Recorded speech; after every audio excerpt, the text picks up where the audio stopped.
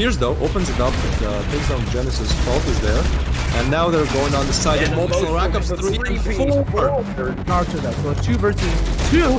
Dave pulls out his weapon at the last moment and flicks around. Spot one on his hit with Humber's teammate Trap. Frost to come in for the double kill and potentially the triple. Yes, he triples up. So Euphoria.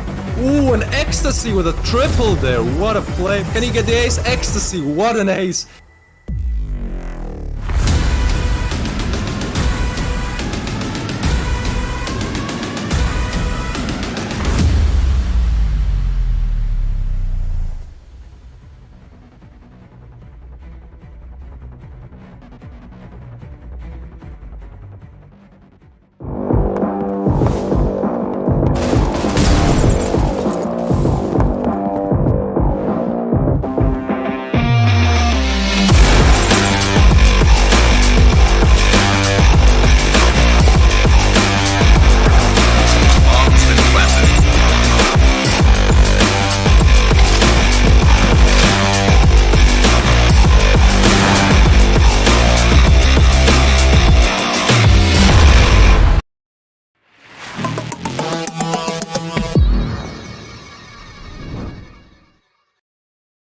Hello everyone and welcome to the Circuit Season 3 of Critical Ops Circuit. That's 2 circuits, not 3, but this is the Season 3. My name is Mako and I'm here joined by... RDPRJ. And yes? yeah, we're going to be casting today's matches. And I'm down, I'm ready. Are you ready, Mako, to start? I am ready, and I still don't know how to say your name. Could you say it again? RDPRJ? RDPRJ, yes, correct. RDPRJ, okay, good. I got it right this time. Okay, so let's talk about the circuit format a bit first. So the format of the circuit is literally a normal tournament, right? You have a single elimination tournament. So we start today. This is the first day of circuit. How exciting is that? The tournament goes on for about 3-4 months. We start today. Today is the first main tournament. So it's the semifinals, and we're hopping into the game soon-ish. We just want to get these things beforehand. But sorry, let me start over. So today is the main tournament, and we have already played qualifiers before between all of these teams who have joined, and now we have only 4 teams left in the first main tournament. And these teams are going to be playing against each other today in the semifinals, and next week in the finals of the first main tournament. Then we move on to the next main tournament, which is going to be in a month, and we have new qualifiers for that tournament. Teams are gonna be playing against each other, and then again we get those top 4 teams who are going to be playing against each other next month. And from these teams, they gather points during the tournament. They get points based on their placing, and they are then invited to the final tournament, which will be in October to November this year, as you can see on the screen. Would you like to talk about the prize pools that we have on this tournament a bit, Are they? Yeah, sure. Let's go over it. Starting off with, of course, the main tournaments. We're off to our first main tournament right now. And yeah, there are also a lot of great prizes in the main tournaments. A lot of people think that, oh, in the final tournament, that's when the big things come. But on main tournaments, teams can still win a lot of nice things. Starting off, of course, 5th and 8th, you get 1,400 credits, which, gives you a free pass if you want that. On the 4th place, you get yourself 1,400 credits plus 5 premium cases. So you might as well, get yourself some new skins. Same thing goes for the 3rd place, but you get twice the amount of premium cases. On the 2nd place, you actually also get some money pricing, so $250 going spread around across all the players that will be participating in the main tournament, plus everything from the 3rd place. And on the 1st place, people will actually get twice the amount that the members get on the 2nd place. Now, after the main tournaments end, we of course head over to the final tournament, and based on points, the point system that Mako just explained, they will actually get much more. So yeah, in case they actually get that, they move over to the final tournament, and in the final tournament they have the 1st, the 3rd, the 2nd, and the 4th, the 3rd, the 2nd, and the 1st.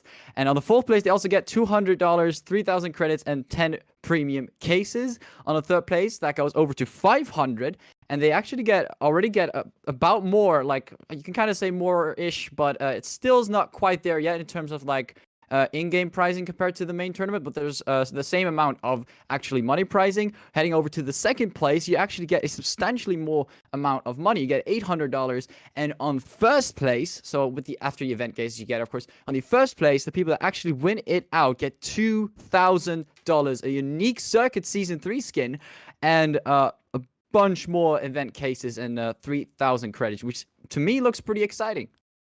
And yeah, let's just take a look at that new unique circuit skin, because it's beautiful. It's actually on the AUG, surprising enough. What do you think about this skin, so Michael? amazing. It just looks so beautiful. It looks way better Oh than all the other my. ones. Oh It really yes. has that nice black touch on the front, like on the front of a weapon, and it kind of like fades into the logo. I feel like that's a very nice touch. Oh yeah, 100%. And the subtle sort of black and gray look behind the bright orange color, it just makes the orange pop so much. I don't know. It just looks amazing to my eye. It really But does pop a lot. But anyway, this skin is still not a final product, so it might look a teeny bit different. But this is about how it will look. Yeah, If it will you- kind of go you in can this say. direction. Yeah. Yes. Yes. Okay. Let's hop on to the qualified teams. So here we have the top 16 teams that moved from the qualifiers to the main tournament, and they have been playing and smashing heads against each other, and we have now moved to top 4 teams, and those top teams are No Mercy Saints, then we have Everything or Nothing, and what were the other 2 teams? We got X Squadron and Scion. And Scion. Yes. Yes. Thank you. Correct. But the next game that we will have today, or the first game of streamed circuit, Will be No Mercy between- Saints and Yes. Everything or Nothing. So yeah, those will be the first 2 teams playing today, and yeah, I mean, I'm just excited to see them both play. Normally, you would see them like individually perform very well in several community tournaments, but you don't really see them often play heads-to-heads. So yeah, I'm pretty excited about that. We sadly don't have any data on, I think, No Mercy and or No Mercy Saints, because most of the matches that were actually supposed to be played out were DQs and FFs. I'm pretty sure. So we don't have any data on those, but we do have some information about Everything or Nothing, which we'll be showing on the screen right now. And you can see Pufferfish seems to be one of the key players, but all the other ones are also pretty good. Like, you can take a look on Prevail, or Preve, I'm assuming, or did he like use the capital L? I'm not quite sure. But Preve, you got Ive, and yeah, just a lot of great players here from Everything or Nothing, just smashing it and actually reaching the semifinals now. All right. And I think, Mako, maybe you want to talk about the other team as well, even though we don't have that much information about them. Well, we have the big information that they have no mercy. Yeah, I mean Um, that's true. but you can see all the players on the screen right now. So this is No Mercy's lineup. They have Akira, Blizz, Kirito, Exist. Mhm. We have BB, Vix, Immune, Ariel, and Surges. Surges prefer to be called something else, but because my brain has no more room in it, so I will be just calling him whatever I see in game. So Surges it is. It is what it Then is. let's move on to the brackets. I hear that the Mhm. players are already waiting, so let's We're gonna move speed on a things up. bit. Hmm. And Yes. yeah, so So far brackets are looking great. I mean, of course, these players have already participated, already reached the semifinals over time. But yeah, you can kind of see like all those players have kind of like moved forward. I think that will be shown or not. I'm not quite sure. But um, the Mako, you brackets want to do have it? not been updated apparently. So Yeah. we here is the top 16 players, but we are already in the semifinals, and we have No Mercy Saints there. We have Everything or Nothing, and then we have X Quadrant and uh, Xig Zion, something. Zion. I think it's Zion. Zion. Okay. Zion, yes. Correct. Thank So you. those ones will be showed, I think, further on when we get that fixed. But Yes. hey, I think we're gonna move over to map bans because, yeah, we want to see what kind of maps they'll actually be playing on. And I think Marco, I'll let you do the shining on this one. All right. All right. Let's hop on. So first we will see No Mercy Saints ban. Then after that we will see Everything or Nothing's ban. And the first ban coming in as Grounded. That's actually pretty interesting. Mm-hmm. Legacy from Yeah, Eon. Let's see what No Mercy Saints picks. port. Port. We All don't see that a right. lot. I No, we like to don't. see that. That is pretty nice. Actually, that's kind of exciting. It's That the is. only problem with these maps is that due to the fact that they're not picked a lot, it's harder to remember those callouts for most of us. But I think we'll do all right. I mean, port's been out for a while, and I think we'll be able to do a job on that one. Now let's see what Everything or Nothing actually picked, because port, I mean, that's already quite interesting. Canals, all right, a little bit more of a hybrid map. A lot of long distance, long range spots. I'm assuming there's going to be a lot of snipers on Everything or Nothing that are going to enjoy on that map. Now heading over to the bans from No Mercy, seems like they're going to ban Bureau. All right, this is interesting. Mako, I want your opinion on this because I don't have anything else to say about this one. Banning Um, Bureau, favorite, one of the most favorite Yeah, maps, I actually. would say the three most played maps are usually Grounded, Canals, and Bureau.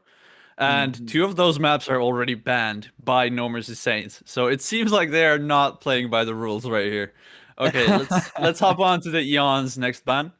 Mhm. That's Plaza Plaza. Okay. And the Decider, is on raid, so Sword gets Raid. left out again. Oh, I how would have loved to unfortunate. see Store. That would have been great. Oh man, Poor I mean, A I like to. Master. Still doesn't get to see Soar. Oh.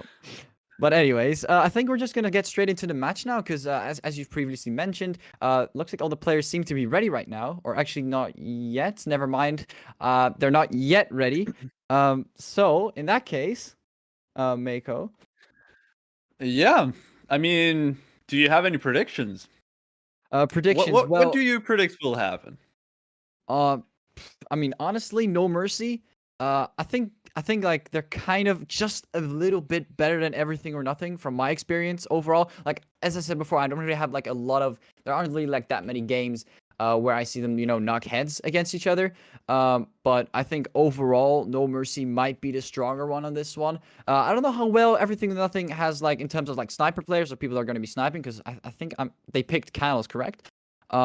So I'm interested to see if that will maybe help them out, and give them an easier time moving over to the third round if they were to have issues on the first. But they did pick Port. At least No Mercy picked Port early on, so I don't know if this is going to be like a problem for Everything or Nothing. Maybe it's like one of those maps where they don't really play a lot on. But yeah, because overall it looks like banning Legacy, also a map that is pretty difficult to play on the breach side.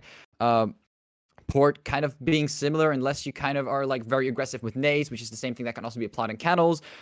It's kind of difficult for me to kind of pinpoint something here, but overall, I feel like No Mercy is going to have an easier time playing against everything or nothing, except on cannons, because I think No Mercy has one great sniper, but I think there are actually two great snipers from everything or nothing. I might be wrong on this one. Correct me if I'm mistaken here, but yeah, I do think actually Everything or Nothing will have a little bit of an easier time in cannons, but that's just my guess because I have no idea. I haven't really seen that many players actually play from No Mercy with snipers. I think there's one player which could be Blitz. I think Blitz. I could be wrong on this one completely, but there's one player or Ariel. Ariel, no clue. But I think in general, as I said before, No Mercy might be the stronger one on this one. And what do you think? I kind of have to agree with you, just a little bit, mainly because I'm not really familiar with Everything or Nothing, and No Mercy Saint seems to be one of those teams that you just see everywhere when you look at the Asian community in our game. So yeah, I guess we will have to see in game and just try to read the situation a bit, which team is doing what and how are they playing. Yeah, that is true indeed. I believe we might even see a knife round today.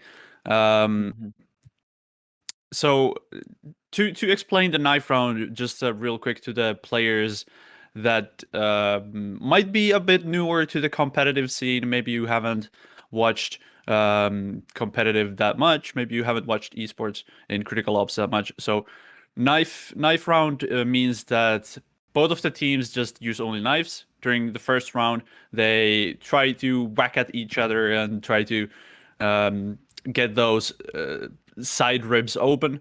And the one team that lives is going to be able to choose the side where they start on. So yeah, that's pretty much a knife round. That's pretty much the knife round. And most of the time it happens in a second or two, and sometimes it actually takes longer.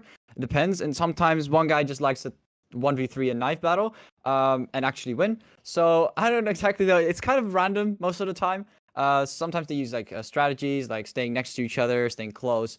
But overall, it's most of the time it's the same thing. One of the team just wins and takes their first side, and then they just start off with a match overall.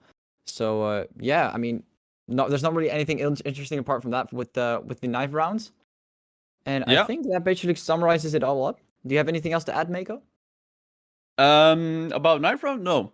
But we're still waiting on the players. They're still getting ready in their makeup rooms, and as one beautiful caster from Europe side said, that they are still putting on their makeup and their dresses, and they're trying to make themselves beautiful for you guys to watch. But overall, like as we of course previously talked about the stats not being displayed for No Mercy, do you think that people would because I actually have no idea which ones are DQs and which ones are forfeits for the matches that No Mercy was actually supposed to play, because they actually haven't played a single match like in the main tournament, because they were supposed to play against Outsmart and After Midnight, but they just won by default, like without just actually participating. So I don't know if this is gonna make them rusty or they just used it as practice time. I don't know. It's kind of weird because they have like no idea how the other players play. Like I'm assuming they just watched some other matches from Everything or Nothing. But then again, Everything or Nothing also won by default against Acquiescence. One of the teams in the quarterfinals. So it's kind of interesting because they have like no data they only have data from playing against Insane X. So they have like no idea I think even we don't know what to expect from Everything or Nothing in the time frame between the quarterfinals and right now the semifinals. So that's going to be very interesting, I feel like. Yeah, well, I believe even though if they didn't play those games, they just saw that, okay, we have No Mercy in our the other side of the ladder, so I'm pretty sure that they have gotten their fair share of practice during this time. So let's do a quick recap. So we started, or Critical Circuit qualifiers started on August 7, and those qualifiers included teams up to, I believe, 128. And from those teams, we have only 16 left during the main tournament, first main tournament. And from those 16 teams, we have now, or the teams have been playing against each other, and now we have only 4 teams left. Those teams being No Mercy Saints, Everything or Nothing, X Quadrant, and how did you say the last one? Xion? Scion. I think Scion? it's Scion. No, I could be saying this name over and over and just realize later on that it's completely wrong. But we're gonna assume it's Scion because most of the time when people put like an X in front of the name, they want to make it sound nice and they like say Scion, like Scion. They just start with like the last part of the X. Scion. So I think it's just Scion. Okay, so those 4 teams we have left, and now we are going to see which 2 of those teams will be getting to the finals, and the finals will finals of the first main tournament. So not the finals of circuit, but the finals of the first main tournament will be next week at the same time, Saturday on August 3rd. On the August 30th, I think for signups for the second main tournament will also start on August 30th and on September 7th, correct? Those are like this. That's like the sign up time. So there are some people that are still like signing up for the second main tournament as we speak. So that's also great. And I think that will happen on the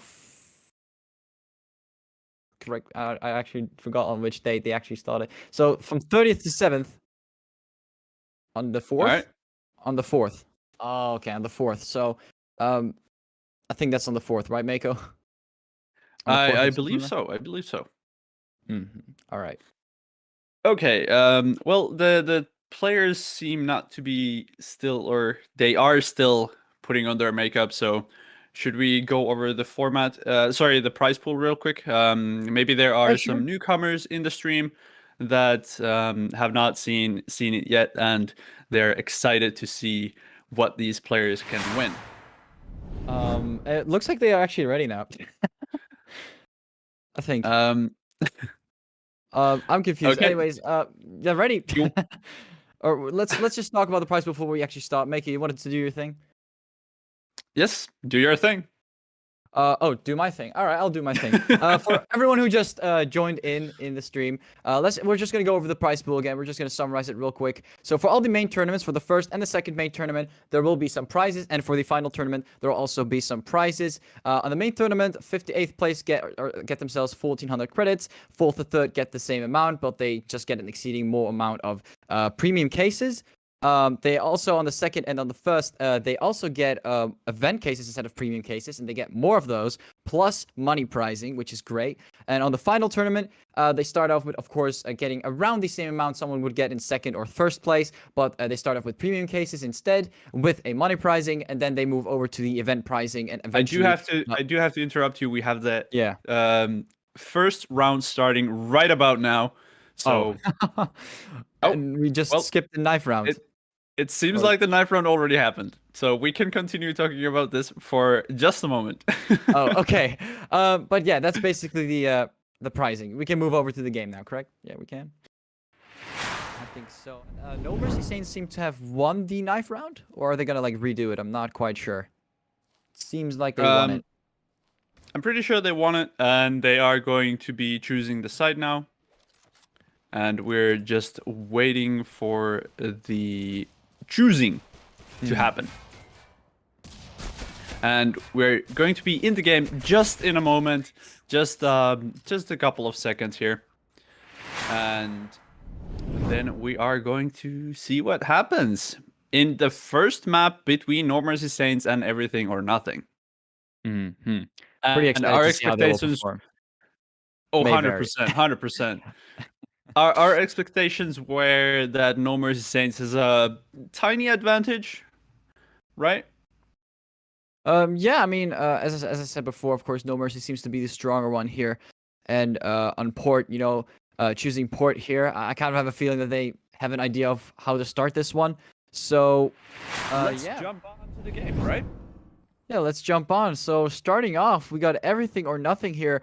On the Coalition side and No Mercy on the Breach side. And it looks like so far, No Mercy seems to be waiting for picks here. Normally on pistol rounds, you see them slowly moving towards the side. But it seems like this time, they're actually, kind of waiting it out, trying to see if they can knock off a player here or two and move on from there. And, yeah, what do you think about this, Mako? Because so far, they aren't really, interrupting each other. You can see a first frag coming through from HCR, taking down Akira here. And you know what? Actually, never mind. They're engaging right now and going instantly for the bomb plant. I thought they were going to take a little longer, but looks like they're not. Actually planting the bomb very fast here. But Prevail comes in, takes down BB Vix. And that's going to bring them back to a 3 versus 2. The bomb is still ticking off. 2 players still trying to find the other ones. And that's not succeeding quite well as Pufferfish takes down Surge. It's just Immune remaining here as they're defusing the bomb. He's taking a lot of damage, but not enough to get taken down. Immune doesn't land the job there, and it looks like Everything or Nothing surprisingly actually gets the pistol round here against No Mercy.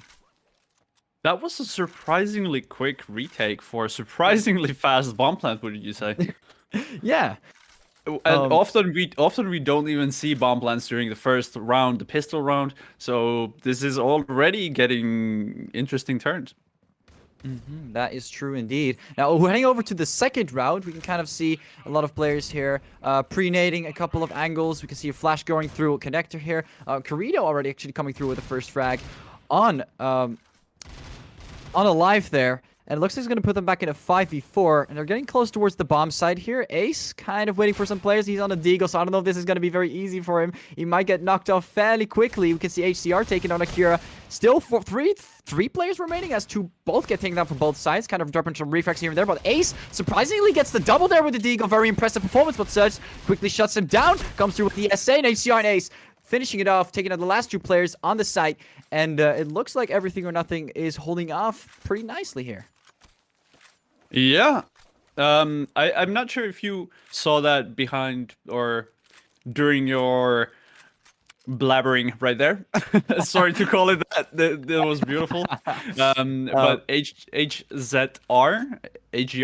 I'm not sure how you say his name, but he was beautifully waiting for the flank in middle right there when all of the breach team was rushing the B long, and it seems like they're already on site. Yeah, they're already on site as you speak. Like, we're 30 seconds into the match, and the entire team of No Mercy has been taken out. I'm assuming they went for another eco push here, but they quickly got shut down. They got 1 frag underneath the way, but that was basically it. Everything or Nothing just sweeping through rounds here on the 4th already.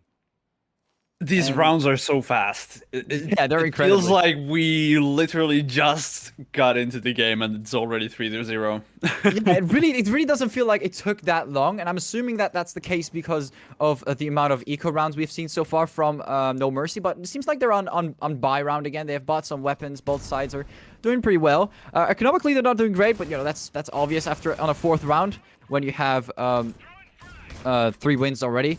But anyways, it looks like No Mercy, they're going to be doing well here or not. I don't know. It really depends. They finally got a buy round alive, getting the first pick here on Immune.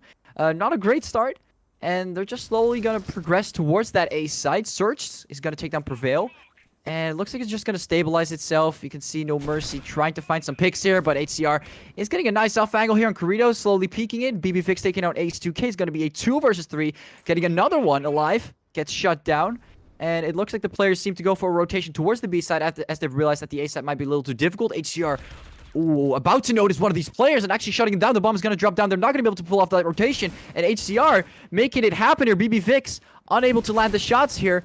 Pretty low as well.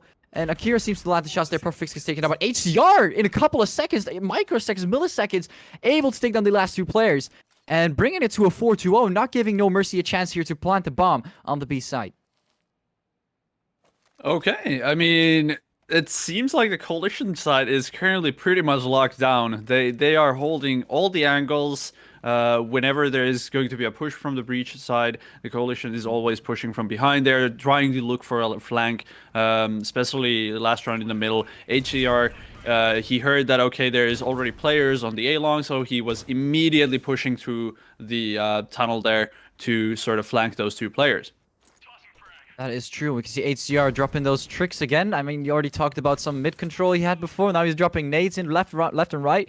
Might do a decent amount of damage. We can see No Mercy actually already doing a lot of damage on the other side of the map and doing it here as well on the B side. And in a matter of seconds, they already have full control. And it seems like HCR has to do it alone now in a 1v5 with No Mercy already planting the bomb. And it looks like HCR is going to go for a save here on the gun, but Surge still taking him out. And that's actually a flawless victory here for No Mercy. Oh, that can change after 5 rounds. Or, yeah, in this case, 5 rounds actually.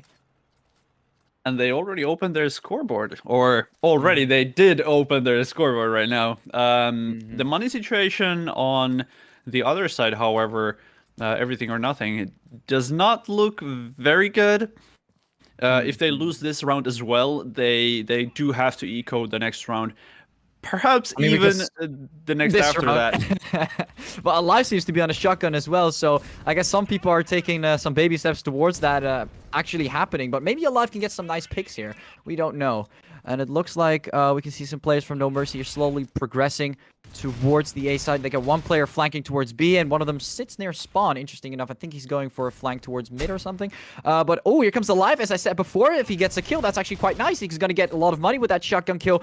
And taking out BB Fix, he's probably going to get a free weapon as well. Or not, no, he's still sticking there with the shotgun. HCR is going to take that immune. It's going to be a 4 versus 3 now. But it looks like No Mercy's still on a full AUG team. I mean, they all have AUGs here.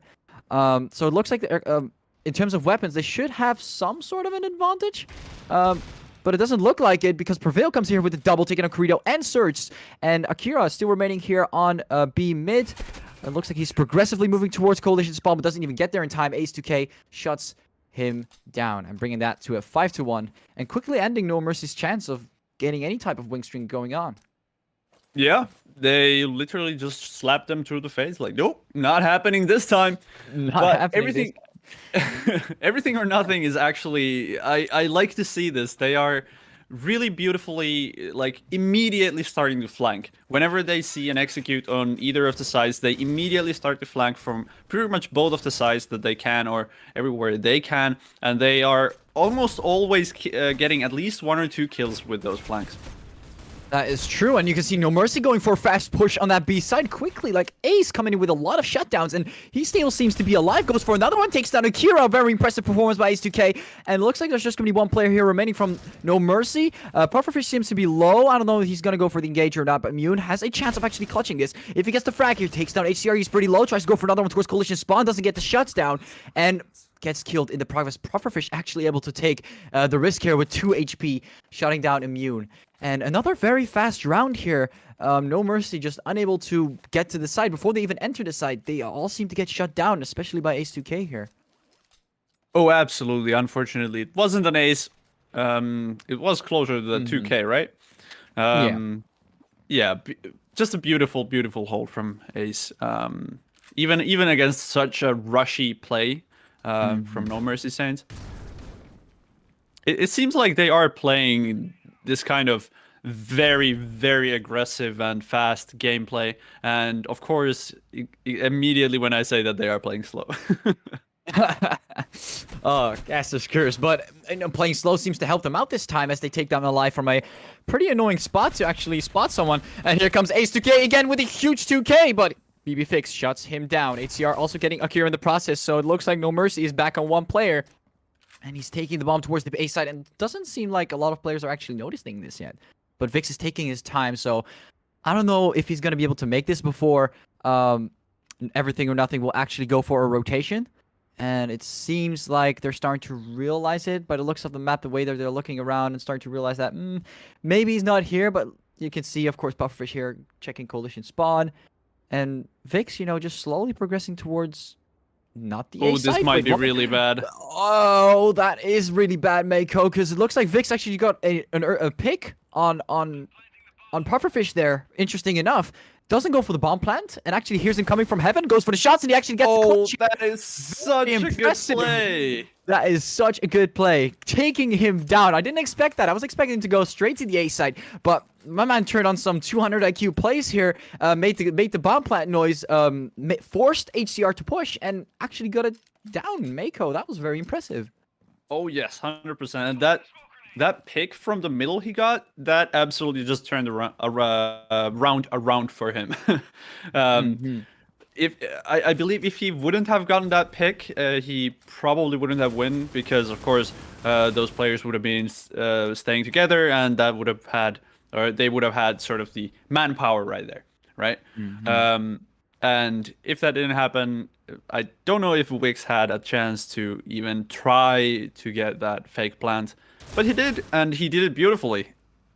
Yeah, that is true, and he landed that off nicely. Definitely great performance by BB Fix, and looks like he's feeling a little too confident going in for a an attempt to spray down a couple of players, but quickly gets shut down by Ace2K. Looks like No Mercy wants to go for another bomb plant, but Search looks like Immune gets the dive, but Search instantly going for the refrag. Akira trying to take down some more players, and Alive actually able to get the refrag on Akira. And Alive seems to be the last player remaining here. Surge and Corito both still alive. Corito seems to be low, and the bomb is ticking off. Alive slowly but surely moving towards Connector. And progressively putting his crosser towards the right side. And finds Corito, goes for the shots. Instantly takes down Corito. The bomb is still ticking as Surge seems to have the advantage. Switches positions, very smart. And does, in fact, take down Alive in that process. Surprising him very fast. Interesting performance there by Surge, and definitely helped him out win that round for sure. It was an interesting or a really, really good try from Alive. He was doing those teeny tiny shoulder peeks, trying to bait out the enemy players, and he did. He got one kill at the end right there. And also the enemy team, Breach, was playing really good as well during the time. They were trying to get that crossfire, but couldn't quite get there. And Vix, again, doing some work here. For sure. I mean, they basically changed the whole momentum of the game, and are they up to No Mercy, I guess? I don't know if the name comes down to the truth, but they have been performing very well in the last 2 rounds. Of course, what you guys saw previously on the last round. A very smart performance there by Surge, just making sure that these rounds come through on the Breach side. And HCR does seem to actually shut down Vix again. Vix is getting very confident after that one win. Don't exactly know what is happening, but it seems like he's going a little bit too much of an all-in and giving away some free frags that might actually make it a lot more difficult here for No Mercy. But yeah, you can see them slowly moving forward. Perfect Fish is pretty low, and Search just with a simple couple of shots through the smoke takes him down. Immune coming through and for the refrag as Search gets taken out by one of the enemies. And here comes Ace, actually able to take down Corito here. Everything or nothing is stabilizing it and putting it into their advantage. And Ace2K definitely a huge impact here with Deagle getting a double, and of course coming through with the weapon pickup and easily able to actually shut down No Mercy here. Cash those curves. Yeah. The Ace, sorry, the B side seems to be just locked down at the moment. There's no way No Mercy Saints can get there. They haven't been getting there. I believe they got there once, and that was a pistol round. Okay, this... Yep, back to aggression, it seems like. Back to aggression, it seems like, indeed. And Alive is going to profit after that and get a very nice trade for his team, for everything or nothing in this scenario. Pufferfish coming from behind, getting a 1-2. Akira Immune both get taken down. And looks like last player remaining, Vix, from Belong, finds Ace, gets him taken down with that headshot, but he has to take down 3 more players if he wants to make it count. He's getting backstabbed in 3, 2, 1. HCR unable to actually find him. That smoke was up just a little too long, and he was able to get away. Vix goes for more shots, but Pufferfish takes him down, and HCR unable to find him earlier than that. But let's take a look at the scoreboard, because Mako, I feel like, you know, a lot of things have changed throughout these rounds, and yeah, do your thing. Yeah, I was about to say that I'm not sure if you saw that, but just watching the minimap during these games, it's absolutely astonishing. Immediately when Everything or Nothing saw those 4 players in mid, all the 3 players from the A side started flanking. Immediately, Prevail, HCR, and Pufferfish were behind those guys. 3 guys behind you. It's immediately. It's just No beautiful mercy flanks from them. Yeah, definitely. I mean, they're so aggressive, and you can see them playing aggressive here again. Pufferfish is getting a couple... Again, they're winning out these trees against No Mercy as they push through. Immune actually kind of stabilizing it here, but overall, like, in the first part of the rush, they win out these trades, and that's just not very good for No Mercy. It kind of puts them into a lot of pressure. They have to get more kills as they enter the site, because otherwise they're just going to lose it out due to the lack of players they have, or the amount of pressure they've been put on them. But Akira actually holds a side angle, and Immune wins out the gunfight, and this might actually be it. So as you guys can see, No Mercy forced to actually win 2 good trades, and they did. So it's just HCR remaining here in 1v2, and it looks like he's not going to make a move. He's just going to sit there near the B side, move up from mid. There's not really much of time remaining. He's going to try and get some off picks, and he does take down Akira. Or is he going to go for the defuse? The times, we have no time, do we? I don't think we have time. He might just stick it. Oh. No, well, he did. Interesting take. But the bomb was already beyond repair. I'm sorry, Mako. We keep believing. We never give up. That's good to see, though. But it was because of the size switching. So I'm assuming that's why he just went for it and YOLO'd it. But yeah, switching sides. It looks like everything or nothing over to the breach side, and no mercy on Saints the on coalition. Yeah, true. Yeah, getting really confused here. But yeah, just overall Mako. I mean, from all these. Oh, never mind. Well, looks like BB Fix. Full team of No Mercy instantly pushing them from A long, getting 3 players early on in the game, the first 30 seconds of the match. And all they can do right now is plant the bomb and hope for the best, because there's about to be a full march of players coming here from the midsection. Quickly able to take down Prevail, and if Pufferfish makes it, then I have no words with the P250. Is he going to be able to do it? Is he going to take down 1? He's going to take down 2. Let's go for reload. Gets spotted by 1 player, and off he goes. He tried his best. He did get a couple of frags, but he tried his best. No, there wasn't really much else he could have done there. And I feel like his performance was decent for the situation he was put right there with a P250. But it looks like everything. What is that play, though? Yeah, I mean... They're just rushing as a train on the coalition side. That is true. I have never seen that before. I mean, I have a couple of times, but not often. But it works well if it's done correctly, and especially if the players are near mid. As you guys saw, that's just a couple free frags, and if no one's checking it, yeah, you're off to a pretty bad start, which is something that Everything or Nothing is experiencing here on the breach side.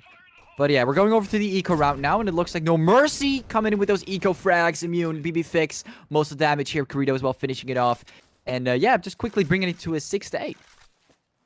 I'm not sure why, but Prevail and Alive both bought last round, even though the rest of their team didn't. And that puts them in sort of an awkward money situation. Prevail now has only a Deagle, Alive has only a SA, and the whole team of Coalition, they are just stacked at the moment. They're very stacked indeed.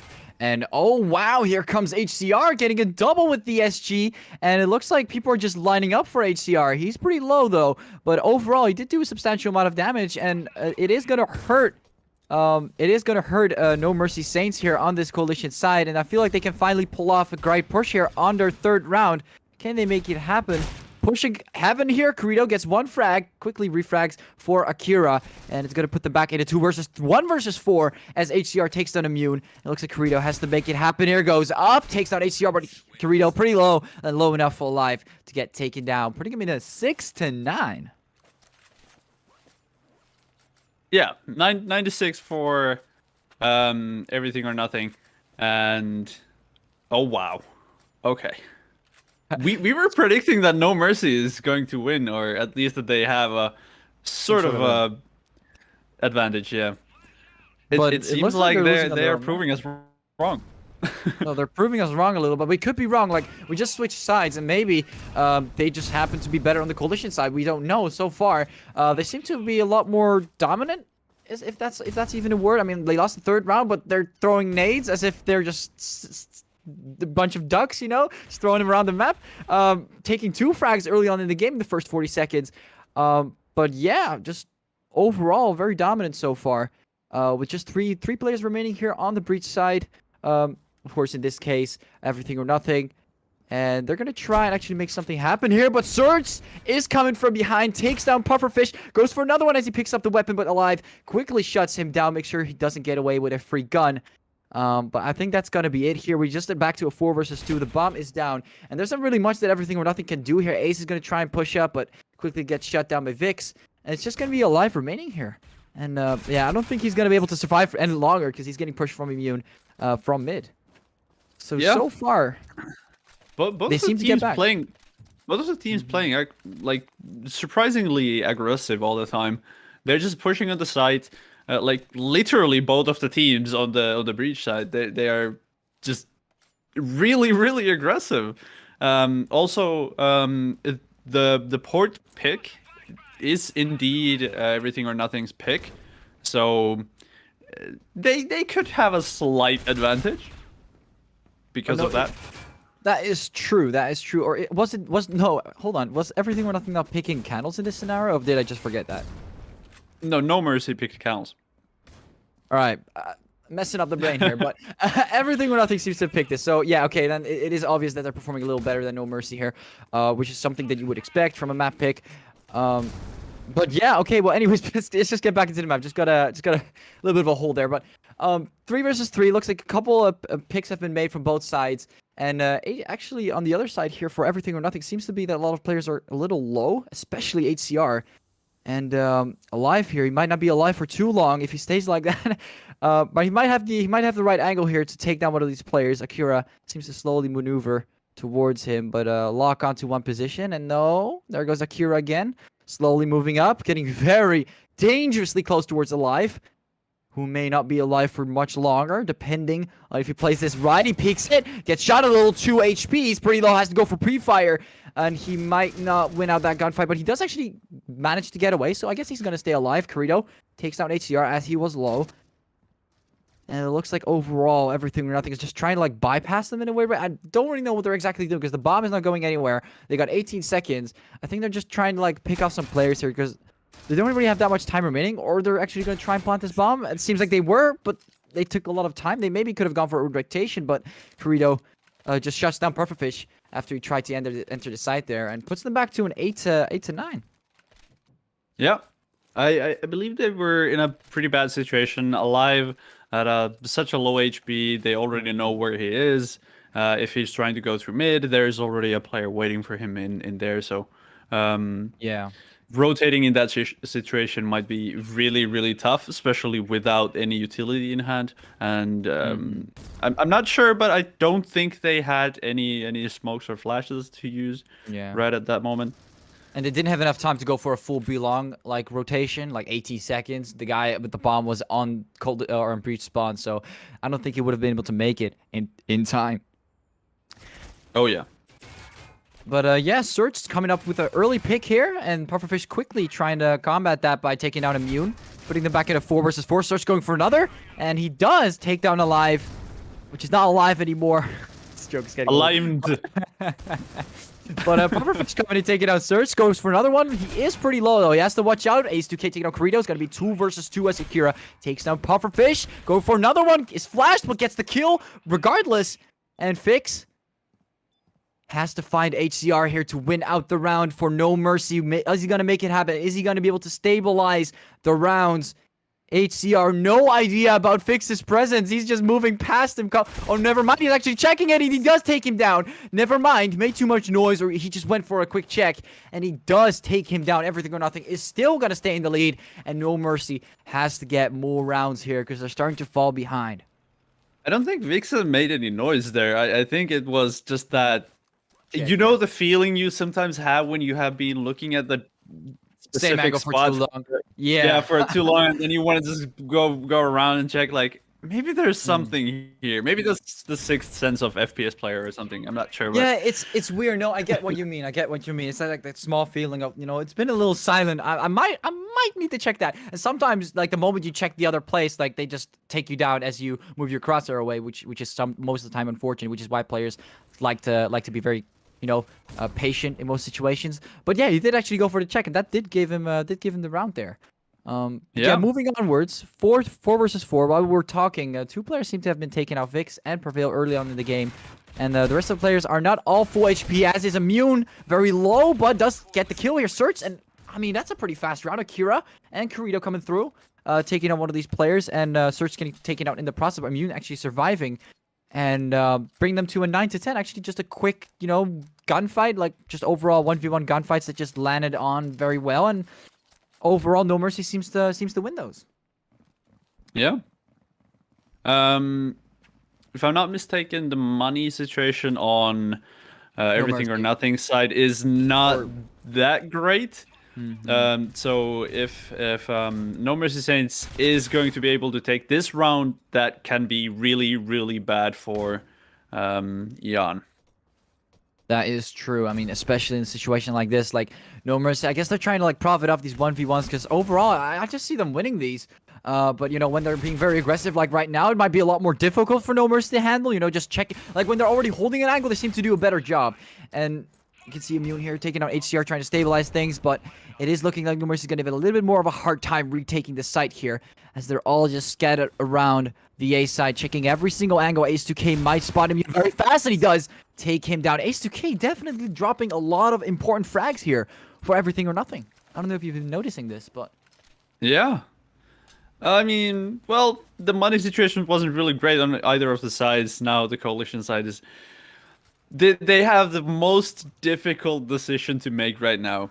Do we buy and potentially lose all of our money, or do we eco, let them get the 12th round, and try to come back all of those last rounds with actually good money? And it seems like they are letting them, or sort of going for that eco round and trying to get a good money situation. I mean, that is true, and you can kind of see that's actually kind of working with No Mercy here. You can see Surge and Immune. I mean, I don't know if you guys saw that. Immune getting a double right there, taking out HCR and Pufferfish early on in the game, even though they're kind of sort of on eco, as you mentioned before. And this might actually give them a win here on a sort of eco round-ish. I mean, they're picking up weapons. Fix picks up an AUG. And Immune comes in with another frag, doing a lot of damage here with the SG alive and Ace2K trying to combat things, and they do combat things. Vix takes it alive, but Akira with the beautiful shot here with the Deagle. That's all he needed to take down Ace2K, and they actually win it out in the sort of-ish eco round. Yeah, I would say it was like a half eco, right? Yeah, but they had like well. they had like 2 guns, a couple of grenades, etc., etc. They used them. They used them properly because they had Immune, I think, or was it Immune? Yeah, it was Immune, to move like from behind and actually take down 2 players from Everything or Nothing, right? Yeah, yeah. The flank from the A long was actually, I would say it was part fortunate because there was no one from breach side to look for that flank, so it was partly fortunate that they picked exactly that position to push. And yeah, I mean, I think that really won the round for them. That is the case indeed. And you can see here, HCR already coming in with the first frag, moving towards the B side. Surts is sitting here with the AUG. And it looks like they both just went onto a pause mode. Don't exactly know what's going on, but they're kind of, maybe they're like telepathically communicating, I'm coming for you. And HCR seems to win that one, taking down Surts. And it looks like Everything or Nothing goes off to a pretty great start here. Pufferfish getting another frag. Immune tries to combat that, but getting a frag as well. Gets the second one, takes down Ace2K, goes for the right. I don't know what that flick was, but I think Immune just died. Akira still alive, unable to actually take down ACR as he leaves the site. And I don't know what that was, ladies and gentlemen, but he hit the shots. It didn't really look like he hit those, but he did. Pufferfish still alive. Spots Akira, deals a decent amount of damage, and, you know, they're just going to take a free win here. You can see Akira goes for the save. He knows he's too low, and that might not be a good idea to you know, get rid of that AUG. Might be just a waste to do it right now. I mean, they have to win every single round from this round onwards, so they need that economical, they need that economy on their side. So yeah, saving that gun is definitely the right option here. 100%.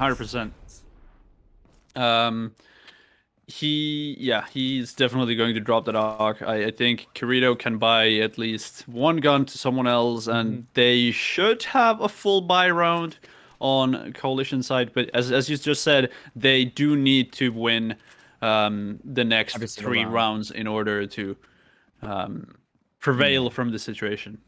And something that I've been noticing alive. True. Something that I've been noticing on port. No one's buying snipers. Yeah, that's actually a good point. I don't think we have seen a single sniper in the whole game, right? You know, now I'm just confused. Why did they pick Kettles? Anyways, oh, No Mercy. Oh my god, Kirito coming in with the triple, and Immune also taking out one of these plays. As we were talking about the confusing situation here, Everything or Nothing gets absolutely destroyed before even putting their, like, a step on that side. They just get obliterated. But especially Ace2K there. What happened? I was just paying attention to the fact that they didn't buy snipers and they just come in like that. Wait, what? Very aggressive here from Everything or Nothing. Looks like they're adapting from No Mercy. I mean, there's a lockdown on A site. that's pretty much the only thing I can say, right? Seems like it. It seems like it for sure. And HCR, completely blind. Ooh. Looking at the beautiful map design made by Nigel. But Prevail coming through, taking out Akiran, and Vix coming in, taking out Prevail, going for the quick sweep refrag. And HCR is coming in and taking out BB Fix here. So it looks like a couple of trades happening here, but overall it seems like everything or nothing has actually won this one out in terms of the trade. So yeah, just to mention this, by the way, we are on match point. So let's see what's gonna happen from here now on. You can see Immune trying to get near those boxes, protect himself from these wall bangable boxes. Corrido gets flashed a little, but not enough to actually get taken down. Immune takes down HCR, but HCR is going to punish Corrido for throwing that nade, and he's Perfect's going to move up, but actually get taken down alive. Coming to take it out, it's going to be 1 versus 1. This is very important. Immune has to win this one out, goes for the frag, but misses the shot alive, is going to take down Immune. Immune somehow unable to land the shots there, and it looks like everything or nothing is going to win out on the first map, but No Mercy was close. But yeah, everything or nothing won, as expected, of course, because this was their map pick. But we did expect a bit more, maybe a little closer from No Mercy. But I don't know what your take is on this, Mako. I think this was a pretty close, pretty close match compared to or thinking about the fact that this map was picked by Ian. So I think it was a pretty close game. One thing I did notice though, compared to like thinking about Asia as a region and North America and SA, South America and Europe, and seeing how the teams play on those regions, I actually noticed that in Asia it seems like, or at least T2, these two teams. I don't want to talk about the whole community in here, but especially these two teams, I didn't see a lot of like pre-utility, if you know what I mean. Like a lot of the utility was sort of reactive, you know, like something happens, you go back, you throw a flashbang because something happened, right? And there's not really like a lot of smokes or a lot of, because normally, for example, on raid, it's quite common to smoke up heaven because you don't want people dropping down and just kind of like hiding behind the upper part there on the front of heaven, from the coalition their perspective. So yeah, I do know what you mean by that. You know, kind of pre-smoking some parts, making it easier for you to push. And they could have definitely taken advantage of that. I do agree.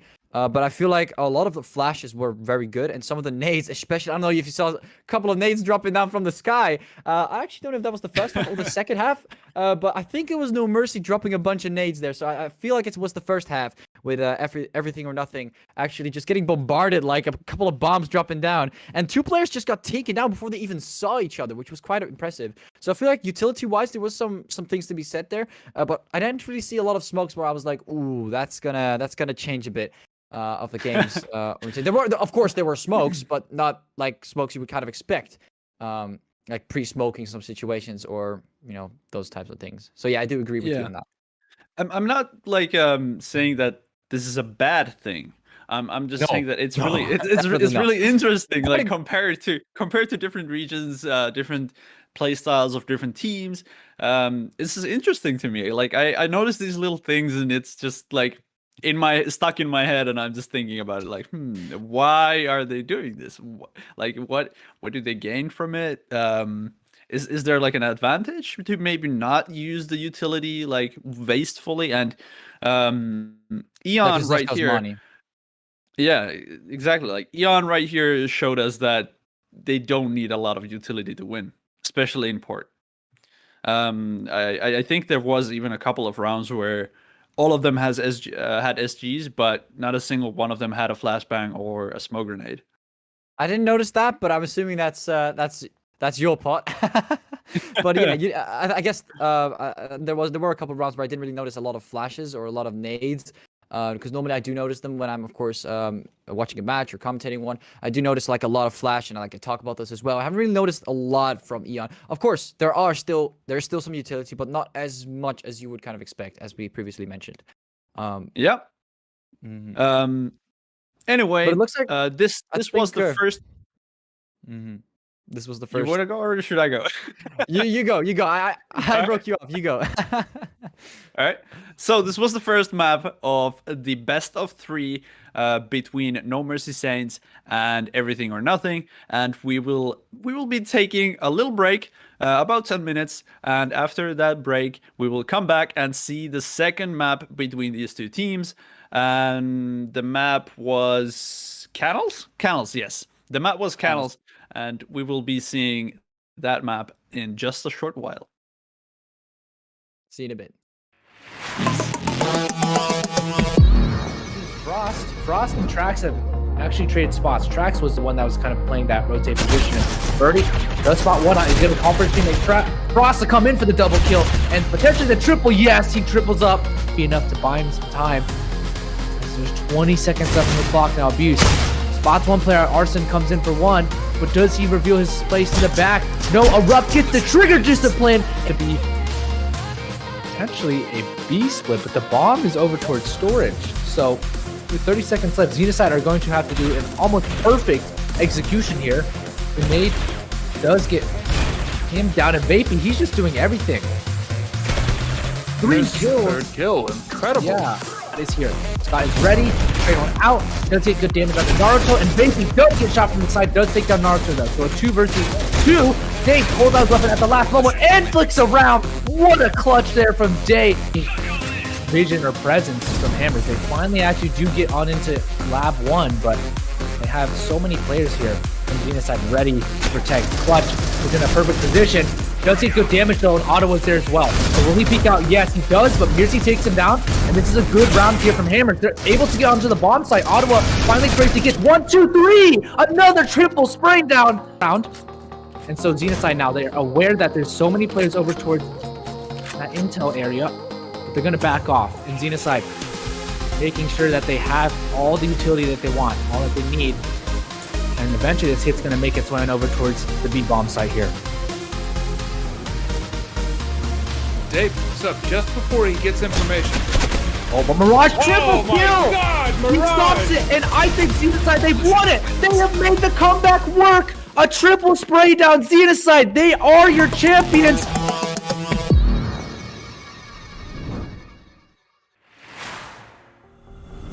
Go eco, or you know, buy less effective weapons for a while here, even if they lose. So Euphoria, ooh, an ecstasy with a triple there. What a play by him!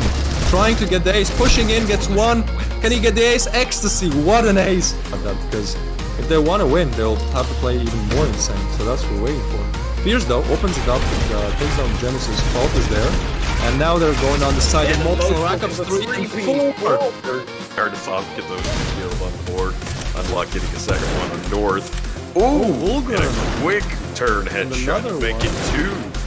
Oh, almost 3. Oh, and he gets the knife kill. Oh, can he do it?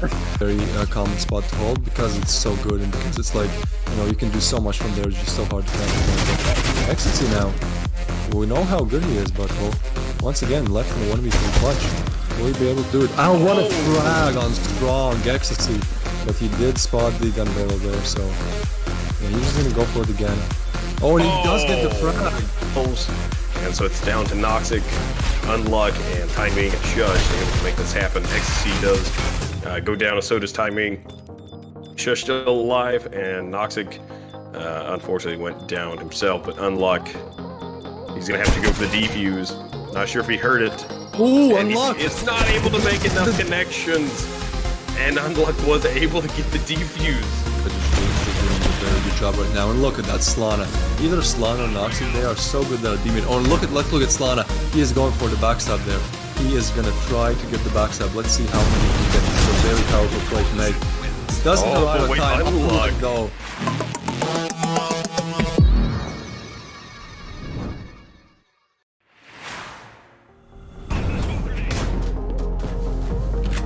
Essa luva fica diferente no modo spec. Segurou o spray, o Taro já levanta as coisas. Eita! Double kill ele, a casa chega mais de pouco. 3, 4, o Taro bate no spray de ace do garoto, segurou ela sozinho. Continuar assim, teremos o terceiro mapa, hein? Eita, chegou o spray de double. Rafa tá de luxo já no sala. Tá cansada. A maldade do cara cansada. Big double. Ó, olha o Henrique. Já fez a play. Ei! Garota, câmera vem. Pô, lá tá. Eu tô vendo isso aí falando. Aí eu... Segurou o play, Eita. levou o aiado. O metal tá ralfado. Será que dá? Teremos um juego? Teremos um sonho? Tá no mesmo metal. Olha ele. Ficou muito ralfado, já tá no vermelho.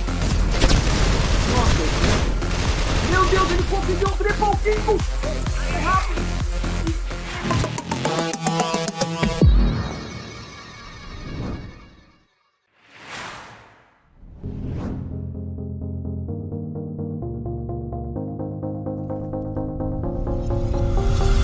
Like the weapon store, why here, even if they lose? So Euphoria. Ooh, an ecstasy with a triple there. What a play by him.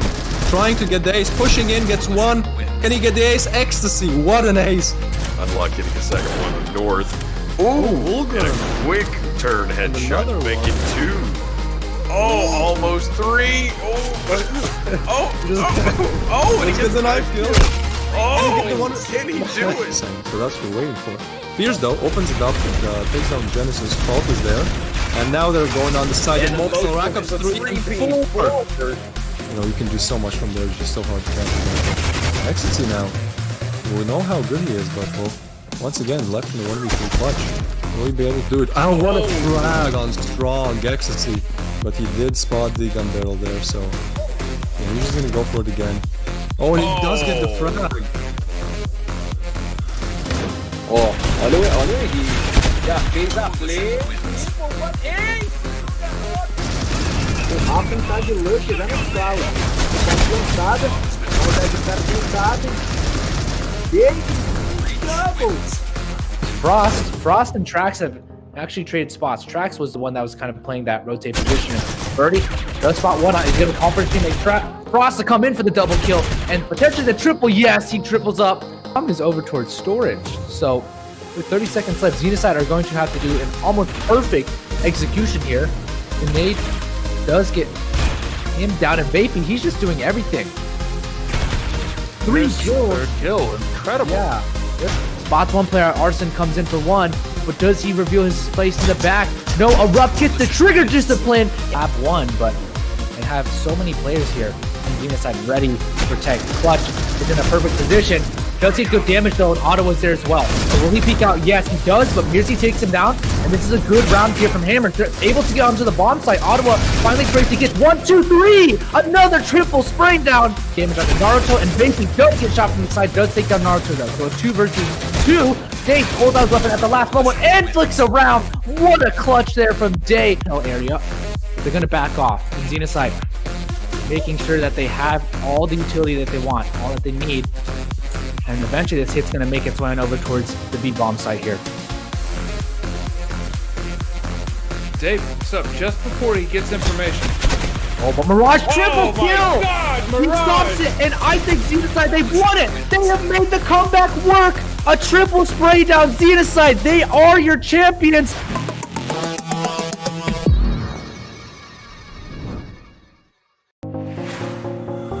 And down to seems Frost and Trax have actually traded spots. Trax was the one that was kind of playing that rotate position. And Birdie does spot one out. He's going to conference team Frost to come in for the double kill and potentially the triple. Yes, he triples up.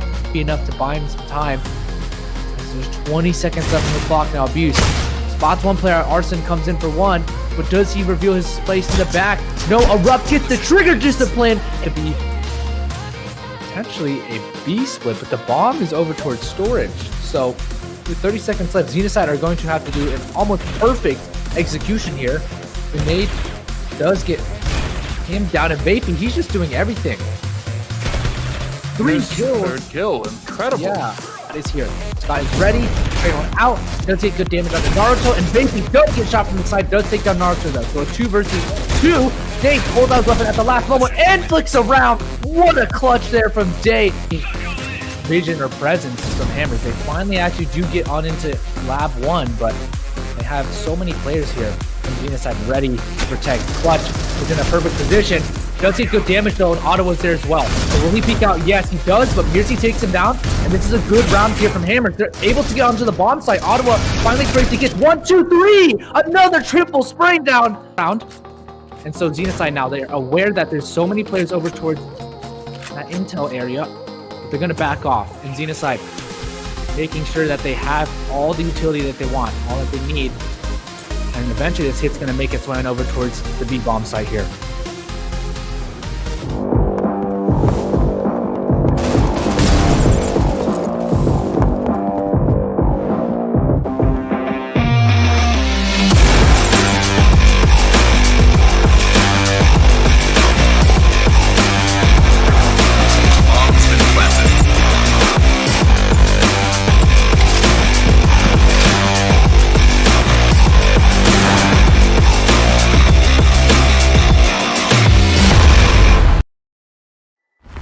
Fierce though opens it up, takes down Genesis, Fault is there, and now they're going on the side of multiple rack-ups 3 and 4. Naruto though, so a 2 versus 2. Dave pulls out his weapon at the last moment and flicks around. Spot one out, he's able to comfort teammate trap. Frost to come in for the double kill, and potentially the triple. Yes, he triples up. So Euphoria. Ooh, an Ecstasy with a triple there. What a play. Can he get the ace? Ecstasy, what an ace.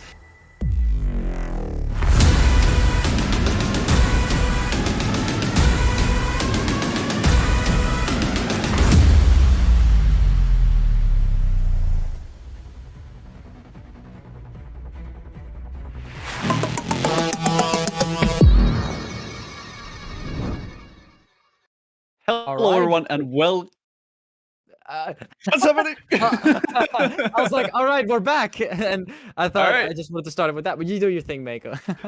Yeah, that was great. Okay, so welcome back to the Circuit Season 3 Asia region, and we are currently in the first main tournament of the 2 tournaments, and then we have a final tournament, but currently we're in the first main tournament. We just saw a game between No Mercy Saints and Everything or Nothing, and that game was in port. That was the first game of best of 3. Everything or Nothing winning 13-11 against No Mercy Saints. And the next map we will have is, I believe, Canals between the same teams. This will be the next map and the second map. And yeah, here we actually see the bans. So the map bans. So the first map was picked by Everything or Nothing. Port, they won 13-11. And the second map is currently being hosted Canals. This is a No Mercy Saints pick, and then if No Mercy Saints wins this map, then we will see the deciding match point in Raid.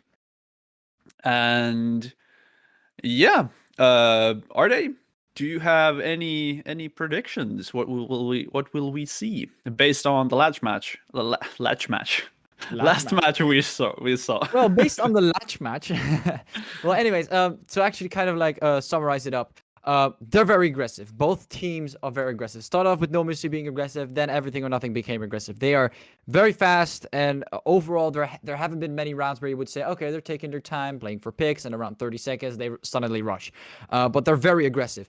Something else that I've also noticed from the last match, no one seemed to use any snipers. I've yet to see a sniper being bought from the store. Maybe they have bought it, but they didn't get a kill, or we just didn't notice it. But from my experience, from what I've seen, AUGs, SGs, AKs, HKs maybe even? I think so. Deagles, that's kind of it. Like some SFGs maybe here and there as well, and Eco, SAs. No snipers. So now that we're moving over to Canals and No Mercy picked Canals, I'm kind of looking forward to see some people starting to snipe on No Mercy's end. So yeah, that's kind of my prediction is that No Mercy will win this. Last game, I thought No Mercy, like, we talked about the predictions as a whole, like who's going to win it out. And then I just kind of felt like overall No Mercy will win. But of course, in the first map, Everything or Nothing just came out stronger, even though they kind of didn't really work well in terms of utility. At least they got naded quite frequently by No Mercy. They still actually managed to pull through. But yeah, overall, statistically speaking, I think No Mercy. We don't have like anything on No Mercy, so there's really not much we can still talk about from what we've seen from last match. We know that they are pretty good and they are very aggressive, same as Everything or Nothing. But we can actually talk about Everything or Nothing, because Everything or Nothing did show like I think especially like overall in terms of like the games against the first game that they played against Insane X.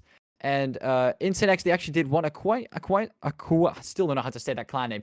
Acquience, I think. Quines? Yeah, Acquience. There's no N, is Oh there? wait, I can't there's see no it. N. There's no N in the between. Aquias?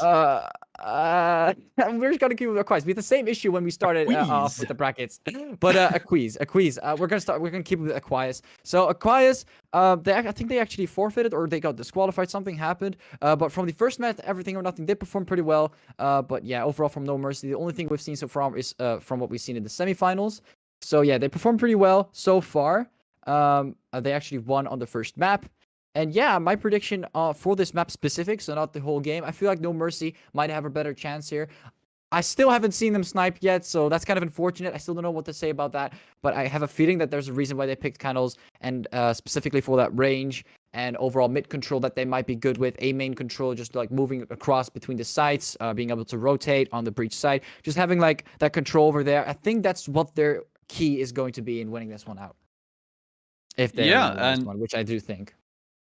yeah. Well, you pretty much said it all. Even my thoughts. Really? All right. Pretty much, yeah. Yeah, I was thinking sort of the same thing that Everything or Nothing picked Port, but probably because Port is such a close quarters map. Like pretty much shotguns are pretty like really effective in there, same as SMGs, any rifles, and you cannot really snipe that well anywhere except for maybe mid and mid AB long. But all of those places are super narrow, so even one smoke can make you practically useless with a sniper, right? That's So true. Port is not one of those maps where you would want to use a sniper, I would say. Canals maybe a bit more. So this, I mean, all we know, Everything or Nothing might be even trying to counterplay No Mercy Saints sniper skills. That could be a thing. We don't know. Maybe Everything or Nothing have spectated games from No Mercy Saints that they saw. Okay, they have way too many good sniper players. We cannot play long range maps. That's not a no. That's not gonna happen. We're gonna pick Port. I think that could definitely be the case here. I mean, I'm going to agree with you on that, because I do remember No Mercy Saints actually being, again, as I said before, there's been a couple of matches that I've seen from them where they actually use snipers. I think especially Blitz. I think they mentioned this before in the first part of the stream, but I yet have to see them actually snipe. So I don't know what they're actually planning in their heads. Maybe they've got some new people sniping. Like it's kind of annoying, but I think it's going to be Blitz. I could be completely wrong though. I could be completely wrong, but yeah, that's what I'm expecting. But yeah, them picking Candles might have something to do with, I guess, them being better at long range or just having multiple players that are good at sniping. So yeah, but I think that summarizes that up. Yeah. Our beautiful stream directors as well have let us know that No Mercy Saints are missing two of their main players, so that could be also affecting the end score of the last map. Yeah, I'm not sure if the players are already in. We might be still waiting for them to put on the makeup. yeah, that's true. We're And missing some players from Everything or Nothing, and we're missing still one player from No Mercy. As you previously mentioned, Eon is missing two players, as far as I can, as far as you also mentioned. Are they doing this on purpose in terms of like getting subs for sniping or not? What do you think is going on? I don't know. I think they're picking up the right suit. Maybe some of them are still cleaning their, what are they called, those like thumb sleeves, you know? Are Thumb they called sleeves. thumb sleeves? Finger I mean, sleeves? yeah, finger sleeves, like those finger sleeves. Yeah, I think something like that, kind of in that direction. I don't really know them that well, but a lot of people seem to actually like using them. If I don't know, if putting them on or just switching them out, putting them in the washer or something, bro. I don't know. People Yeah. have some crazy ways of coming up with improving their overall performance in games. Yeah, you never know. Like maybe the last game there were so insane flicks that those sleeves are now on fire and they need to change the sleeves. Who knows? Maybe they even sort of I don't know. They might be Well, still putting on their I do- makeup and lipstick to look beautiful they for us. they do seem to have added Ariel to the lineup this time, which is interesting. So that might actually change something. I have no idea. I don't know if you have an idea about that, Mako, because Ariel, actually, I do think Ariel, is he joining in from Everything or Nothing? He might be. Is he? I believe So, he is on No Mercy Saint. yeah, no, he's on Everything or Nothing. He's on Everything or Nothing. So he will He probably is. be one of the snipers for Everything or Nothing. That's why they kept him out of the first match. So actually, you know what? That makes a lot of sense. So I think that's gonna be I think that's gonna be the case this time. Or Ariel is on No Mercy. Oh, Ariel is on No Mercy. Never No, Alright. so Ariel is on No Mercy. So they have another player. Wait, what's going on? So they have Blitz. They have Ariel. Are they just going for a full sniper team, or are they just kind of like I trying to build up? Maybe they'll actually have two snipers. That could also be the case. I believe Ariel wasn't present for the first match, and they had to call in a sub, and now Ariel, because as far as I know, Ariel is one of their main players, right? So it might be that Ariel just wasn't present during the first match, and now he is, and now he's getting back into the groove, back grooving. I don't know. That could also be the case. I mean, both could definitely be possible. But let's actually just talk about the main tournament. Because I believe some of you actually are new to the stream or just hop through, and maybe Mako can introduce you guys again to the tournament or to how we're doing things here. Yeah. So let's call this section all about circuit section. So first of all, the circuit Critical Ops circuit is currently in season 3, which is actually the first season we are in Asia region, right? This is first added that. time. Yeah, this is the first time we have circuit in Asia. It's beautiful. But yeah, so the circuit consists of sort of 3 different packages, as you would call them. We have main tournament 1, we have main tournament 2, and depending on how many points you get from those tournaments, you can get to the final tournament. But we're currently in main tournament 1, and for main tournament 1, we first go through qualifiers. 128 teams battle against each other, and 16 of those teams move into the actual main tournament. And already, if you get to that main tournament, you have won some prizes. We can maybe look at those prizes a bit later. But you get to that main tournament, and those top 16 teams battle against each other.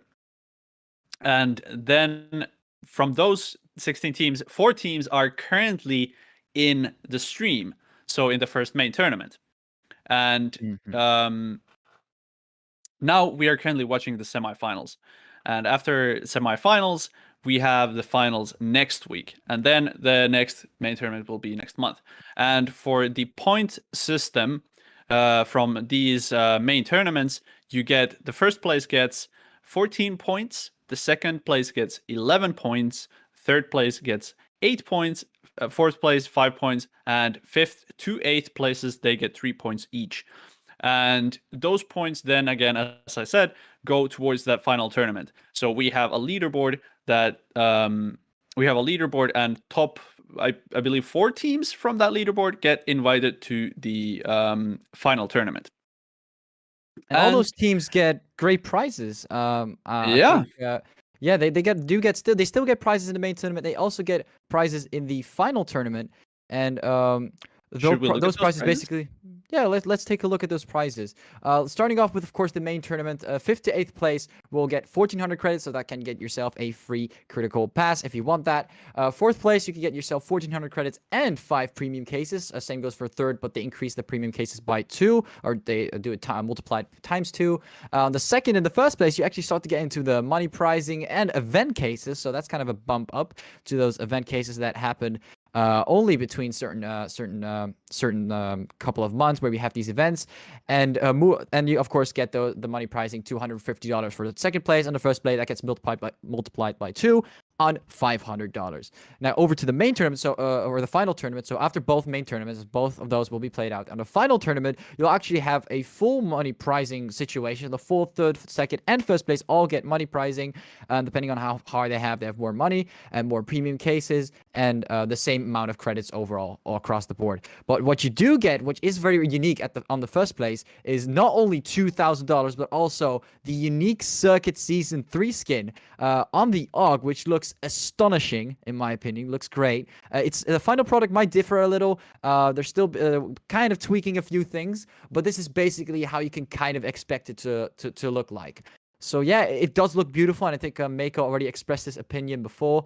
I think you can do that again because you are so proud of this. I mean, I couldn't put it even in words better than you did. It's just astonishing, as you said. The colors, they just pop into your face, and it's just beautiful. It really is. It really is astonishing. It's actually quite elegant. You could even call it. Yeah. I think. But we seem to okay. So as we were talking, players' team still were of course busy getting it sorted, and so far only one player from Insulted? Everything or Nothing's sorted. Oh, Sorted. I heard you said Get- insulted. Well, Mako, come on, man. Hey, yo. But okay, so they're starting to get their things sorted. This seems like one of the last players from I think it's Everything or Nothing, or am I seeing that right? Yeah, Everything or Nothing. So one of the last players is about to hop through, and we're still waiting for that last player. But on the other side for No Mercy seems to be ready for a while now. They have already gotten the last player. We're hoping to start very, very soon. But we're being patient here, and hope you guys are also patient with us. Waiting on these players to, of course, join the room, as there's quite a process they have to go through before they actually can participate. Yeah. Mako, is there I anything believe we might- you wanted to might start? Yeah, I believe we might even be able to see the knife round this time. Yes, finally. Yeah, exactly. We get to the whole see knife that. round in the beginning. Like we explained the whole knife round in the beginning of the stream, and there was no knife round. Yep. So yeah, well, Um, I'm pretty excited for that. Anyways, we sort of haven't even introduced ourselves properly. Could you even say? I mean, we did in the beginning, kind of ish, and on some social medias. If you guys, of course, follow Compact Esports, but no, we have we really talked about that on the stream? No, I don't think we have. No, I think we already said our names, and actually, fun fact that we are sort of casting together for the first time. So this might be a sort of a bumpy ride at the beginning, and trying to get into the sort of the Flow. same line here. Yeah. Flow. That's a way better word. But yeah, Arde, you're a long time caster already, right? I mean, for several community tournaments, yes, I have been for I think more than a year now. The first time I started was around April 2020, when someone asked me by the name of CNL from, "Hey Arde, I saw a couple of your live streams. Have you ever like casted a match before, live streamed a match before?" I'm like, no, what does that exactly mean? Like, I love to watch tournaments personally. I've watched several tournaments back in the day, of course, for Critical Ops. Since I've started playing 2016 and 2017 to 2018, started to realize there's more to it with the competitive scene. That's when I really got into like watching that type of stuff and got interested and started following players. Back in the day when we also had some other teams. I don't know if they're still here. Some of them went away, some of them came back, and we also got some new ones. It completely changes throughout the years.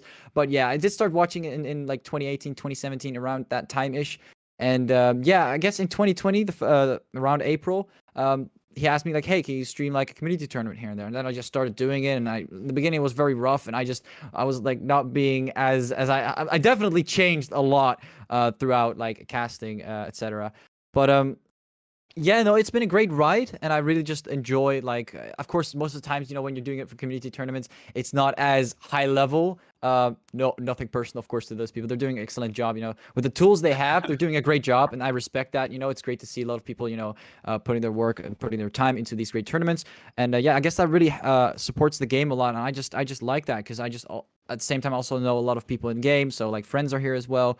It's just a great time overall, and yeah, I'm just happy to be a part of it, and now I'm in circuit finally.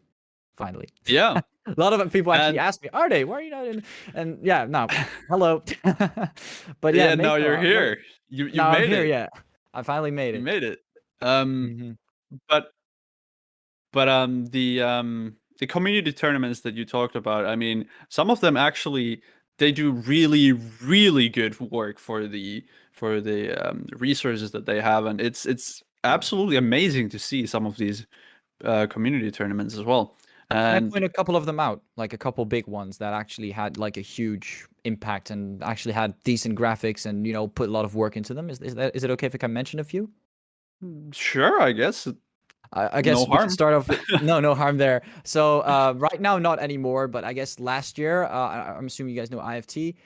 Also was at the time. I think they also they were pretty active around that time, and they made some decent tournaments happening, or just made them great. And they also did like World Cups, which is very difficult because you have like South America and like the servers and I'm gonna be honest with you. Disconnecting was an all-time thing, and like with round balance, they chose to like it's kind of a mess, but it's still fun that they try their best to make something like that happen.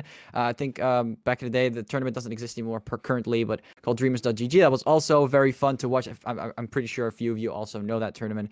Another big Didn't one. you cast for Dreamers.gg at some point? I did. That's actually one of the Ah, biggest ones that's I why actually you're did. calling Yeah. it. Yeah, Dreams.gg, yeah, true. And that was crazy because I streamed like the qualifiers, the main tournament, the final tournament, the loser bracket, just everything, the entire thing. So I was like basically the face of that tournament. So it was fun. Of course, I'm not that much of a. I'm not like streaming every single thing now, and tournaments are just adapting. Of course, they're letting like the big games being streamed now. They're kind of like making sure that the ones that actually get viewed a lot more, they're putting that cramming that into one thing, and the qualifiers to do that off camera, like the same thing Circuit's been doing a bit since of course season 1. But yeah, I really enjoyed it, and overall like I see them improve a lot, and yeah, now I'm here. With that experience, I'm here. And you, Mako, how did you actually end up here?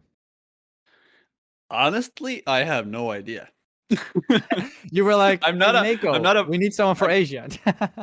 yeah, pretty much. Like I'm not a professional caster. Like I have a lot of experience in FPS games in general, like competitive and tactical FPS games, Critical Ops included. I started playing Critical Ops, I believe, in 2016.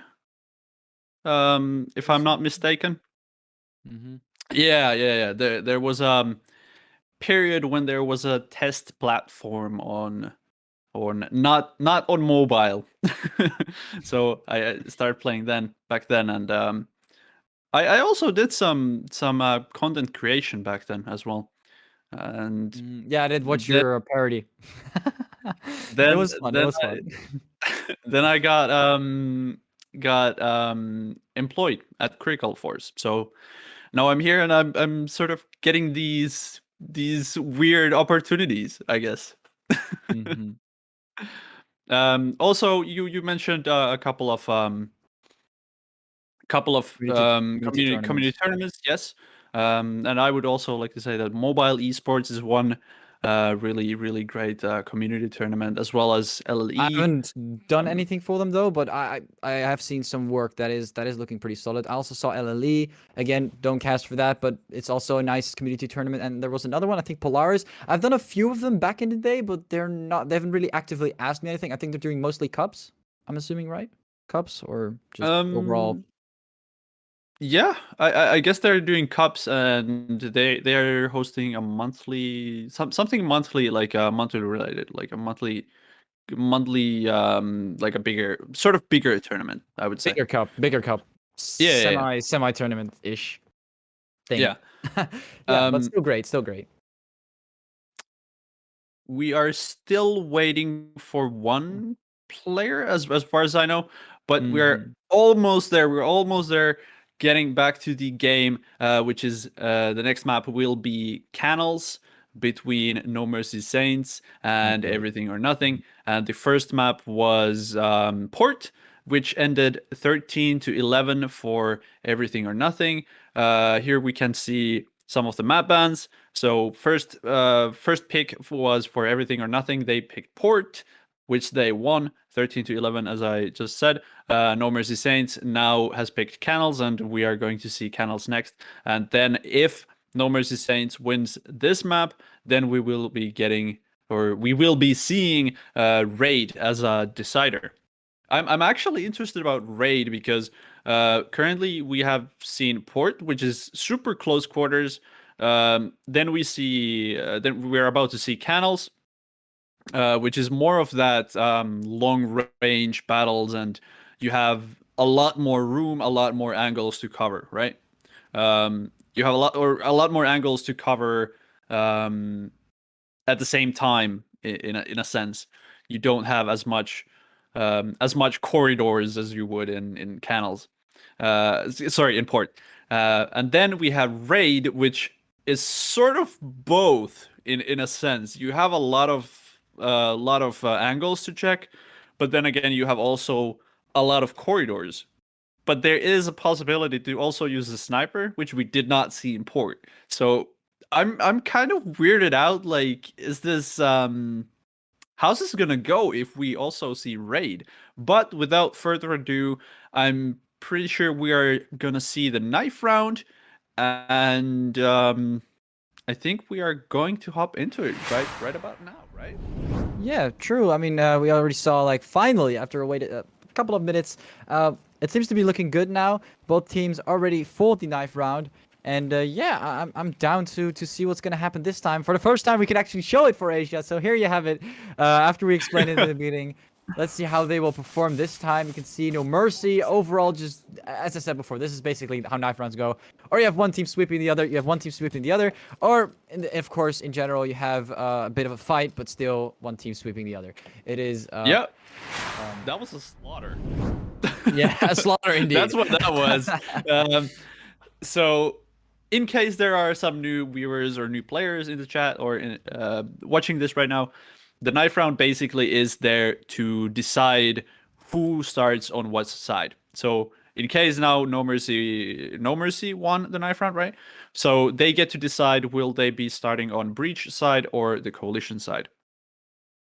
And yeah, true indeed. they are currently swapping the teams at the moment, or not swapping, not entirely sure. But we will be hopping back to the game in just a moment. Meanwhile, do you have any short, really quick predictions? Really quick prediction. I think we already talked about No Mercy possibly using more snipers in this game, especially with the addition of having Aerial here. So yeah, I'm really curious how this will end off. I think overall, No Mercy might win this one out. On the first map, we also thought that they might win it out with an edge, but they were just not strong enough compared to Everything or Nothing. And yeah, I'm just curious to see if Everything or Nothing can sweep them around, or if this will be a nice win here coming from No Mercy. Yeah, we see actually similar site stacking as we did last map as well. Yeah, that is true. They're stacking together. No, it's not slow. This time we're actually seeing, for the first time, we're seeing slow pushes coming from the Breach side here. So normally we would see that in like pistol rounds where they're kind of like stacked together, because pistols, you know, you tap, and oh, he died. So yeah, staying together really increases the amount of damage you deal together. Because no one has SMGs or any type of rifles. And you can... What is going on over here? What did HCR do? And Ariel's just getting 3 free frags. I have no idea what that was from Everything or Nothing. They just stood there and took it like it was nothing. And Corito also sweeps them around. Why was he standing on the car and not... Wait, I'm a little confused there. Oh, it was not the first... Okay, I was about to say, this was very weird. There might have been a glitch. Okay, so there was an issue. So someone was on top of the car, and I'm assuming there was some kind of technical issue happening. I thought this was actually a match. I was already confused why nothing happened, but it seems like there was some kind of technical issue, and they restarted the match. A little confused here, but I guess we're gonna move on from here. Yep, we are live now.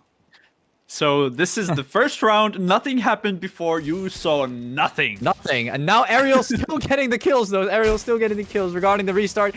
Tries to get a couple wallbang shots, but still off to a first blood here. Pufferfish can hear a couple of players behind him. Tries to get one. He does, in fact. And Immune gets shut down, but Surge comes in and takes down Pufferfish. And it looks like they're going to put them back in at 4 versus 2. It's looking pretty difficult here for everything or nothing, as No Mercy is just pushing through. And Ariel again with the triple. So even though there were some technical difficulties, Ariel still manages to get done what he wants to get done here. Very nice little frags there on the pistol. They replayed the first. The never happened round. Again. Oh yeah. On the different side though. The never happened round was simulated again. Yes. If that makes sense. Yeah. So yeah. But yeah, I guess you could put it in those words as well, Mako. But yeah, we're just gonna get straight into the second round, and it seems like they're on eco here, and of course, coming on with the first frag Immune, coming in with the essays, you know, they're just quickly shutting them down here. Not really a lot of deagle shots are being fired at all, and Corrido just coming through, bursting them down. Immune as well, taking out Prevail. There's gonna be one player remaining alive, not alive anymore. Ariel shuts him down, and you know, that was a very fast eco round. Normally, you know, you see a couple of them at least taking some hits, maybe die, but no, they just survived. Flawless wins. Yeah, I mean, there's not really much to say about that right now. I mean, they have gotten the first 2 rounds. I mean, that's what usually happens when you win the pistol round. You get also the second round, since your team has the money to buy actually good weapons. But it seems like the aggression is back on the Breach side right now. That is definitely the case, and with this smoke down, this is actually one of the first times we've seen a smoke dropping down before actually the action appears. See Corrido, Immune, taking 2 frags, but Alive and Prevail trying to balance things out. Immune starts getting 2 more frags, and it looks like HCR is just still remaining. Has No Mercy, has done a substantial amount of damage to the push they were trying to accomplish here. With a full buy, actually. They just fully bought now, and I think on the 4th round, economy is not going to look great for everything or nothing here. Surged, finishing it off with the AUG. I mean, they have that decent loser bonus at the moment going on, so they are getting relatively big amount of money. So they could do like sort of a half buy, maybe even buy rifles without Kevlars or SAs with Kevlars. Still not a lot of utility. I mean, fair enough. They didn't have a lot of money to buy utility, but I'm still a bit surprised about the amount of utility on. Yeah, the 4 of them seem to got nades. We saw a nade being thrown on the B side, and OK already starting to fight here on Cafe. Pufferfish and AC are getting a couple frags. Surge coming with a double, taking 2 frags in total, and already bringing them back to a 3 versus 3. Alive seems to be pretty low. Pufferfish goes for the engage, but Corrido gets the wall bang. 24 HP, does get hit quite a bit, and with that bomb being down, Alive has to take that, and with just, I don't know, 2 HP or something? Does take it out. And actually, first time we see Sniper Akira with the Sniper. Yes, it's starting to happen and all come together. And it looks like Akira is going to be playing the Sniper this time. Ace2K is stuck here in Cafe. We can see that nice little music playing, you know, kind of vibing a little. Going back outside again, throwing the flash. And Ace getting flashed just a little bit by his own flash there. And moving over to picking up the SA and I guess trying to get a bomb plant. Yeah. I don't know if you noticed, but the moment where Ace and Kirito were sort of changing bullets, again, there was that reactive utility usage.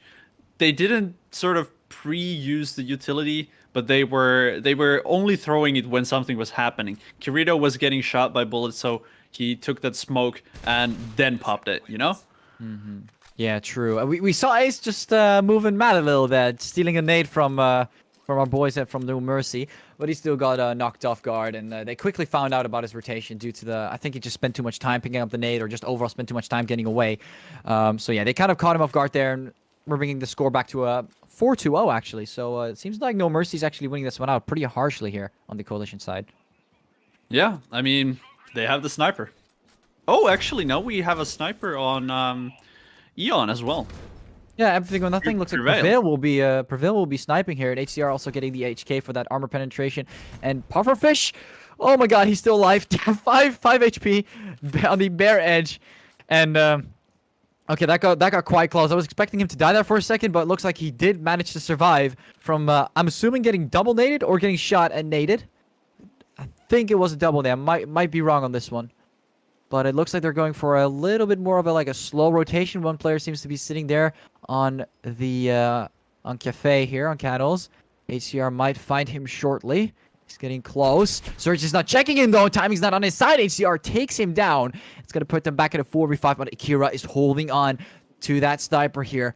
Holding that nice little angle, and Aiming quickly swifts away, and that actually gives a lot of room for Everything or Nothing to actually push through and not get shot by Akira. So kind of a mistake here from him, but at the same time, there's not really much he could have done that. You just want to make sure you don't get pushed from the smoke in this situation. HCR getting another important frag, and it is looking forward to a win for Everything or Nothing. But No Mercy's trying to hold things off. They do take down 3 players, but HCR still right with it. HA could go for the ace, but doesn't. He actually gets taken out as well. No Mercy seems to get back from what they've lost here, and Alive is still remaining with the AK-47. Seems to get near a main, and I think he's going to try and take that bomb, but I don't know which route he's going to take. He could go through the smoke. He could also go towards Amber. Looks he's going to go through the smoke. Carito might have an idea. He's pushing it already. No, he has no idea. He's right there. 8 seconds. It looks like Alive is going to back off here. Carito, he's going to make noise with the Pizza 50 and move back. It looks like he's not actually going to try and get the bomb due to the limited amount of time he had here. And it looks like it's going to be a 5-2-0, sadly, here for Everything or Nothing. Losing another round. Oh boy, the money situation here looks really Tight. Yeah, it really does. Yeah, I mean, there's not as much aggression on Eon's side as there was in last game, I think. We are seeing some of those snipers. Yeah. That is true. Definitely Akira here doing work, taking that early pick. Surge coming in as well. Getting refratted in the process, though, so things might change a little, but it still is not looking great for Everything and Nothing. They're winning out some trades here and there, but overall, you know, these jump shots, surprise shots from Carito coming in as well with that AUG taking out Ace 2K. Just overall, Everything and Nothing does not seem to find a way to actually get to a side. We did see some bomb plants here and there, but it's just not enough, especially not against No Mercy here that has, like, some tight angles here and there. You can see the dropping off the sniper. Don't exactly know what they're doing here on the Coalition side. Mako, you have an idea? I think he dropped it up for Akira. Yeah, No that clue? could be. Maybe they want to. Akira survived. Yeah, maybe they want to change it a bit. But yeah, I think like the weakness of Eon right now is that they are not using a lot of utility, and I feel like Canals is way more utility-based map than Port. Especially when you throw a couple of nades on A site, it's over, and No Mercy is just picking them off before we even get close to A main. See HCR also quickly getting shot down as he tries to get some players, and it's just a lot of swift wins here from No Mercy. It's kind of an obliteration here on the Coalition side, and as you previously mentioned, like the A side, and I would even say the B side, kind of. I mean, you have some spots you can hide, but on the A side, if there's gonna be 2 flashes coming from 2 directions, it's gonna be pretty hard to dodge that in time. And yeah, I've seen a lot of games where on the Breach side, they would just win it out due to the amount of flashes and amount of people that go blind on these sides.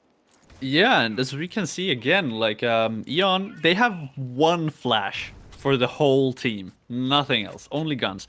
They're focusing on the firepower, which I think it really works on Port, since the map is so close quarters that you can literally just explode onto the side, the whole team.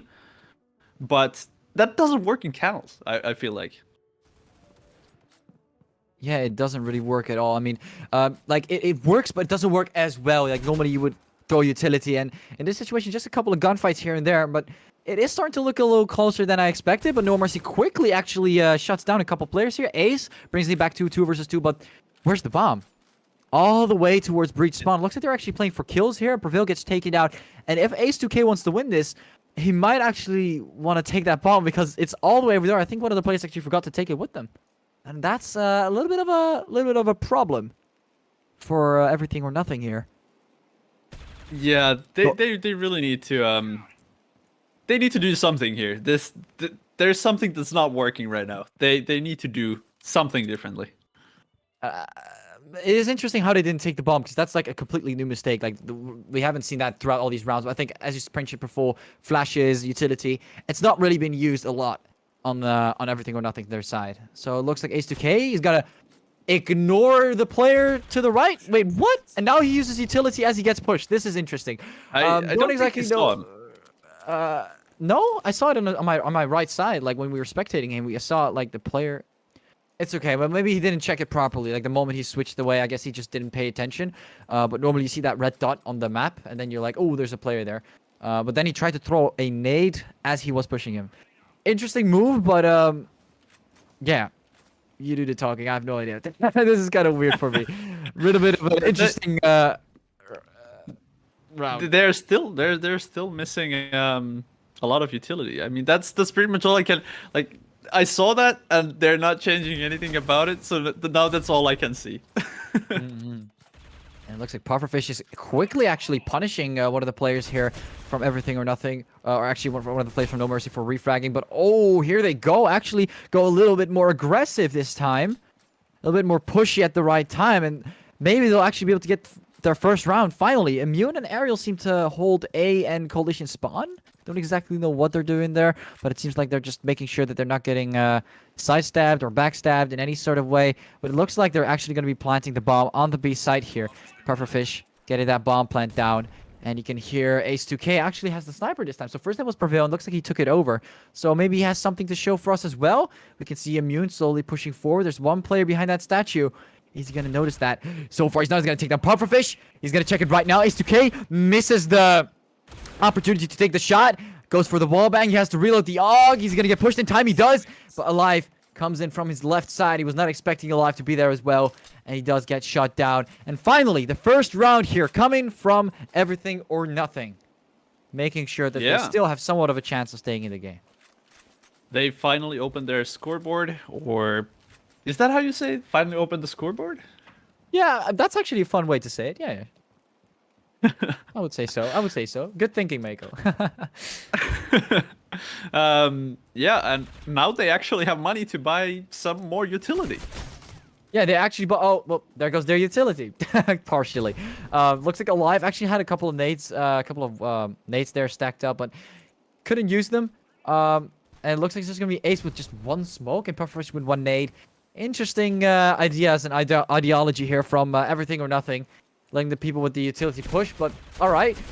Looks like they're getting pushed back. Rito taking out Ace, and Ariel quickly going for the refrag on Pufferfish as he refrags one of his teammates, but Ariel just shutting them all down as the last player remaining, making sure that No Mercy still stays in this game and pulls through, winning out that 1v2.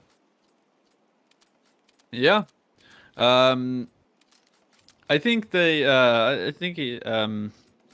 Everything or Nothing, they really have some sort of mental barrier at the moment, if you know what I mean. Like when you're really losing rounds, you sort of get in that state that you have a mental barrier that okay, we cannot really win, you know? Yeah, it's kind of weird. Maybe if they switch sides, they'll perform better. Maybe they're just not great on the breach side here on Candles, and that's what No Mercy is profiting off. And as we mentioned before, there's not really much data on No Mercy, is there? Only on Everything or Nothing, right?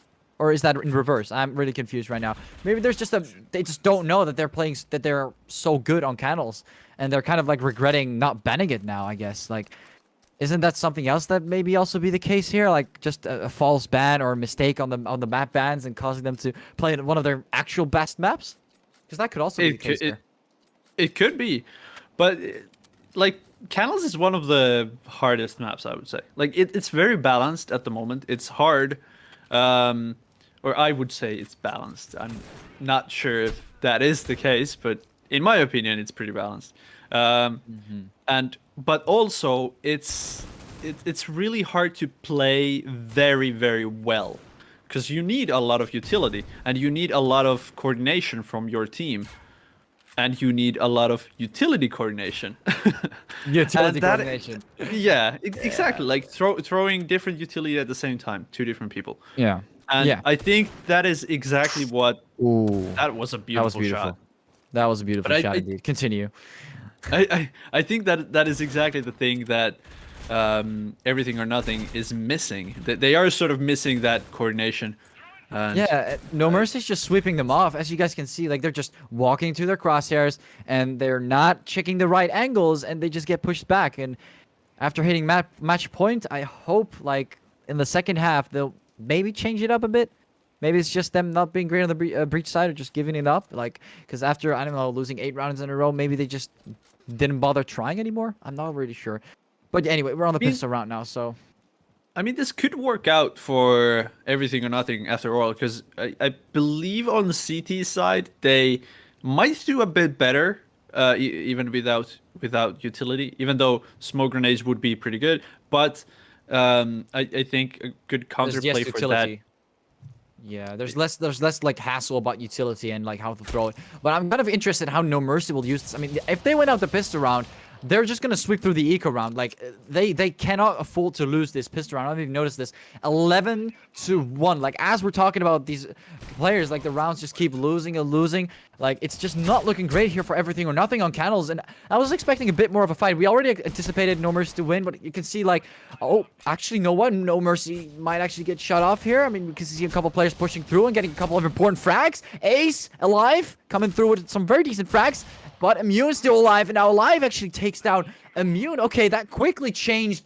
I don't know what that push was from Coalition Spawn, but I think something went wrong with the coordination on No Mercy. They actually managed to somehow lose out a pistol round where they had a huge advantage in terms of, like, it became a 5v3 at some point, but then, or a 5v4, and then a 4v3, but that quickly actually rapidly changed when they started pushing Coalition Spawn.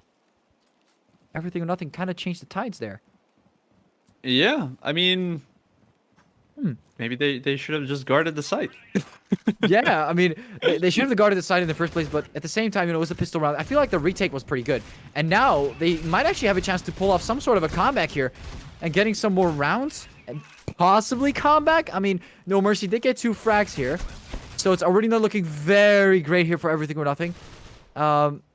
So I don't know. I actually don't know how they actually lost out the eco round. Like they won the pistol round, but they look at the lost. HP. Look at the Oh health my god! on all of these players. It's like What is 15 going on? combined? Like I think less than the last player remaining from. That was nuts. Like as I was just paying attention to Wow. how many players went down, I didn't even pay attention to the HP. And then you say it. Are they look HP? Look, what? What is going on? Like they're all in the red mark. They're all in the red Yeah. mark. I'm Jeez, pretty like sure they had like less HP than 60 management. health. no, bro, they had some crazy HP management. Just like, I'm low, I'm gonna go back now. You go shoot, and I'll shoot as you shoot. And they're like tanking each Yeah. other. Yo, that is actually nuts. That is crazy because normally like separating the damage is pretty hard. Like right now, you can just get like lined up and stuff, but pulling something like that off and going flawless with your entire team, economically, that is insane for you. And No Mercy, Oh, I the mean, I can flank. see the The wins flank. went out. The flank from Prevail, though. Yeah, they didn't check Belong for some reason. But yeah, there were 4 people there. But yeah, it is looking like they're going to win it out finally. You can see Prevail with like the revolver. He tried the flank. I was getting naded and shot at the same time. It's over. No Mercy. They win it out substantially. Again, everything or nothing. They did win out 1 round, I think. And after that, they won 1 round on the second half. But they just couldn't pull off anything more. No Mercy was just too good on panels. And I guess this was just a great map pick for them. They were. I'm assuming they're pretty happy with this map pick, and it shows. It shows. It does. It definitely does. And this 13-2 will take us to the 3rd map, which is going to be Raid. We're not heading to it just yet. Just couple of thoughts about the last match I would like to share. Yeah, go ahead. Go ahead. Well, first of all, it was a great match. It was a great match, even though No Mercy was maybe a tiny bit favored. So I think what eventually was the fall of Everything or Nothing was the utility usage, as I already mentioned multiple times. But First map as well. I think kind of well, ish. It wasn't important, I mean, but we're starting to notice it on candles. Yeah. In port, I would say it's not as important because you have such a close quarters map. You have a lot of different corners that you can sort of pop out really fast, and you don't need a lot of utility. You know, like you can make it happen very easily without utility in port.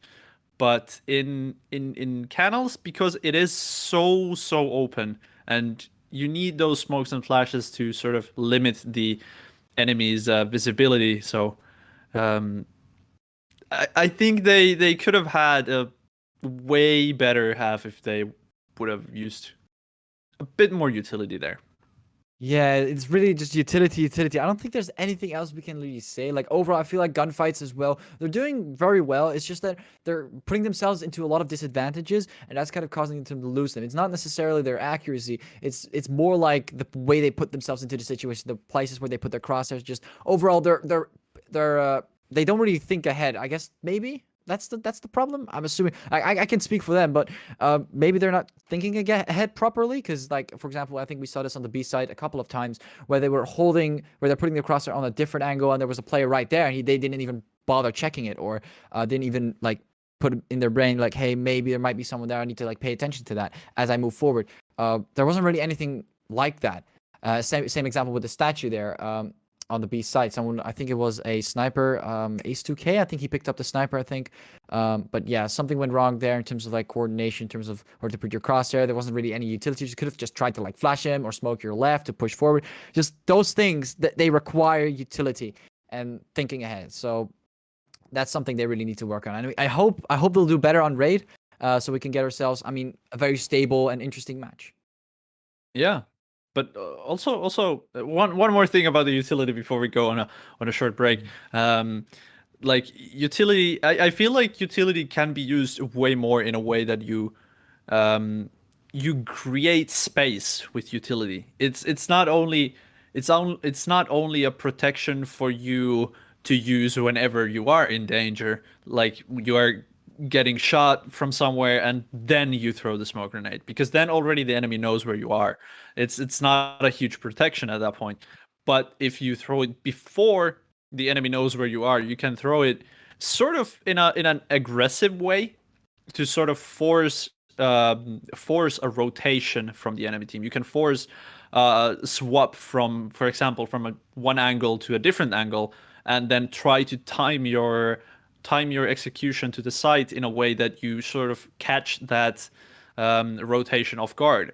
So you can use utility in a lot of different ways, but currently the only way I have seen utility used in these matches is sort of more of that defensive use of utility. Like whenever something happens, you react to it. You react to it, and you reactively use the utility when you should be using it in like pre-execution. You should be setting up your execution with those with that utility. That is true. Example of course, the nade after he threw it, like went back to upper catwalk. We saw it happen. He threw his nade as he was being engaged. Like, you're too late. He's already there. So exactly. Yeah, I feel like that's I think one of the best examples we have out of the entire game. Of course, same thing with the statue, same thing with on port. We saw it a couple times, but especially on canals, as you mentioned. But yeah, I think we're gonna head off to a break, and you guys go get yourself sorted. Go get yourself some soda. Go get yourself some water. Stay hydrated, and prepare yourself for the third map on Raid. Yeah. Frost and Trax have actually traded spots. Trax was the one that was kind of playing that rotate position. Birdie does spot one. He's going to conference team Frost to come in for the double kill and potentially the triple. Yes, he triples up. Be enough to buy him some time. There's 20 seconds left on the clock now. Abuse spots one player. Arson comes in for one, but does he reveal his place in the back? No. Erupt gets the trigger discipline to be potentially a B split, but the bomb is over towards storage. So with 30 seconds left, Xenocide are going to have to do an almost perfect execution here. The nade does get him down, and Vaping, he's just doing everything. 3 kills. Third kill, incredible. Yeah, that is here. Scott is ready. Trade one out. Does take good damage on the Naruto, and Vaping does get shot from the side. Does take down Naruto though. So a 2 versus 2. Day pulls out his weapon at the last moment and flicks around. What a clutch there from Day. Vision or presence from Hammers. They finally actually do get on into Lab 1, but they have so many players here from Xenocide ready to protect. Clutch is in a perfect position. Does take good damage though, and Ottawa's there as well. So will he peek out? Yes, he does, but Mirzi takes him down, and this is a good round here from Hammers. They're able to get onto the bomb site. Ottawa finally breaks to get 1, 2, 3! Another triple spraying down round. And so Xenocide now, they're aware that there's so many players over towards that intel area. They're going to back off, and Xenocide making sure that they have all the utility that they want, all that they need. And eventually this hit's going to make its way on over towards the B-bomb site here. Dave picks up just before he gets information. Oh, but Mirage triple my kill! God, He stops it, and I think Xenocide, they've won it! They have made the comeback work! A triple spray down, Xenocide, they are your champions!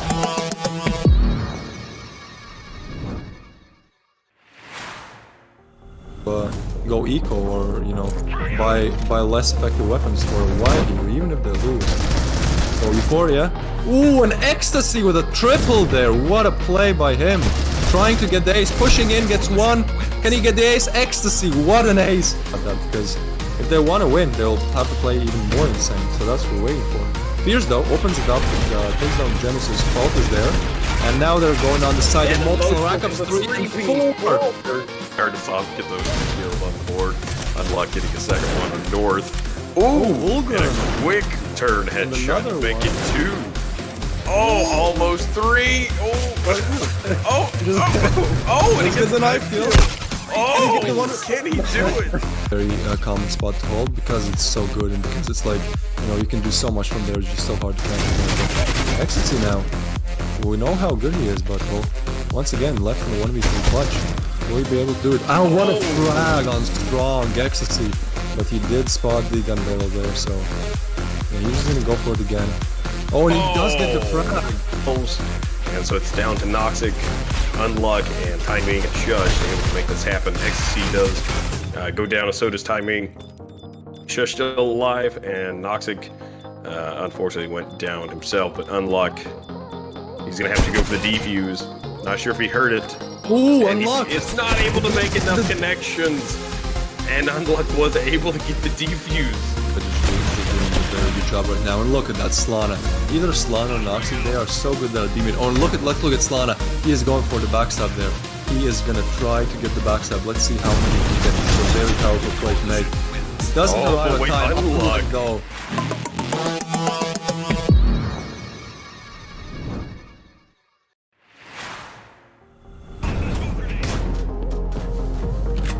Essa luva fica diferente no modo Spectre. Segurou o spray, o Taro já levando os coisa. Eita! Double kill ele, a casa chega mais de fogo. 3, K4, o Taro bate o garoto segurou ela sozinho. Continuar assim, queremos o terceiro mapa, hein? Eita, os 3 double. O Rafa tá de luck já no calo. Tá cansada, a maldade de cara cansada. Eita! Double! Ó, olha o Henrique. Já fez a play. Ei! A câmera vem por lá do cara, ficou. Eu tô vendo isso aí falando. Aí eu Segurou o play, Eita. levou o aiado. O metal tá ralfado. Será que dá? Teremos um juego? Teremos um sonho? Tá no mesmo metal. Olha ele, ficou muito ralfado, já tá no vermelho. Nossa, meu Deus, ele conseguiu um triple kill! É rápido!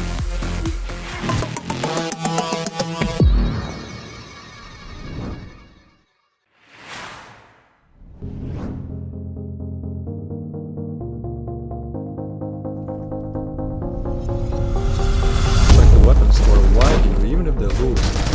So Euphoria. Ooh, an ecstasy with a triple there. What a play by him. Trying to get the ace, pushing in, gets one. Can he get the ace? Ecstasy, what an ace.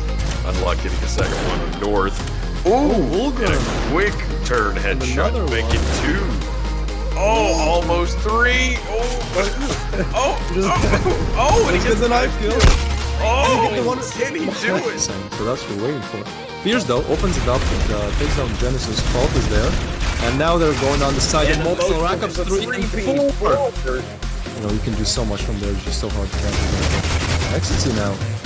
We know how good he is, but well, once again, left in the 1v3 clutch. Will he be able to do it? I don't want to frag on strong Ecstasy, but he did spot the gun barrel there, so yeah, he's just gonna go for it again. Oh, and he does get the frag. Ó, olha o Henrique. Já fez a play. Ei! O Rafa tá de luck já no calo. plantada. Maldade do cara plantada. Big double. Frost and Trax have actually traded spots. Trax was the one that was kind of playing that rotate position.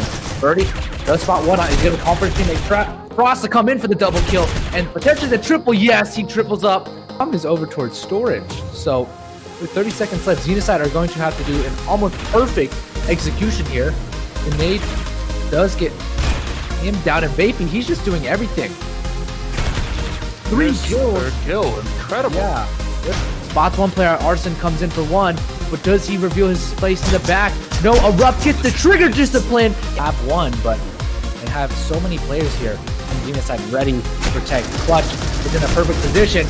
Does take good damage though, and Ottawa's there as well. So will he peek out? Yes, he does, but Mirzi takes him down, and this is a good round here from Hammer. They're able to get onto the bomb site. Ottawa finally breaks to get 1, 2, 3! Another triple spraying down. Damage on Naruto, and Banky does get shot from the side, does take down Naruto though. So a 2 versus 2. Day pulls out his weapon at the last moment and flicks around. What a clutch there from Day. No area. They're gonna back off. And Xenocide making sure that they have all the utility that they want, all that they need. And eventually this hit's going to make its way on over towards the B bomb site here. Dave picks up just before he gets information. Oh, but Mirage triple kill! God, He stops it, and I think Xenocide, they've won it! They have made the comeback work! A triple spray down Xenocide, they are your champions!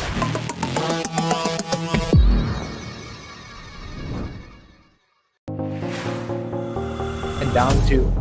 Seems Frost and Trax have actually traded spots. Trax was the one that was kind of playing that rotate position. Birdie does spot one out. He's going to conference teammate Frost to come in for the double kill and potentially the triple. Yes, he triples up. Be enough to buy him some time. So there's 20 seconds left on the clock now. Abuse spots one player. Arson comes in for one, but does he reveal his place in the back? No, Erupt gets the trigger discipline to be potentially a B split, but the bomb is over towards storage. So with 30 seconds left, Xenocide are going to have to do an almost perfect execution here. The nade does get him down and vaping. He's just doing everything. 3 kills. Third kill. Incredible. Yeah, that is here. Scott is ready. Trade on out. Does take good damage on the Naruto, and Vaping does get shot from the side. Does take down Naruto though. So a 2 versus 2. Day pulls out his weapon at the last moment and flicks around. What a clutch there from Day. Vision or presence from Hammers. They finally actually do get on into Lab 1, but they have so many players here. And Xenocide ready to protect. Clutch is in a perfect position. Does take good damage though, and Ottawa's there as well. So will he peek out? Yes, he does, but Mirzi takes him down, and this is a good round here from Hammers. They're able to get onto the bomb site. Ottawa finally breaks to get 1, 2, 3! Another triple spraying down. And so Xenocide now, they're aware that there's so many players over towards that intel area.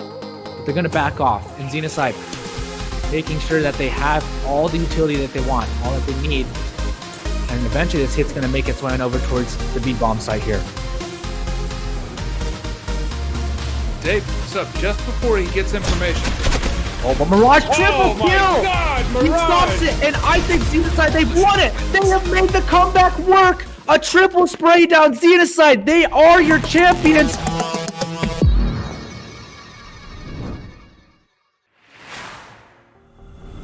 Go eco or buy less effective weapons for a while here, even if they lose. So Euphoria, ooh, an ecstasy with a triple there. What a play by him, trying to get the ace, pushing in, gets one. Can he get the ace? Ecstasy, what an ace. Because if they want to win, they'll have to play even more insane, so that's what we're waiting for. Fierce though opens it up, takes down Genesis, Fault is there, and now they're going on the side of multiple rackups, 3 and 4. Hard to soft get those kills on the board. Unlock getting a second one on North.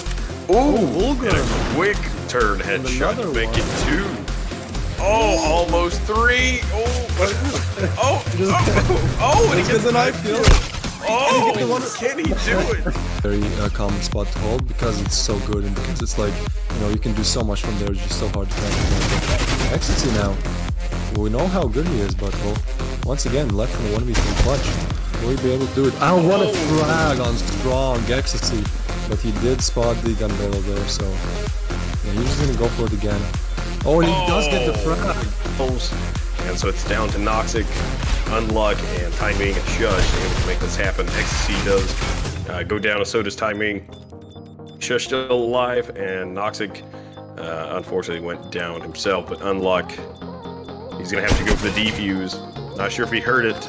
Ooh, And Unluck! it's not able to make enough connections.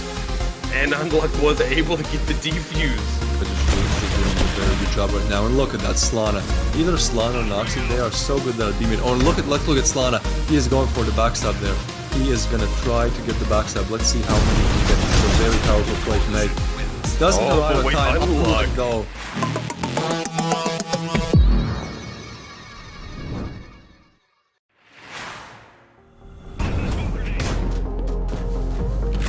Essa luva fica diferente no modo Spectre. Segurou o spray, o Taro já levando o spray pra coisa. Eita! Double kill pra ele. A casa tinha ganhado um pouco. 3, 4, 4, 4, o garoto segurou ela sozinho.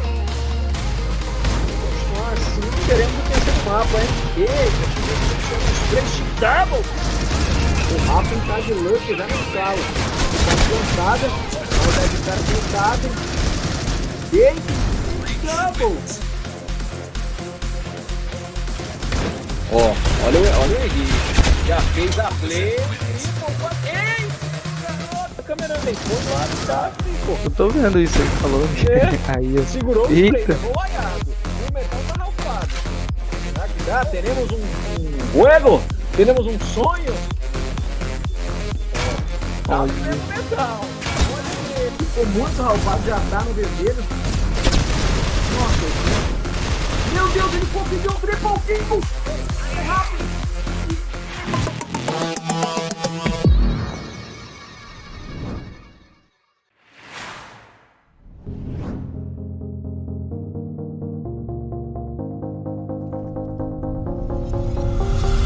Like the weapon store, why here, even if they lose. So Euphoria. Ooh, an Ecstasy with a triple there. What a play by him. Trying to get the ace, pushing in, gets one. Can he get the ace? Ecstasy, what an ace. Unluck getting the second one with North.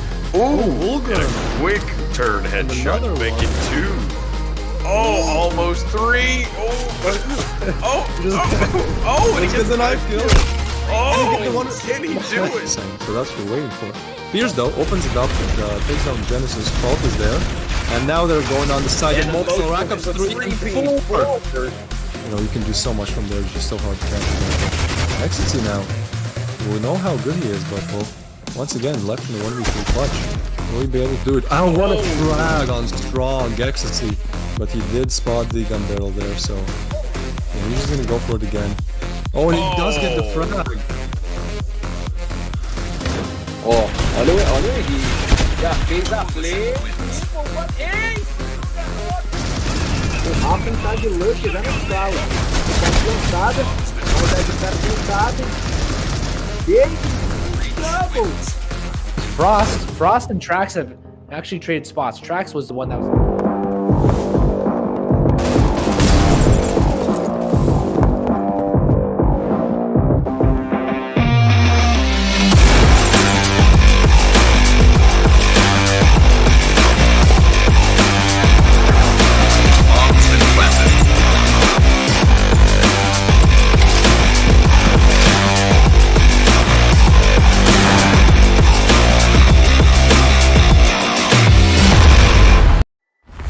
Fierce though, opens it up, takes down Genesis, Fault is there.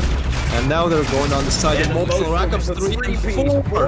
Naruto though. So it's 2 versus 2. Dave pulls out his weapon at the last moment and flicks around. Spot one on. He's able to Compact teammate trap. Frost to come in for the double kill and potentially the triple. Yes, he triples up. So Euphoria.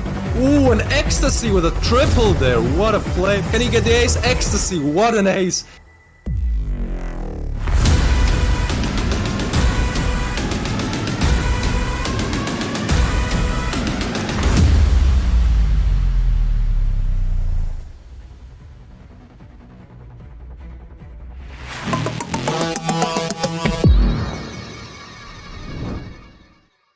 Welcome back to the Circuit Season 3 first main tournament in Asia. And actually first season in Asia. and we have seen 2 games already between everything or nothing and No Mercy Saints. And the first victory went to Everything or Nothing, the second one going to the No Mercy Saints. And I forgot to do our introductions. My name is Mako, and I'm joined here by Arde Purche. And yeah, we are your lovely, lovely casters. Yes, we And are. yeah, we are. And the two before we had those 2 games, or we had those 2 games before. And as I said, Everything or Nothing won the first one. No Mercy Saints won the second one. So Port victory goes to Eon, and the Candles victory goes for No Mercy Saints. And the last map will be the decider today, and that will be Raid. Now, what we have seen in these matches is that I would say that the shooting for both teams, or pretty much just the pure aiming power for both teams, are pretty similar. However, Everything or Nothing is playing a bit less, or relying a bit less on utility usage. And we saw this pretty well on Canals, which is a very utility heavy map, and I'm pretty sure that is what caused Everything or Nothing to lose this map.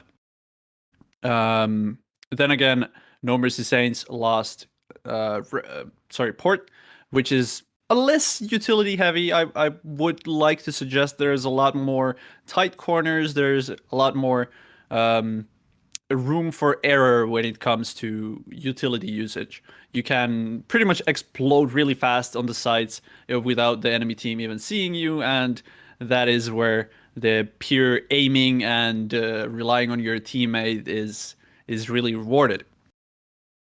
But the Raid being the third map for us, I'm not sure what is going to happen. What would be your predictions, Arde? For Raid, I mean, we saw No Mercy, of course, absolutely dominating on Canals, and we saw the same thing, of course. I mean, there wasn't much of a sniper difference, actually. I was expecting more sniper plays, but overall, the rifles still came through. Of course, there were some important angles Akira held, and some players from Eon also tried to hold, but failed, sadly, in most of the rounds. But yeah, I think, I don't think there's going to be much of, sniper. I was really expecting a lot more sniper usage on Canals, but I guess people are just not really confident with the sniper right now. I guess they just really want to win, and they just pick up the rifle and they stay in close quarters, and they don't really get exposed as much. They don't try to expose themselves as much as possible, smoke up some corners here and there to make the long ranges useless, and just try and dim down snipers. And I think that's, I guess, kind of why we haven't really seen that yet. I guess they're just not confident enough. We can also see that a lot of players are still preparing. We are still missing one player from the No Mercy Saints, and we're also missing one player from Everything or Nothing, it seems like. That's the case here, or actually 2 from No Mercy Saints. But yeah, as we're waiting, why don't we actually go over the prize pool again? Because I'm pretty sure that some of you might have missed that. So let's actually head over and talk about the prize pool. So main tournaments, including this one, the first and the second main tournament. So there won't be a final tournament straight away. Keep that in mind. First and second main tournament. We'll have the 3rd to 8th places will get prizes. 2nd place will get prizes. And the 1st place will get prizes. 3rd to 8th, you can see 5th to 8th places will get 1,400 credits. The 4th place will get 1,400 credits plus 5 premium cases. On the 3rd place, they will double on the premium cases. 2nd and 1st actually get money prizing and include more cases, including or in this case, more cases of the event case. So you have 15 event cases and 20 event cases, still the same amount of credits across the board. So that will be for the 1st and the 2nd main tournament. For the final tournament, it will be around the same thing. You can see 3,000 credits, 200. It will exponentially grow a little bit, just more and more and more. First place will be 2,000. Premium cases will grow. Same event cases you see from the main tournaments, and of course the unique Circuit Season 3 champion skin. This beautiful AUG. It is a final product, so it might be different. So keep that in mind, that it might be different and look different when it will actually be in game. But yeah, it looks like everyone's actually ready right now. The knife round will start in a short bit, actually right now. And Mako, who do you think will win this one out? Because normally it's just a fast-paced one, but maybe we can predict this as well, because we've seen a couple of knife rounds already from both sides. I think they will rush mid, charge to each other, and everyone will die. That's honestly what I think. It's gonna be everyone is just gonna be No Mercy killing them. I think it's gonna be No Mercy again. And actually, that shows No Mercy again winning it out. And the reason why I actually mentioned this because when they rushed previously on Candles, they also just won out the knife round blatantly. I don't know exactly why. I guess there's some kind of reason behind the way that they're pushing, or they have some kind of idea of how to respond. Like their coordination in knife rounds seems to be pretty good so far. So that's why I was just kind of asking to see if you maybe saw that, but I'm assuming you missed that. But hey, there you have it. So yeah, overall, I feel like No Mercy just profiting off these knife rounds and making sure they get their favorites first side. Yeah. I guess it's more of sort of like the team that is more stacked up during the knife round will win. I guess that's And time their that's knives how right. Sometimes you you could miss say it. Sometimes they miss their knives as well. So I guess knife timing, the way you time your knife and predict the enemy's movement, I guess that also has an impact on whether you actually kill him or miss your knife completely and actually have an impact or just impact on actually losing that out the knife round. But yeah, so far No Yes. Mercy's been showing some progress in that level and definitely being better at that than Everything or Nothing overall from what we have seen so far. And it looks like they're going to switch their sides now. And No Mercy seems to have chosen the Breach side, and Everything or Nothing seems to have chosen the Coalition side. And we're just going to start off with the pistol round. Yeah, it seems like we are live now and going to go for the pistol round, as you said. Really quickly, for those who might be tuning in or are new to the game or are new to the competitive scene, knife round is pretty much used for choosing which side both of the teams start. So the team that wins knife round will be able to choose the side where they start on. And talking about starting off with the rounds, No Mercy quickly, like in a second, the whole fight ended. It looks like they both pushed the exact same spot there on B long. The end of B long, actually, from the Coalition spawns their perspective. They went to T long, and I don't know what happened there, but I feel like both of them just shot at each other at the exact same time. So that was, I think, one of the fastest pistol rounds we've seen this season so far. Crazy, just 2 seconds, I think, and it was already over. Like, they just ended it off. They're very aggressive, and they just happened to find each other at that exact same spot. Yeah, it was actually an interesting aggression from the Coalition side right there. I was not expecting that kind of a push. No, I also wasn't. But No Mercy still won it out, so also kind of confused about the strat or the idea behind it and how they were to actually counter if they were to see enemies. But I guess they just didn't expect them to be there in the first place, because normally there's a slight chance that they might just push mid or B or vents or just anywhere else. But they just happened to be there, and yeah, just on that B connector and yeah, boiler room. Kind of making it count, and No Mercy again on this eco round. I mean, what else would you expect? But with the shotguns, that's not something you would expect. Normally, you would expect them to take them down with SAs, and Vix again with the shotgun there. Very impressive performance by No Mercy. Normally, you would see them just buy a bunch of SAs and hold some range distances, but just performing very well, even though they didn't really buy out fully here in this eco round, and just making sure they win it out and heading over to the third round. Yeah, and the same pattern goes again. We don't see a lot of utility on the Coalition side here. Nothing or everything. Nothing. Oh, wait, what nades. was it? No, we can see flashes. We can see some flashes and nades, but no smoke. So they still have retained their vision. They're still pushing through. So they're not being bugged away or just being pressured back. And Everything or Nothing is having a bit of trouble here. Like coming out of the vents, trying to make the shots count. And it seems like No Mercy is mispositioning themselves here near the boxes. So it's just going to be aerial remaining here. HCR getting a lot of free picks there on top of the boxes, next to the boxes, getting some wobbing shots.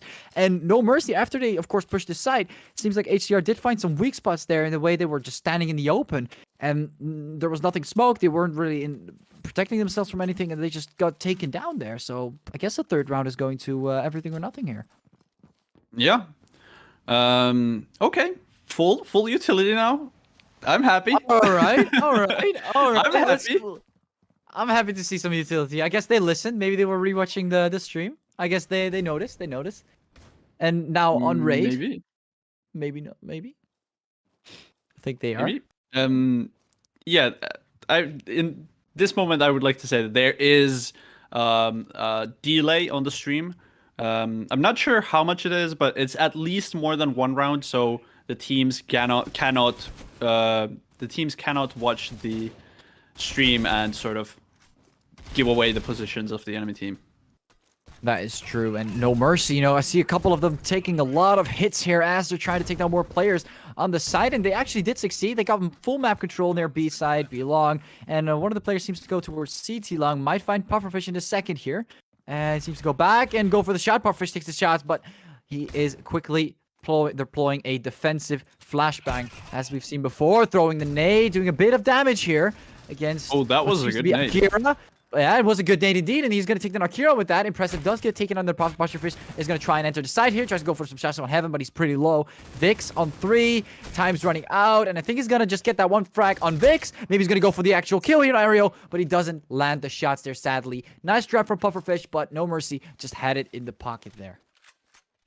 It was a close call. It was close. Oh, It got pretty close. W ratios. Wait, what? And a shotgun. 2 shotguns and W ratios. Okay, that's the on first time. everything or nothing. Wait, so they're going sniper, shotgun, as in mid control? Are they going to try and get mid control or something? Like, what is their plan? Like, because Vents is pretty close quarters. Why? I'm Interesting. not sure. There seems to be one long, the other one in mid. Impressive. I mean, I don't know. Impressive has some money to actually buy a rifle, so I'm confused. But HCR gets a subtle sniper shot. Those nades are doing damage again. No mercy. Throwing that utility well, smoking up the vents, putting pressure onto everything or nothing. And there's no pressure coming from everything or nothing. They're just kind of waiting here, sitting ducks around the map, and it's just kind of weird. Like, okay, there goes a smoke towards C. Look, this is what we mean by utility, just smoking up these halls. And that's what No Mercy is doing pretty well so far. Just making sure to make them back up. But Alive, of course, has the tendency to move through smoke, so he did get one off guard. HCR also with the sniper. What's going on? How is this actually working? They're actually getting a decent amount of sniper shot. Ariel seems to notice this. He's trying to hold on some tight angles. Normally this doesn't work against snipers, but misses the shot there. HCR a little confused, little flash, starts to regain back. 53 HP. Did we just see a nade? No, that wasn't a nade. Tries to go for the shot. Goes for a no-scope. HCR, interesting place. Tries to go for the peek, but 2 people were pushing him at the same time, and he does eventually get taken out. It seemed to work for a second there. I actually got scared, but eventually they did get picked off and countered there, especially by Ariel with the SG. Yeah, I mean, I don't like to sound like a broken record. I promise this is the last time I mentioned utility during this match, but on the A side. On the A side right there, we saw how No Mercy Saints, they actually bought a lot of space with those grenades. They threw them to the tunnels. I mean, they killed a player with those grenades there, but in order, even if they didn't kill him, they still would have bought a lot of room, a lot of space on the side.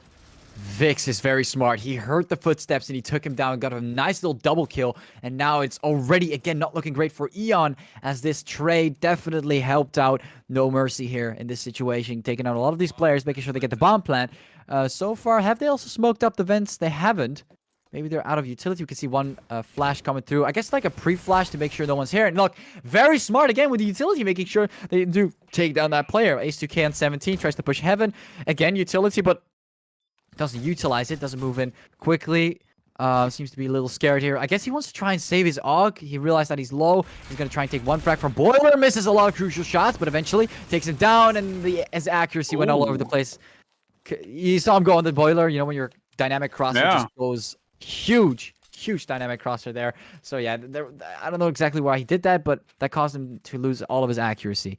Maybe he was trying to dodge some bullets. It was a nice try, because if he would have stood in the same angle where he killed the other player, they already know where he is. He could have moved forward to the left, like put himself close towards the door. Like he could have tried to do that instead of like going up, because he would lose all his accuracy, and they would still like take him down. But No Mercy, like in the lead, like overall, getting a lot of rounds, and starting off with HC on impressive. Looks like everything or nothing is actually, just when we talk about No Mercy doing well, they seem to get 2 early picks. Interesting. Alive completely flashed though. If Immune goes for the play here, he could take him down, but he's too late. Ariel gets 2 frags, including a nade.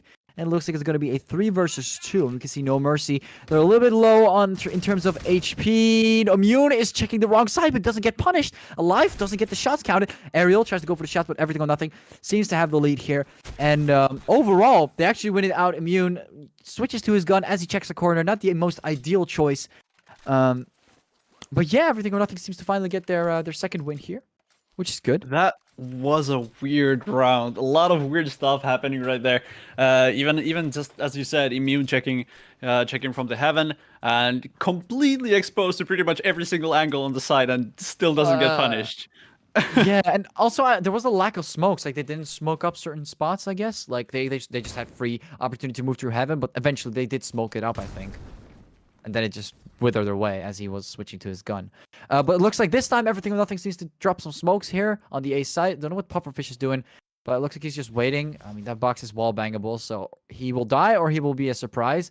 Looks like he still hasn't spotted anyone. They're slowly moving through the smoke, though. Are they going to check the right side? Akira not checking his right, and Pufferfish doesn't go for the kills. Now he does. Gets 2, but Ariel quickly able to make a trade happen here, putting them back in 3v3. And there's going to be a nade drop down, but impressively dodges that nade. And we can see HCR going for the flank here. He's going to be able to make it count. He gets some shots and gets the wall bang. Not immune. Very impressive. And as we're talking about being impressive, throws a flash, but completely flashed himself. Doesn't get the accuracy done in life. Takes down Vix. Tries to go for the second one. Ariel just crouching against the wall. Easy target here for everything or nothing. And they do get a retake here successfully. Oh yes, the 2 first kills from Pufferfish from the corner definitely playing a big role during that round. Otherwise, they would have lost the trade. They wouldn't have been able to balance it out there, for sure. Yeah. Pufferfish got 2 kills. There was a potential for him to get an ace from that corner. Yeah, for sure. He was like Taking too he long. popped out from behind the cover like exactly at the right time, and that could have been really, really bad. And it was really, really bad. 2 kills from one person in a site. He already done his job on that round. Yeah, true. That is true. I mean, he just got refragged again, but then again, like, it was good. Like, from his perspective, it's a 2-1. But we can see the same thing here, like a 2-1 scenario. H or Z dies, but 2 players get taken out. One of them is actually low. Like, as long as you win out these trades, make some of them low here and there, like especially Akira in this situation. Again, making it very difficult for No Mercy to actually survive as they progress towards a site. So, and we can kind of see Immune checking an interesting angle, but Alive was not even close to that corner. And it seems like the bomb is dropped on Heaven. And this is going to put a lot of pressure onto No Mercy. They have to take the bomb and take down 4 players in total. This is going to be very difficult because one of them already spotted them. Ace2K taking on Akira. But Ariel somehow positioned himself in CT long, which is impressive. But I think Alive might spot him, or Impressive might spot him here. No, Ariel gets a free frag here on Impressive. And they instantly know where he is, but the bomb is still down 30 seconds. I mean, he could try and run towards Heaven, take down 2 players on B side and move, but I guess he's just trying to play for picks here as the round ends, you know, save that economy on his back. I mean, even saving at this point is not really that ideal. They still have to eco the next round. They still cannot buy a complete buy round, even if he saves the AK. I mean, of course, it is the wise thing to do to save the AK at this point. He doesn't really have any chances to win that round, except for a miracle. But those are pretty rare. But yeah, I'm not sure. I'm not sure what I was supposed to say. Yeah, I mean, there's not really much else to analyze. It goes we already kind of analyzed as he was saving his gun. At least you analyzed as he was saving his gun. So yeah, there's really not much else to say. We're just getting straight into the 10th round, actually, getting very close towards match point. Just a couple more rounds, and Vix. Oh my God! Oh no, he's flashed. Oh, poor guy did not get the nice amount of money here, but they still seem to win out the trades, and he does get Impressive, which is impressive. HCR, last player remaining here with the AUG. And, you know, the reason why I'm so happy for Vix to actually take that frag there with the shotgun is partially because, you know, getting those kills with the shotgun does give you that economical boost, gives you more money, which is always nice. Always nice to take an account to. And he did pick up the AUG, so yeah, economically, he's doing nice. But HCR does get quite a bit of a headshot there. And I guess he's just trying to get some off picks. But I think Akira and Ariel are already like I think Ariel's still near the site. He's pretty low though, so he's forced to move away unless he dies by the bomb. But it looks like Vix is gonna save him there by taking down HCR. was a good pick from Wix there, as well as the shotgun kill he did on the in Vents when they got the bomb planted. That was actually a pretty good read from Wix. Immediately when the bomb got planted, he knows that there is going to be a rotation from somewhere. Usually they have, or there has been at least one player who comes from Vents, and he was aware of that. He turned around, he got the kill, he got the rotation, and then they didn't need to worry about the Vents again. What interesting move by Pufferfish. He saw one nade or just one piece of utility and instantly just threw all his nades. Interesting play by Pufferfish. He still has the flash though. But anyways, Search is going to take them all alive. Impressive coming with the nade, and here goes Vix, gets a double. But Akira seems to have like some sort of he seems to get some sort of an assist from Akira there. I thought for a second that was going to be a double, but impressive countering that, getting a double as well with that AUG. But the bomb is still ticking, and Ariel and Immune is still waiting on the side. Immune going for the engage, has a bit more HP, has a bit more of that advantage there, and Impressive is forced to peek that, and is gonna sadly get taken down there. And I think we actually hit a match point here for the first half. We're on the 12th round. Not sure if you call it match point, but at least the last round of the half. Last round. Yeah. Match point for the... I was trying to like call it the match point of the first half, if that makes any sense.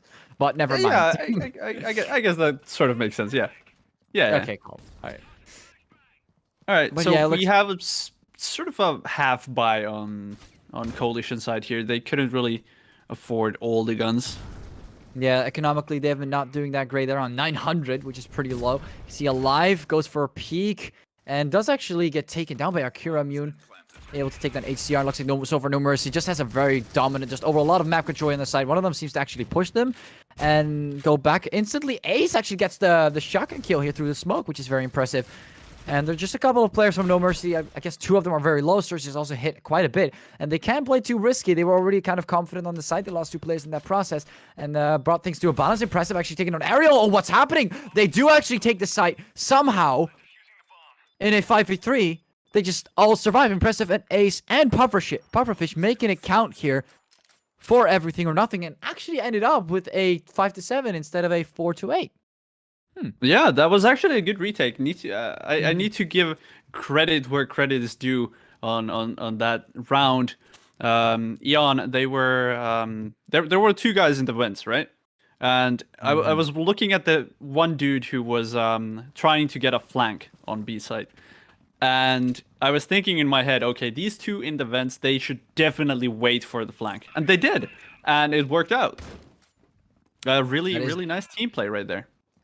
That is definitely the case, and you can see them moving very fast towards the B side here. Everything or nothing, just want to make it count. It's everything or nothing for them in this round. Quickly planting the bomb here, making sure that Heaven is secured with two players on Heaven, and one player actually checking back, but that might have been a mistake because he's getting peeked by dozens of players, and this is where the retake starts to appear. No Mercy trying to move up from Heaven, and they do force themselves through. They did get hit quite a bit, and Ace2Gay gets 2 free frags from that, but he has to make sure that they don't defuse the bomb, but they're just wasting their time here. But at the same time, Vix just gets the kill anyway. But I was kind of wondering why the other player did not go for the defuse, but I guess they just didn't expect there to be one more player there, or they were checking belong, of course, which is I think something that Immune was trying to do there and check Vents just in case.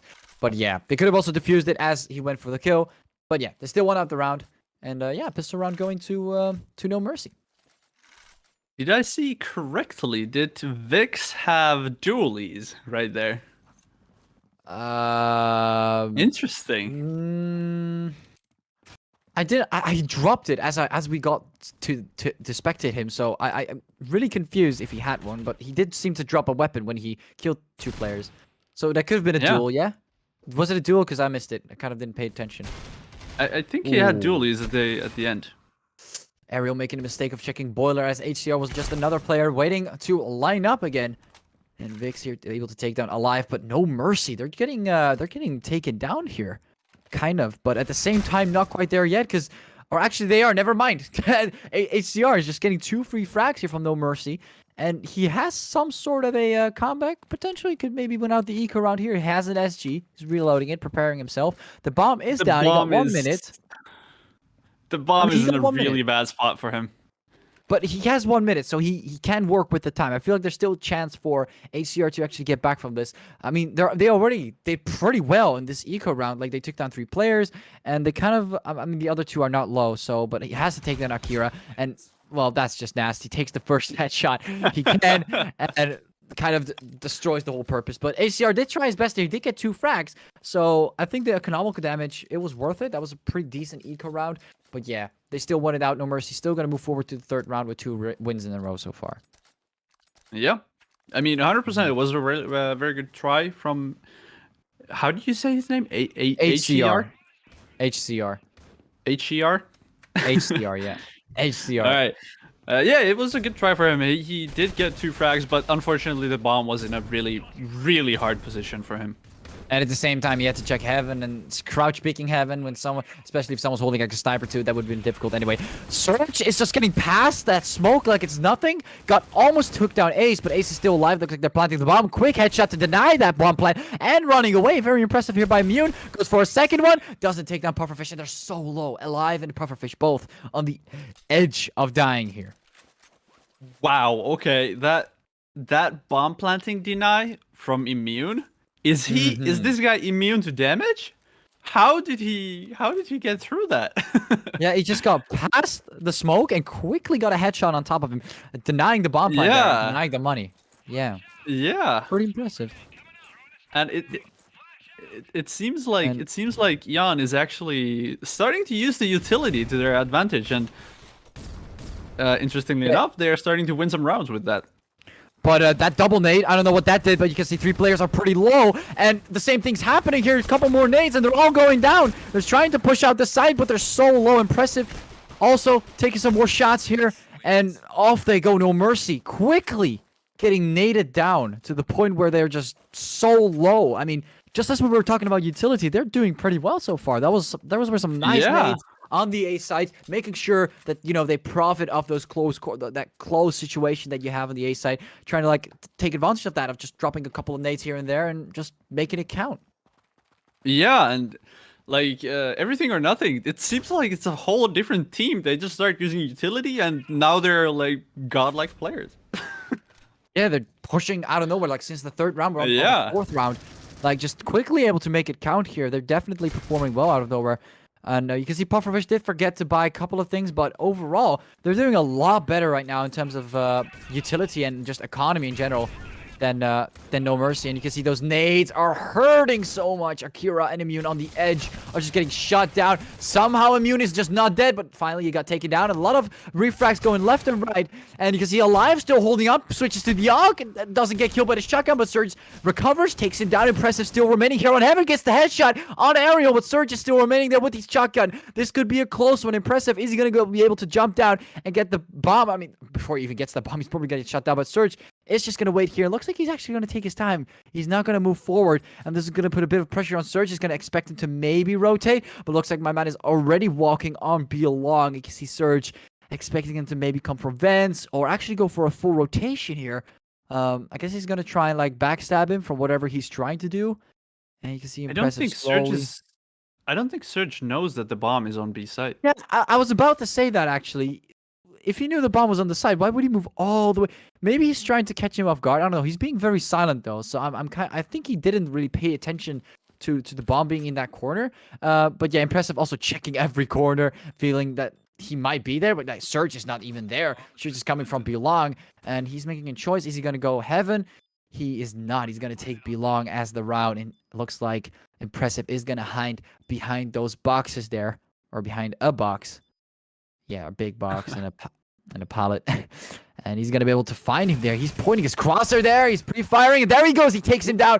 He kind of already had the feeling he might be there. Looks a little sus, but he did, in fact, take him down. Very impressive for my Surge. He was kind of like, should I pre-fire this? Should I hold my crosser there? Because I'm assuming he did that because he was kind of expecting him to move back and then get the pre-fire through that wallbang spot. So I think that's the reason why he did it, which is very smart. It definitely gave him the win here in that situation, and yeah, made sure No Mercy is still in the lead. Vix with 21 kills in 17 rounds. Holy. Yeah, that is insane. He has every single round, he has 1 kill at least. On average. That is a lot. I do want to note from last round though, at the end when the bomb was planted by Impressive and Surges he had a choice. Does he go to Heaven or does he go B long? And I think B long was exceptionally good call to go because that then denies the possibility for Impressive to flank him through B long. On the lower side, and you can see everything or nothing. They're really dominating this here, taking out a lot of players in a row. Vix getting a couple here, Puffers and Impressive get taken down. So hold on, wait. It started off with No Mercy doing well, and then Eon did well, and now it's a neck to neck.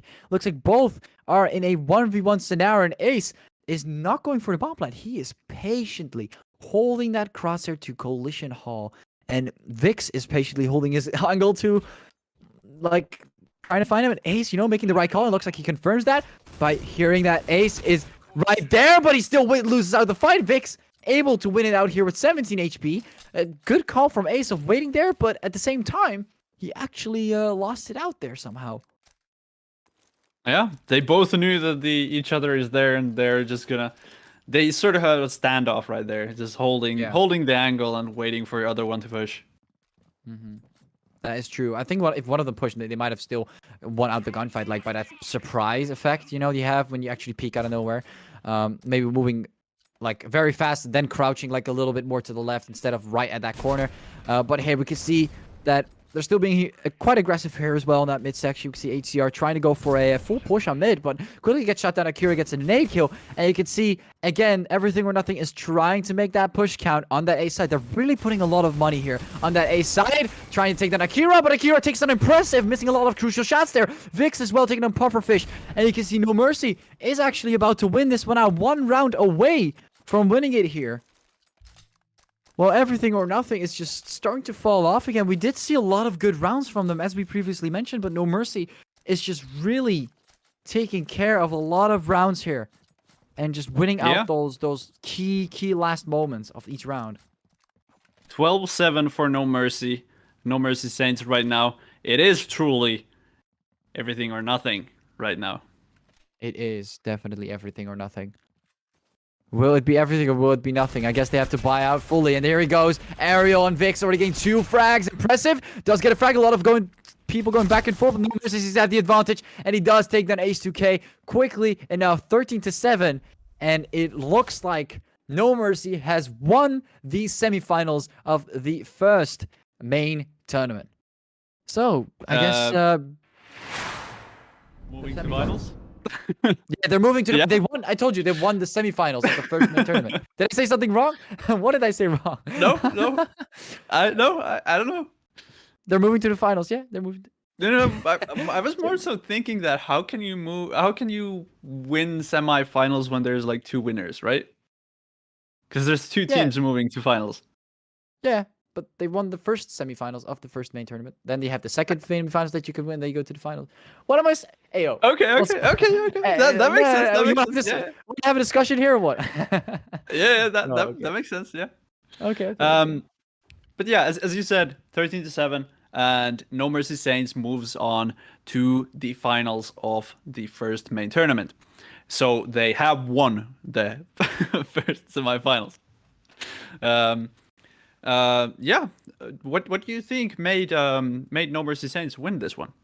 I think eventually it came down to most of the gunfights and overall utility usage. I feel like Everything or Nothing made some progress on raid, but overall No Mercy was just a stronger one. And I mean, especially Vix, man, it is crazy to see this guy go ham in certain situations. Definitely having a huge impact on the overall performance. And yeah, I'm just very impressed by their performance. I don't really have anything else to say. I'm very glad, and I was already kind of expecting No Mercy to win. Of course, they're one of the more popular ones in Asia. Everything or Nothing is also a very strong team, but they were just not strong enough. And yeah, I guess that comes down to this one, and they move on, progress to the finals. Yeah, I guess so. I think No Mercy Saints was the better team. I mean, no banter to any of the teams. Like, all of these teams are professional teams. Every single team that is playing here is a really, really good and well put together team. They are playing really well together. But today, No Mercy Saints was the better team, and nothing, or what was the team name? I can never remember. Eon, everything or Scion. nothing. Scion. Oh, you're talking about everything No. or nothing right now. Okay, I'm talking about everything. everything. Yeah. Okay, Everything yeah, or nothing. I think they are still lacking, as I have been saying hundreds and hundreds of times during during the stream. I still think that they are missing a bit of that utility coordination, utility usage, and they are still using the utility maybe a bit more as a reactive way than a how would you say it, like precaution sort of a way. I mean, we saw a couple of really good executions on the A side on the last map, Raid, and those executions were really well. They smoked off like three different places. They threw grenades into the vents. They made a lot of space with that, and they did get the bomb planted, and they did get rounds won like 3 in a row. I think so, with that same execution. So that actually shows everyone pretty much how important utility usage is. That is true. Talking about, of course, we had these matches today, but we have some more matches actually coming up between Excodron and Scion for other people. And yeah, I think we'll be back with that soon, correct? Or will that be next week? Or no, next week we'll have the actual finals of the first main tournament. Yeah, I'm getting a little confused here. But yeah, Don't correct. worry. But next week will be finals, and we will have Zion versus X Quadrant shortly. We will be taking a 15-minute break just in a moment. I just want to say one more time, really great job for both of the teams. No Mercy Saints and Everything or Nothing. Really good game. 2-0 for No Mercy Saints, and I do want to congratulate No Mercy Saints for winning. 2-1. Did I say 2-0? Yeah, you said 2-0. 2-1, and I think 2-1. Yes. Never Do Mercy Saints won, and Everything or Nothing lost this one. But yes, yeah, again, I do agree with you. They put up a fight. Games got pretty close. On Raid, it was a little bit more on edge, more of a domination. But we saw the same thing on Canals. I mean, we can't be wrong on that. But it started off with Everything or Nothing winning them on the first map, but then the second and the third, it started off with just a huge domination on Canals, and then on Raid there was a bit more of a fight. So I do respect them, of course, trying and just trying something and making sure they can maybe like fix their mistakes. They did partially fix that, but not quite there yet. And I feel like with practice, it will get better. So for now, they performed very well. And I do, of course, want to give a big fat GG to both teams for making it thus far out of all the qualified teams. And yeah, I guess we're just going to move on to our little break. And yeah, we'll sign out from now. Be right back.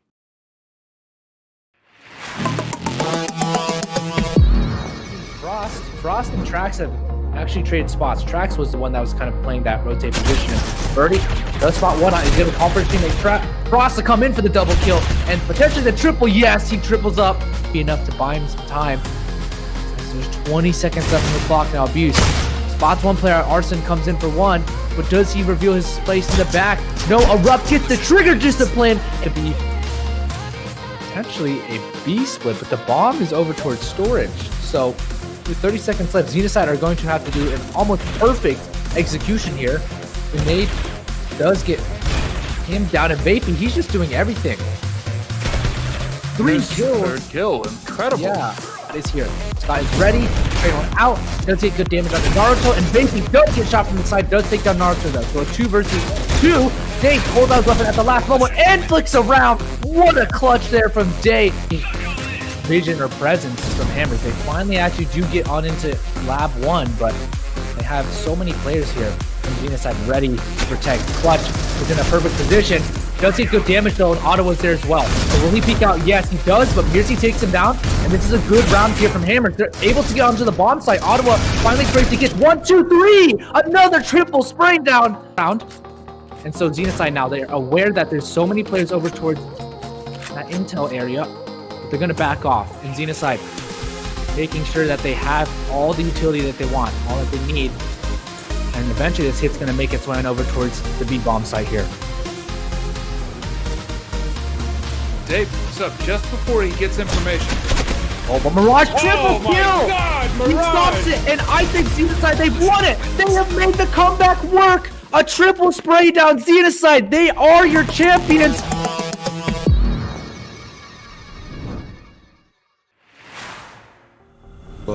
Go eco or buy less effective weapons for a while here, even if they lose. So Euphoria. Ooh, an ecstasy with a triple there. What a play by him. Trying to get the ace, pushing in, gets one. Can he get the ace? Ecstasy, what an ace. Because if they want to win, they'll have to play even more insane. So that's what we're waiting for. Fierce though opens it up, takes down Genesis, Fault is there. And now they're going on the side and multiple rack-ups 3 and 4. Hard to stop, get those kills on the board. Unlock getting a second one on North. Ooh, Vulgar. and a quick turn headshot another to make one. it 2. Oh, almost 3. And he gets an eye kill. Oh, can he do it? Very common spot to hold because it's so good and because it's like, you can do so much from there, it's just so hard to catch. Ecstasy now. We know how good he is, but well, once again, left in the 1v3 clutch.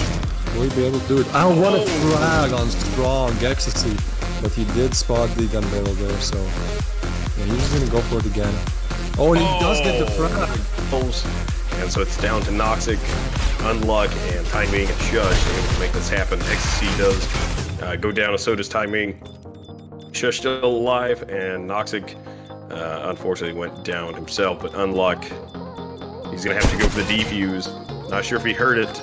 Ooh, And Unluck! it's not able to make enough connections. And Unluck was able to get the defuse. But just doing a very good job right now. And look at that Slana. Either Slana or Noxic, they are so good that beam it. Oh, and let's look at Slana. He is going for the backstab there. He is gonna try to get the backstab. Let's see how many he can get. It's a very powerful play to make. Doesn't arrive on wait, time. Unluck. Go.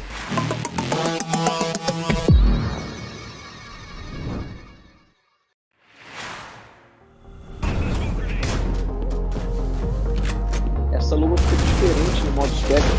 Segurou o spray, o Taro já levando os caras. Eita! Double kill pra ele. A casa tinha ganhado de gol. 3, 4, 4,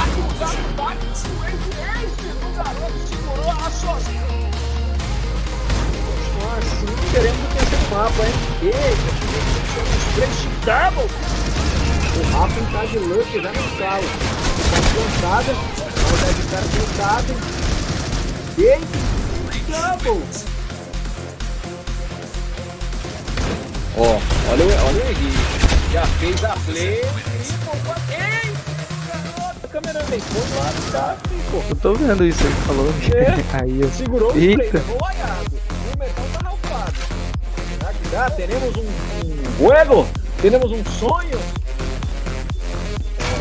Tá no mesmo metal. Olha ele, ficou muito ralfado, já tá no vermelho. Nossa, meu Deus, ele conseguiu um triple kill! É rápido!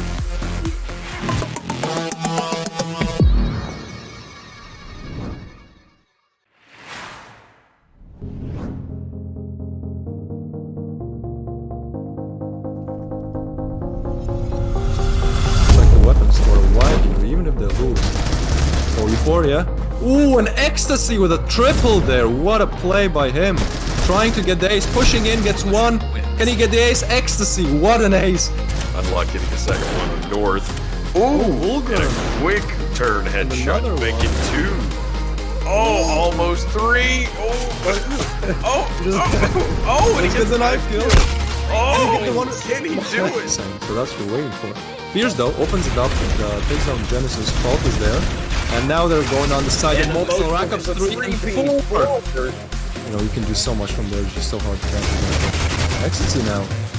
We know how good he is, but well, once again, left in the 1v3 clutch. Will he be able to do it? I want a frag on strong Ecstasy, but he did spot the gun barrel there, so yeah, he's just gonna go for it again. Oh, and he does get the frag. Ó, olha o Henrique. Já fez a play. Ei! O Rafa tá de luck já na sala. Tá cansada. Olha de cara cansado. Ei! Double! Frost and Trax have actually traded spots. Trax was the one that was kind of playing that rotate position. Birdie does spot one out. He's going to conference team Frost to come in for the double kill and potentially the triple. Yes, he triples up. Bomb is over towards storage. So with 30 seconds left, Xenocide are going to have to do an almost perfect execution here. The nade does get him down in vaping. He's just doing everything. 3 kills. Third kill. Incredible. Yeah. Spots one player. Arson comes in for one, but does he reveal his place in the back? No, Erupt gets the trigger discipline. Have one, but they have so many players here. And Xenocide ready to protect. Clutch is in a perfect position. Does take good damage though, and Ottawa's there as well. So will he peek out? Yes, he does, but Mirzi takes him down, and this is a good round here from Hammer. They're able to get onto the bomb site. Ottawa finally breaks to get 1, 2, 3! Another triple spraying down. Damage on Naruto, and Banky does get shot from the side, does take down Naruto though. So a 2 versus 2. Day pulls out his weapon at the last moment and flicks around. What a clutch there from Day. No area. They're gonna back off. And Xenocide making sure that they have all the utility that they want, all that they need. And eventually this hit's going to make its way on over towards the B-bomb site here. Dave picks up just before he gets information. Oh, but Mirage triple my kill! God, He Mirage! stops it, and I think Xenocide, they've won it! They have made the comeback work! A triple spray down Xenocide, they are your champions!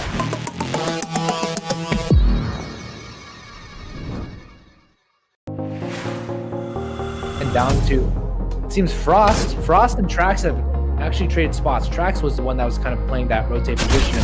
Birdie does spot one out. He's going to conference team Frost to come in for the double kill and potentially the triple. Yes, he triples up.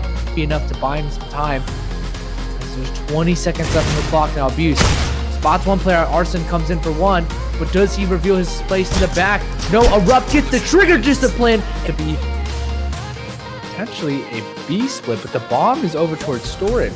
So with 30 seconds left, Xenocide are going to have to do an almost perfect execution here. The nade does get him down in vaping. He's just doing everything. 3 kills. Third kill. Incredible. Yeah, that is here. Scott is ready. Trade one out. Does take good damage on the Naruto, and Vaping does get shot from the side. Does take down Naruto though. So a 2 versus 2. Day pulls out his weapon at the last moment and flicks around. What a clutch there from Day. Vision or presence from Hammers. They finally actually do get on into Lab 1, but they have so many players here. And Xenocide ready to protect. Clutch is in a perfect position. Does take good damage though, and Ottawa's there as well. So will he peek out? Yes, he does, but Mirzi takes him down, and this is a good round here from Hammers. They're able to get onto the bomb site. Ottawa finally breaks to get 1, 2, 3! Another triple spraying down. And so Xenocide now, they're aware that there's so many players over towards that intel area. They're going to back off, and Xenocide making sure that they have all the utility that they want, all that they need. And eventually this hit's going to make its way on over towards the B-bomb site here. Dave picks up just before he gets information. Oh, but Mirage triple my kill! God, He Mirage! stops it, and I think Xenocide, they've won it! They have made the comeback work! A triple spray down Xenocide, they are your champions!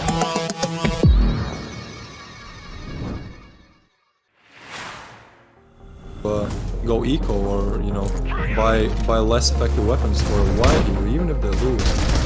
So Euphoria. Ooh, an Ecstasy with a triple there. What a play by him. Trying to get the ace, pushing in, gets one. Can he get the ace? Ecstasy, what an ace. Because if they want to win, they'll have to play even more insane. So that's what we're waiting for. Fierce though, opens it up, takes down Genesis, Fault is there. And now they're going on the side of multiple rackups, 3 and 4. Hard to stop, get those kills on the board. Unlock getting a second one on North. Ooh, and a quick turn headshot, another make one. it 2. Oh, almost 3. Oh, and he gets the knife kill.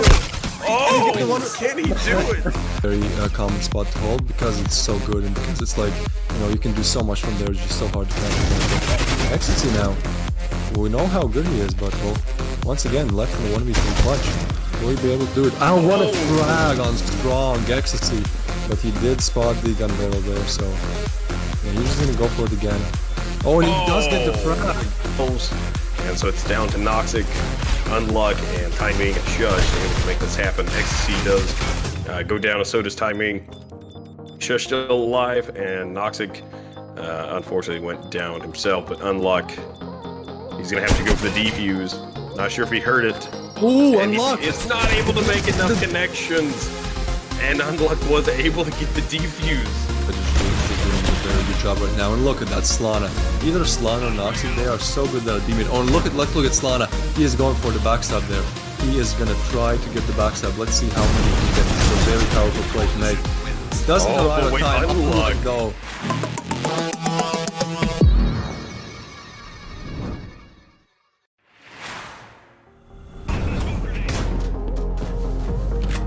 Essa luva fica diferente no modo spectrum. Segurou o spray, o Taro já levando os coisa. Eita! Double kill pra ele. A casa tinha levado de gol. 3, 4, 4, o garoto segurou a sozinho. Continuar assim, queremos que esse mapa, hein? Eita! Spray double. O Rafa tá de luck já no sala. Tá plantada. A maldade do cara plantada. Eita! Double! Ó, olha o Henrique. Já fez a play. Ei! A câmera vem todo lado, tá? Pô. Eu tô vendo isso aí falando. Aí eu. Segurou o spray, Eita! levou o olhado. O metal tá ralfado. Será que dá? Teremos um juego? Teremos um sonho? Tá vendo metal. Olha ele. Ficou muito ralfado, já tá no vermelho. Nossa. Meu Deus, ele conseguiu o triple kill. É rápido.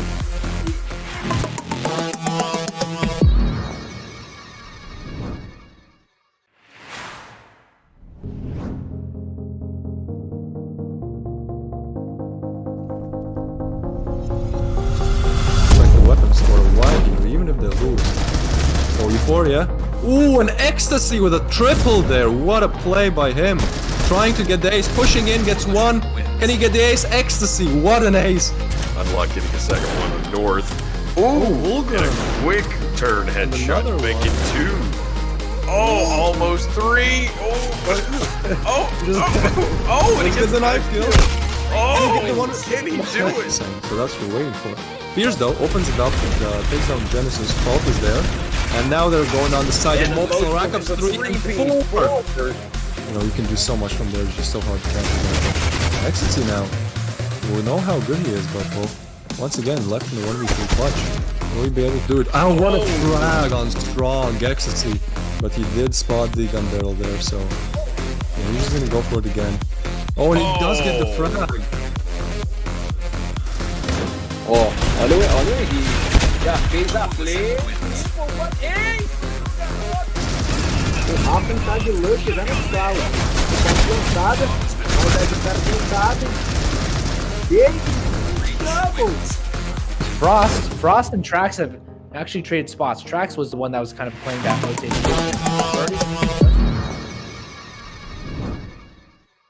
Welcome back to the Circuit Season 3.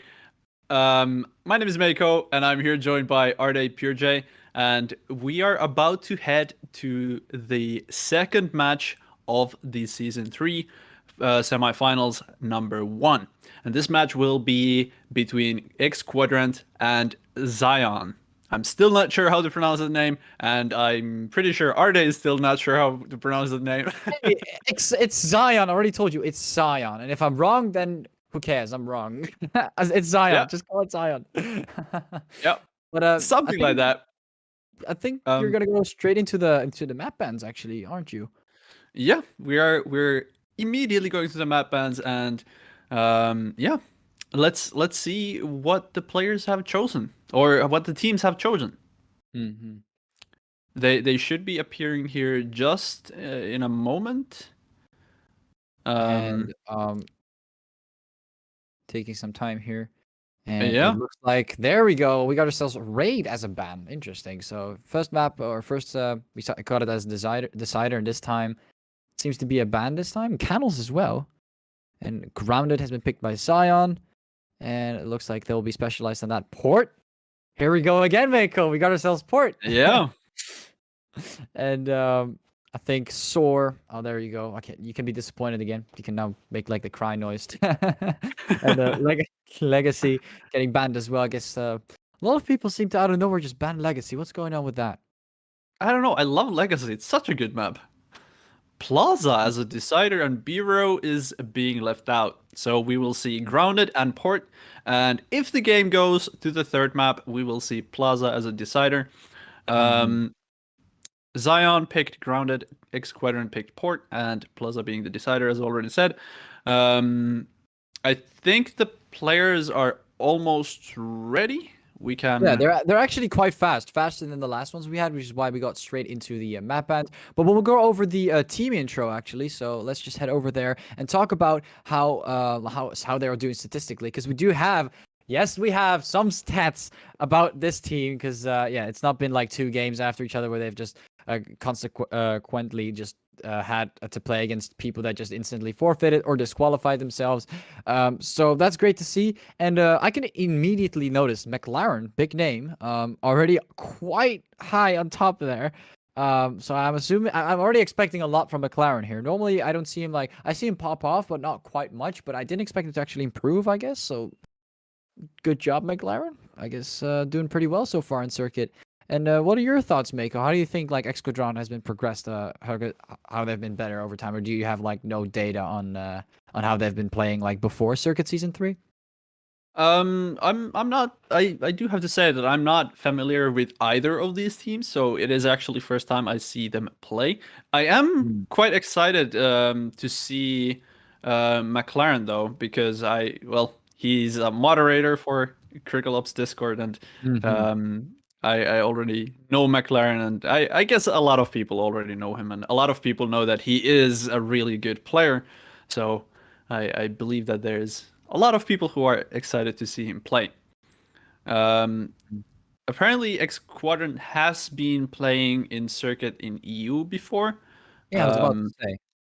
Because I do remember Yeah. them playing in EU before. That's what I what I was mostly talking about. Like I remember this clan like doing other things in EU, and now they just switched to Asia. I'm assuming they got like a new lineup. I mean, McLaren, is he from Asia? I can't say that I know.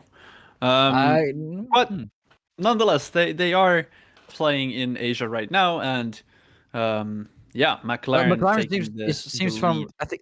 I think McLaren is from the United American or was it United Emirates? I think United Emirates, like it's like some part of Asia. Arabic Emirates. That was the Arabic Emirates. I think that's where he's from. So I think you can call that Asia, correct? Is that part of Asia? I think so. Yeah, or not? I have no idea. My map knowledge is on the games is good, but on real life is a little bit off. We move on. yes, We move on. exactly. Same for me. We move on. No more no more topography or how you want to call it. Sion. Wow. Vanish. I mean, Vanish. Okay. In the Netherlands. In the Netherlands, we have something called it's a brand called Vanish, and it basically removes dirt or just naughty things from your table, or just clean. It's a cleaning material. So interesting to see So- that name pop through. So yeah, Vanish. Dutch in the Netherlands we call it de vlekken verwijderaar. So I don't know if some people here are Dutch, but move on from there. But let's just get straight into the brackets, because we already had, of course, No Mercy play against Everything or Nothing previously, right, Mako? And Yes, No Mercy moved into the finals by defeating what was the name again? Everything or Nothing.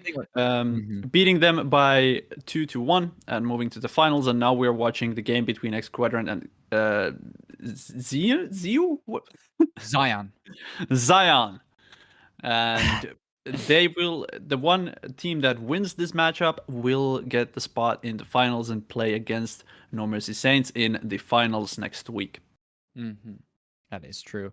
Now, I can see that the players are actually ready for their knife round, I'm assuming. So let's just get... I think we're just going to go straight into the knife round here. It's great to see that players are joining very fast, so we can start a little faster. Also gives it an easy time for you guys. So definitely big shout out to both teams for, doing their recordings on time and being ready when we need them. Yeah. Not as much charging this time, it seems like. Oh, never mind. Yep, there's charging. Not as much charging this time. Nothing. It's just another knife round. Nothing to see here, guys. Yep. And it looks like we're the names of. Okay, well, anyways, both of them just teams did are their knife switching. rounds. Yeah, teams are switching. Both of them did their knife rounds. It looks like McLaren's team, which in this case McLaren for Exquadron. Exquadron has been choosing the coalition side, and Cyan chose the breach side. And I think from there on, we will move forward because it looks like they just reset it, and we're about to start. Yeah, I believe we are currently live, and let the game begin. Quickly, for those who might be new to the competitive, again, knife round is there to choose the sides of the teams. So whoever wins the knife round gets to choose the team where they start. That is the case. Oh wait, no, they already did their. Oh yeah, okay. I got real confused. You talked about knife round, just got confused for a second. Anyways, Gapi seems to go and try and get Vanish out of the way, but Maple quickly gets the refract here, and they're all moving back. And it seems like they want to go for a rotation towards the A side. Some of them are taking a very long route. They're going all the way towards the edge of the map here. Not quite there yet, of course, towards breach spawn. And they're going towards the A side. It looks like a couple players from Excodron seem to notice that. You can see McLaren starting to move through, and Killsy actually getting a frac here with the Deagle. McLaren as well. They're being quite accurate with these Deagles. Trying to go for more. That flick was beautiful and actually lands as well. Ralts gets taken down, and Scion, even though they got some sort of an advantage there, pushing that rotation was very fast. Excodron rotated very well, and just overall a great job here by Excodron. Not really anything else to add up on. Yeah.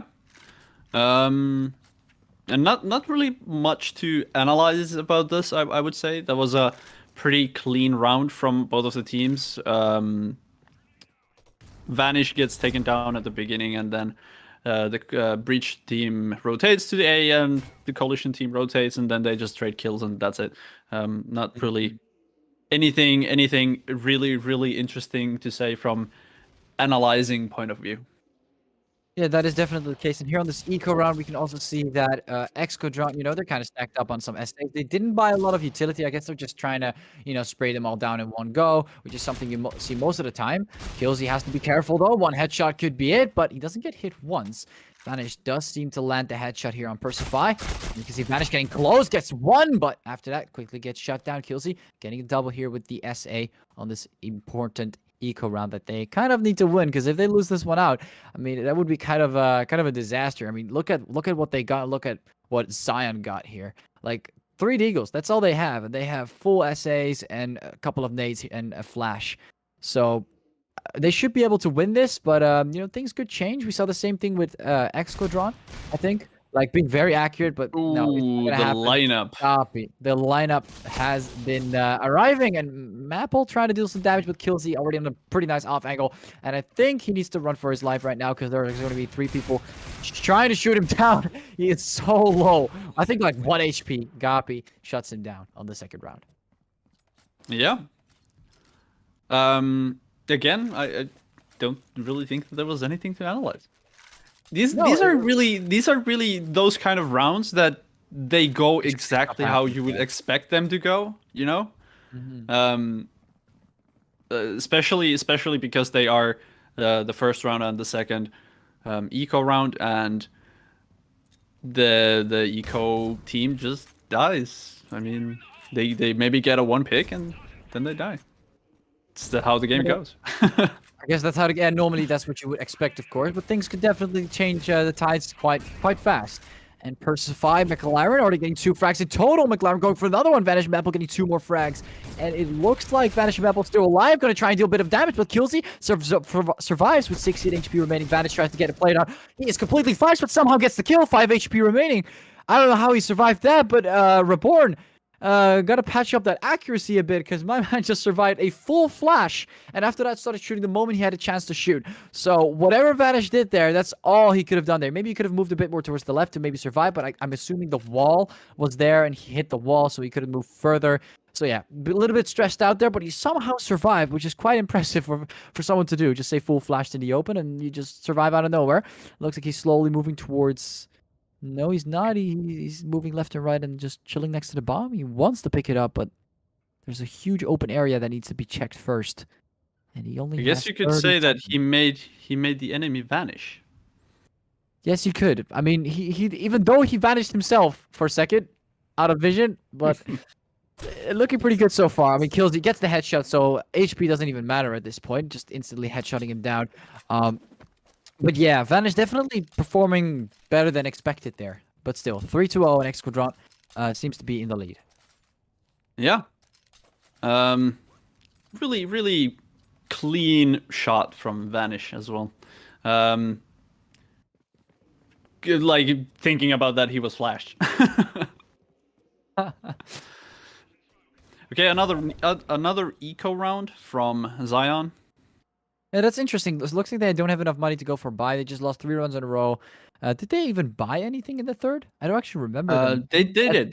They had pretty much a full buy round. Yes. Okay, so they did have a full buy round. Yeah, I remember now. Yeah, they do have a full buy, so I guess they just bought too much, and now they're back to eco, back to the drawing board. It's not looking great for them. You know, when you lose the third round as well, like the economical advantage you have. I mean, they have 11k right now. I guess they're just trying to stack up, but at the same time, of course, we all know X-Quadron bought some new weapons. So yeah, they also kind of decreased their economy compared to them, and just how much they have on them. And you can see. Oh yeah, even though Xeon they are a little bit behind on rounds, they are still holding the economy of the enemy team in a good state as well for themselves. Yeah, but they are giving away quite a few players here. 49 able to at least get one shot here on Gapi. And oh, that double nade. Jeez, actually manages to survive that. If he walked just a tiny bit more towards, yeah, he's running, he's moving mad. He's moving out of there. Does not want to engage Reborn at all with that amount of HP. I mean, that is so incredibly low. And yeah, all they can do is, I guess, pick up the bomb, but 26 seconds. That's not gonna deliver a lot unless they actually want to move towards B. I think Vanish has built up some more confidence. Is he actually gonna move for it? That nade did do a decent amount of damage, but Reborn is so low, but Vanish unable to take the shot. And it looks like he gets the double here, 4-0, and X Quadrant still in the lead. Yeah. And finally, we can see a full buy round from Xeon. Yeah. They have two ratios on a breach side, which is actually quite interesting. Usually you want to have the maximum aggression on breach side, which makes sense since you do need to plant the bomb in order to win.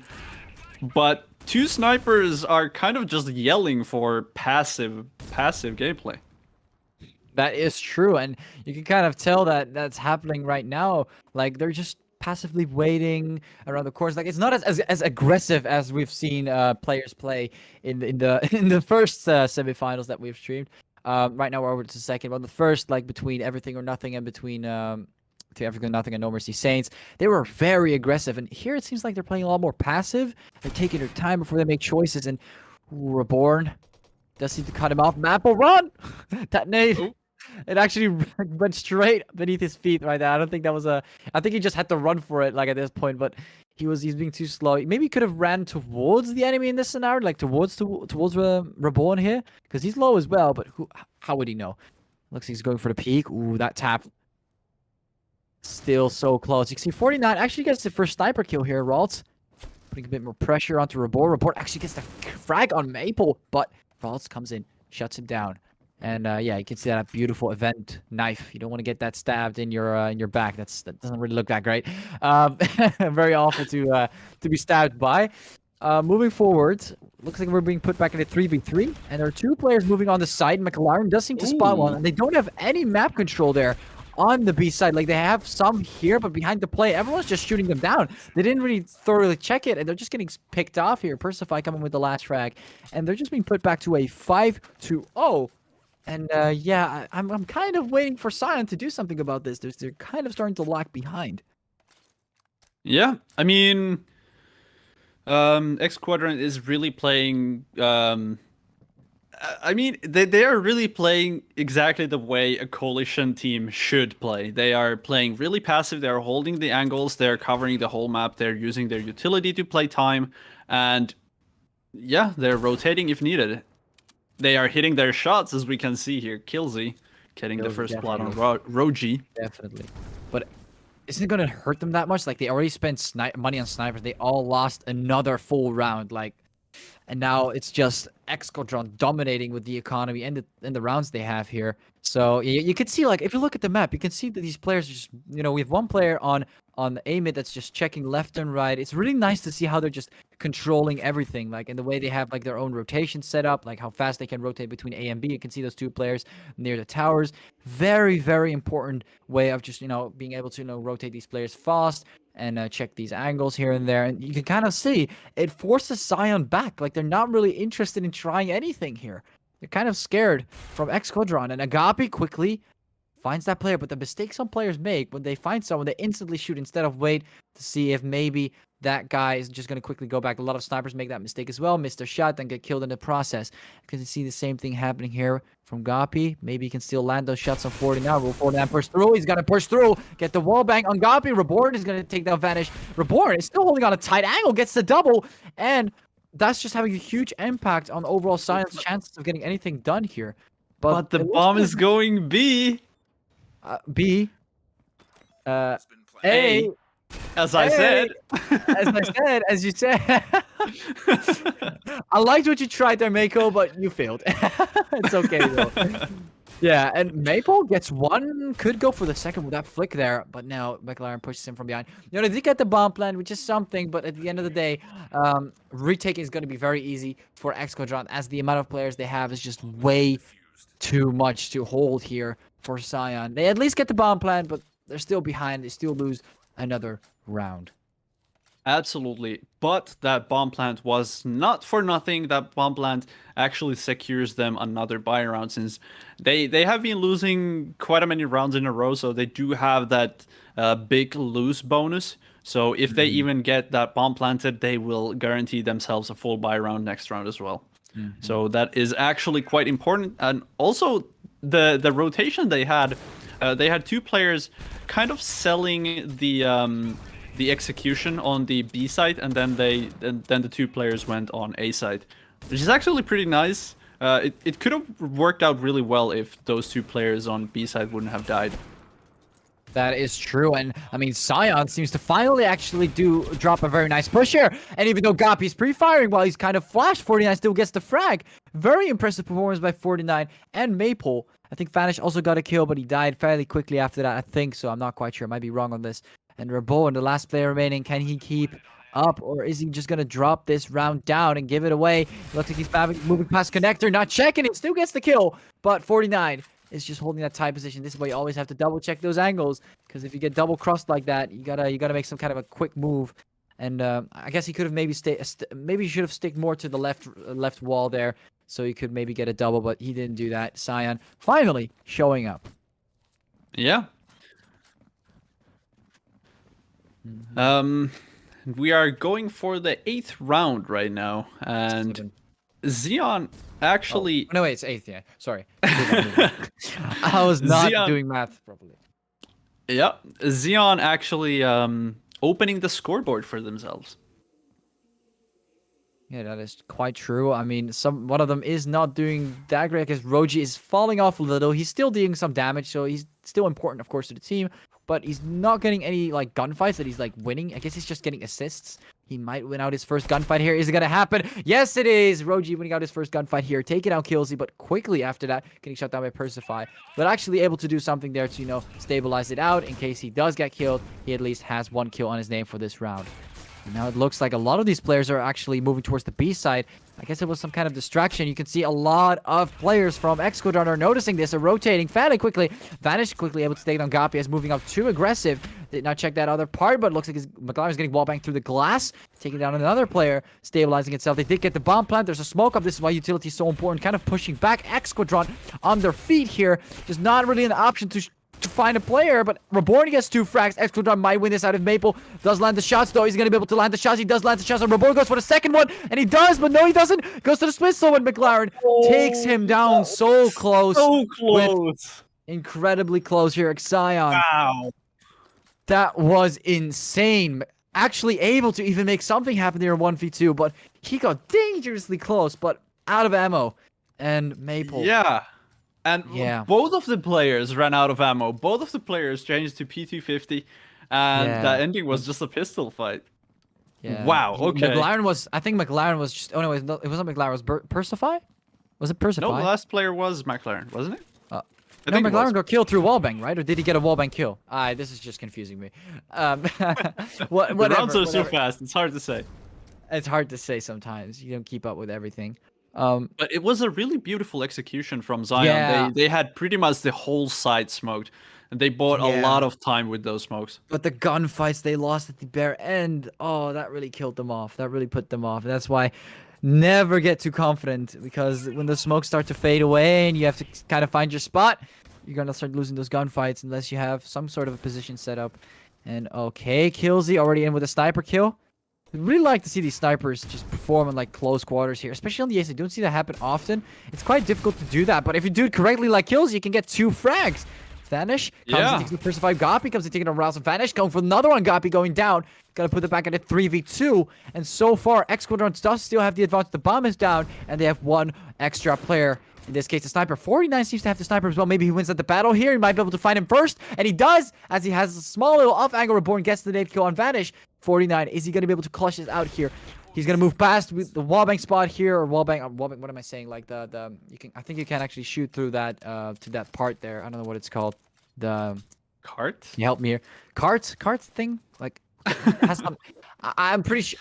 Just a cart. Okay, so, but yeah, you can wallbang people through that. I guess he was trying to get a sniper shot onto one of these players, but he didn't succeed. And yeah, put them back in an 8-1. So far, X Squadron definitely dominating. Yep. Still full buy rounds for Xian, though. They are doing not great on money situation if they lose this one.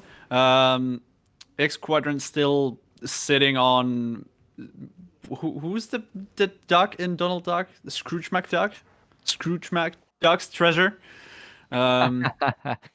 Yeah. They do have monies for days, and yeah. I think they're definitely going to survive the first half. I mean, McLaren, though, Oh. a very big mistake there of just holding the smoke there, but not quite checking if someone were to, swift by that smoke instead.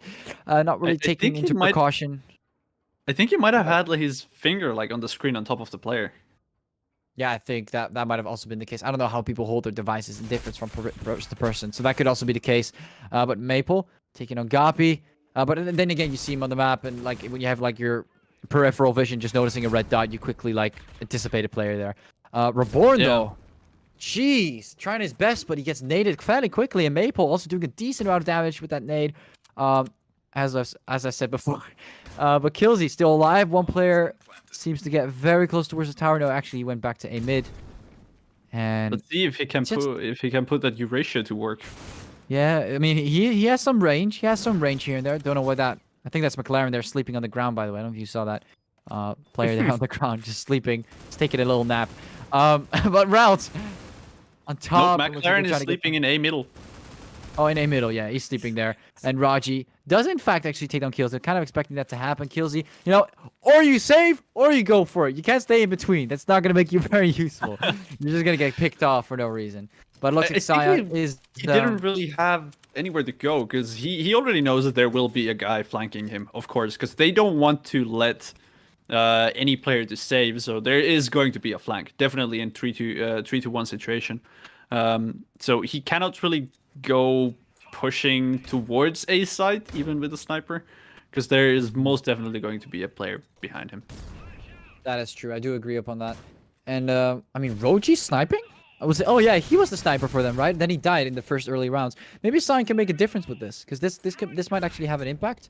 Ralt's already on the side. They're getting a lot of map control on the A side, and Killsy can have an impact here. He does take the wall back, goes for the second one with the HK. Huge impact here, Killsy, making sure X Squadron stays in this game and keeps their winning streak going, or just total wins, just keeps them high enough to elevate upon the enemy here, Sion. And Sion's just gonna have a very hard time getting back from this. They lost 2 very important players on the side. They lost their bomb plan that they could have had, and now they have to plan it again. But they have 3 players that are putting kind of pressure onto them. They actually don't know that the bomb is dropped there, do they? No, they don't. Otherwise, they wouldn't have one player go all the way towards B. So it looks like it's a little bit of a difficult situation. And Roji's still there. So it looks like they're both still on the side. Vanish takes down Killsy though. So they're back into 2v2. But McLaren quickly takes on Roji every single time they move towards the bomb. They just get shot down. But Vanish comes in, takes down McLaren. And it's a 1v1. Gapi quickly rotating. This has to be a gunfight. And it is. Gapi with the SA in this situation lands all the shots. And Vanish unable to even land a single shot, which is actually impressive. Like if you miss the early shots with the SA, then you're not going to get the kill fully. So impressive performance there by Gapi, making sure that X-Quadrant stays in the lead.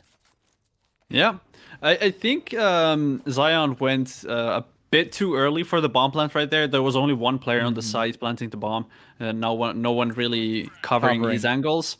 So he just got denied. The bomb plant got denied. Really nothing they could do there.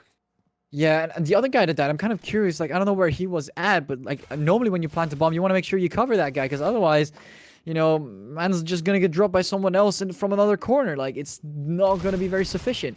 And oh, okay, interesting. Reborn already getting a kill with the SA in this scenario. And I'm also, I don't know if you're noticing this, Mako, but economically, like X-Quadrant is slurping through their cash right now.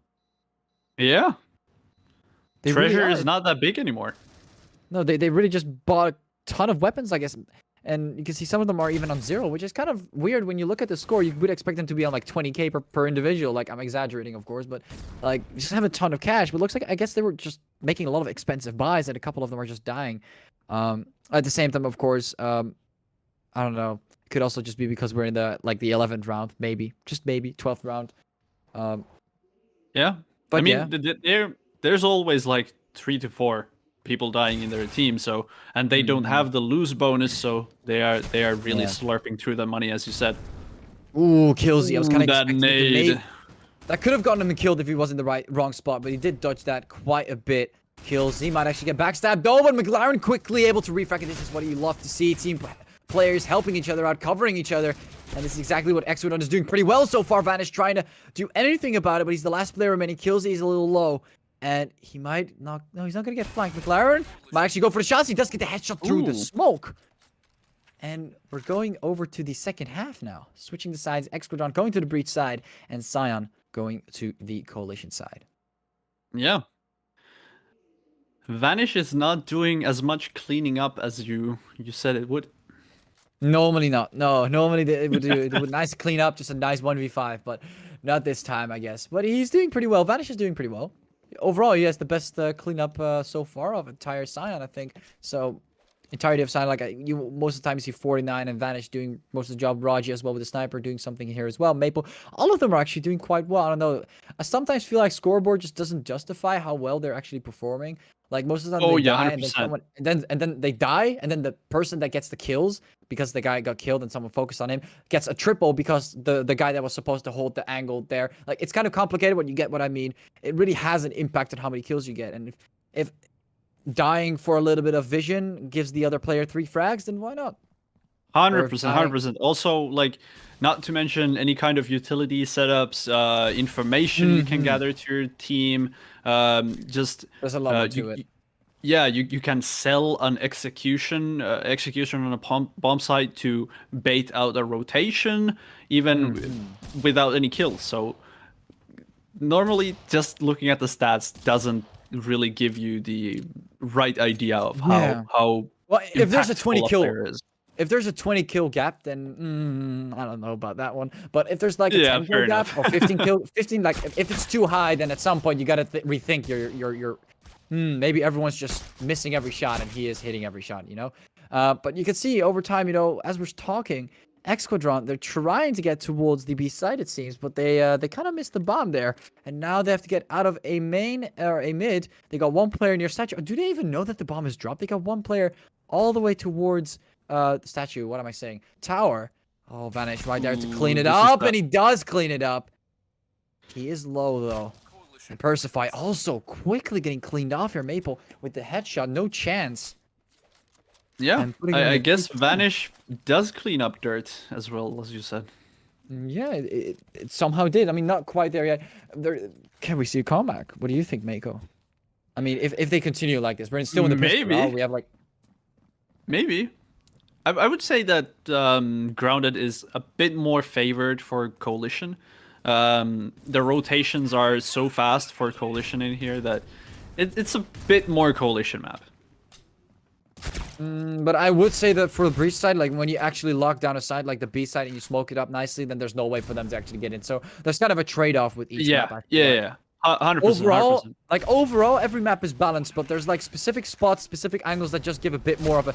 Oh my God, Vanish getting 2 big fat cleanups there on the side. All right. Well, speaking about comebacks, if this continues with these nades, we can't do this. I hope we don't get the caster's curse. But as I was mentioning before, with the maps, What's like gonna overall, I lose feel now? like every single map is balanced, but there are like certain spots, certain angles, and certain trade-offs that you make. Like for example, you get easy to get to the A site, but you I'm just making an example here. For example, you can easily get to the A site, but when you're trying to hold it, retaking it makes it more vulnerable, but then it's harder to get to the B site. When you actually lock down the B site, it's easier to hold, for example. Oh And I yes, feel like 100%. and it's not with just sights. It's also with long corridors. Like B-long, it's pretty long, so snipers have an advantage there. So if you're good with sniping, that gives you the advantage. Like there's just so many things inside a map. So I don't feel like it should be justified to just blatantly say city map or like something like that. Oh no, But no, yeah. no, no. But overall, like just as you talk about quick rotations, that is something that on grounded you do have the advantage for. Like that's a huge advantage you have on grounded. So yeah, I do agree upon that. Yes. But yeah, I was expecting you to do some analyzing, but I Vanish. I guess we're just gonna talk about Vanish again, cleaning off McLaren early on in the game, and they still have 50 seconds, so it seems like the one little pick shouldn't stop them completely. But oh, that could have been a light up at routes, but Reborn was sharp here, and Gapi also gets a frag here on 49. Vanish coming through with another cleanup, and he's still not dead. He's still alive. Gapi takes on Apple. He has full control over the side. He can get a free plant. But I don't know about the retake. That could be a little difficult here for Gapi. Gapi has to get that early kill. Very nice reloading animation, by the way. Yeah, if he manages to get the first frag here, he can make the situation 1 versus 1, and that would be huge for him. Oh, but Vanish is just too much of a cleanup here, and Vanish just takes him down. Gapi unable to land the shots here, 4-10, and it looks like it's going to be a 5-10 now, and we can definitely see a comeback popping through. Yeah, they even won the first gun round, the full buy round. That is true. So, like so far, we But- haven't seen a single win from X-Squadron, I think. No, on the breach side. No, we haven't. Yeah, the first half ended 12-2. Sorry, 10-2. I was about to say 12-2. Hold up. But 12-2. Wait, in a half. So 14 rounds. Wait. Oh, Mako, are you? Nope. Did not Nope. say that. 10-2. No, 10-2. 10-2. But yeah, as you previously mentioned, rotation is key here. 100%. Roji with a sniper again. Interesting to see what he can do with that big gun on Coalition side. Yeah, nobody would expect snipers to be on like long range corridors, but he's just chilling there on B mid. Like nobody would expect him to go to B long. But I guess B mid is also a valid option. Now that I think about it, the more I think of it, the more it makes sense. It does make sense. But anyways, it looks like Vanish is preparing himself to clean some people off, or he is not. These players are kind of like I don't know. I can't really follow. Like I just don't know what X-Squadron is doing. They're going back and forth between A mid. They're trying to find some picks, but they're just kind of stuck. They have like no really like a plan, it seems. Like they're just kind of like they have this one player on A mid, and they first had 3 players. Now they still have 1 player. Like no one's going connector. Like if they're gonna have people on A mid, why not have someone go connector and put some pressure there? But I guess they're going for a full push, and it's working because rotation is not very fast here on X-Squadron side. Normally you see them rotate pretty fast, but I guess they were just caught off guard by the player on A mid. They actually got a pick there. Reborn does go down in the process here, and Rawls is pretty low on the other side. So X-Squadron seems to have the advantage overall. And with this bomb plant, maybe the Coalition side might get a retake in. Normally it's quite easy, and it is. Starting to line up lots with 2 HP, and Nade going towards Persify is pretty low. And this could actually be it. Oh no, the flick there on Persify. Quickly able to shut down one of these players. Goes for a second one. Vanish. Gets taken out. Goes for the third. But no, he misses Maple. Is going to be able to take him down, but Gapi comes through and finishes him off. Normally rotations like, or executions like these don't happen as often. But jeez, Vanish just got destroyed there. Persify was accurate this round. Yeah, pretty beautiful flicks from him. That was an interestingly low or slow round from both teams. Actually, I don't know if you paid attention to it, but Zion, they actually Also very stood. slow. They stood exactly on the same spots, looking at the same angles for 10 seconds straight. Yeah, Literally yeah. did not move across her. Yeah, but what I also got confused for a second because normally I was so used to Excadron just like moving fast across. Oh, hold on, Vanish. Okay, never mind. I thought this was gonna be like a huge spray down. Looks like Reborn's gonna take down Vanish, and I'll do this first. But oh no, they calmed down again. Nice. So basically, what I was trying to say is that I'm so used to like seeing Excadron just move across the map and have like nice they're really utilizing that those fast rotations on the coalition side, and now suddenly X Squadron did that, and now they switch sides, and I was like, why is X Squadron not doing it? Oh, of course, Science on the coalition side, but they're not really utilizing that. I think this is gonna cost them a few rounds here. Like it's not really ideal, because what what McLaren's team X Squadron did was very very nice. You know, you saw those quick rotations; they helped them out pretty well. But Scion, kind of like sticking to the same spots here and there, not really rotating as much. They're kind of clueless here. Maple gets shut down. Yeah. Gapi. And yeah, as I mentioned here, Raw's just popping up from behind. So even X Squadron is, I guess, confused. Like, where are these players at? What are they doing? Just sitting at the same spots? Like, I guess even them, they are confused. Like, he's just sitting all the way behind tower, just ignoring him for a second and then suddenly killing him. But anyways, hopefully they can get this fixed. And it seems like X Squadron just picking off players. 49, holding on a tight angle, kills. He might get spotted. He does get the wall bang through the glass. And 49 here inside. Might get spotted. Reborn gets the bomb, but he does not spot him down. Exposes gonna go himself for the bomb in a pretty plant. bad Ooh. spot. And he does, yeah, and he gets the wall bang on the truck. Takes him down. Scion went out another round here, 6-11. Keeping themselves in the game here on the bare end. The bare minimum they need to win this round. Yep. I believe if X Quadrant can just sort of explode to the sides pretty much a bit faster, maybe even try to bait out a rotation from. Honestly, from they could rush Zion. at this point.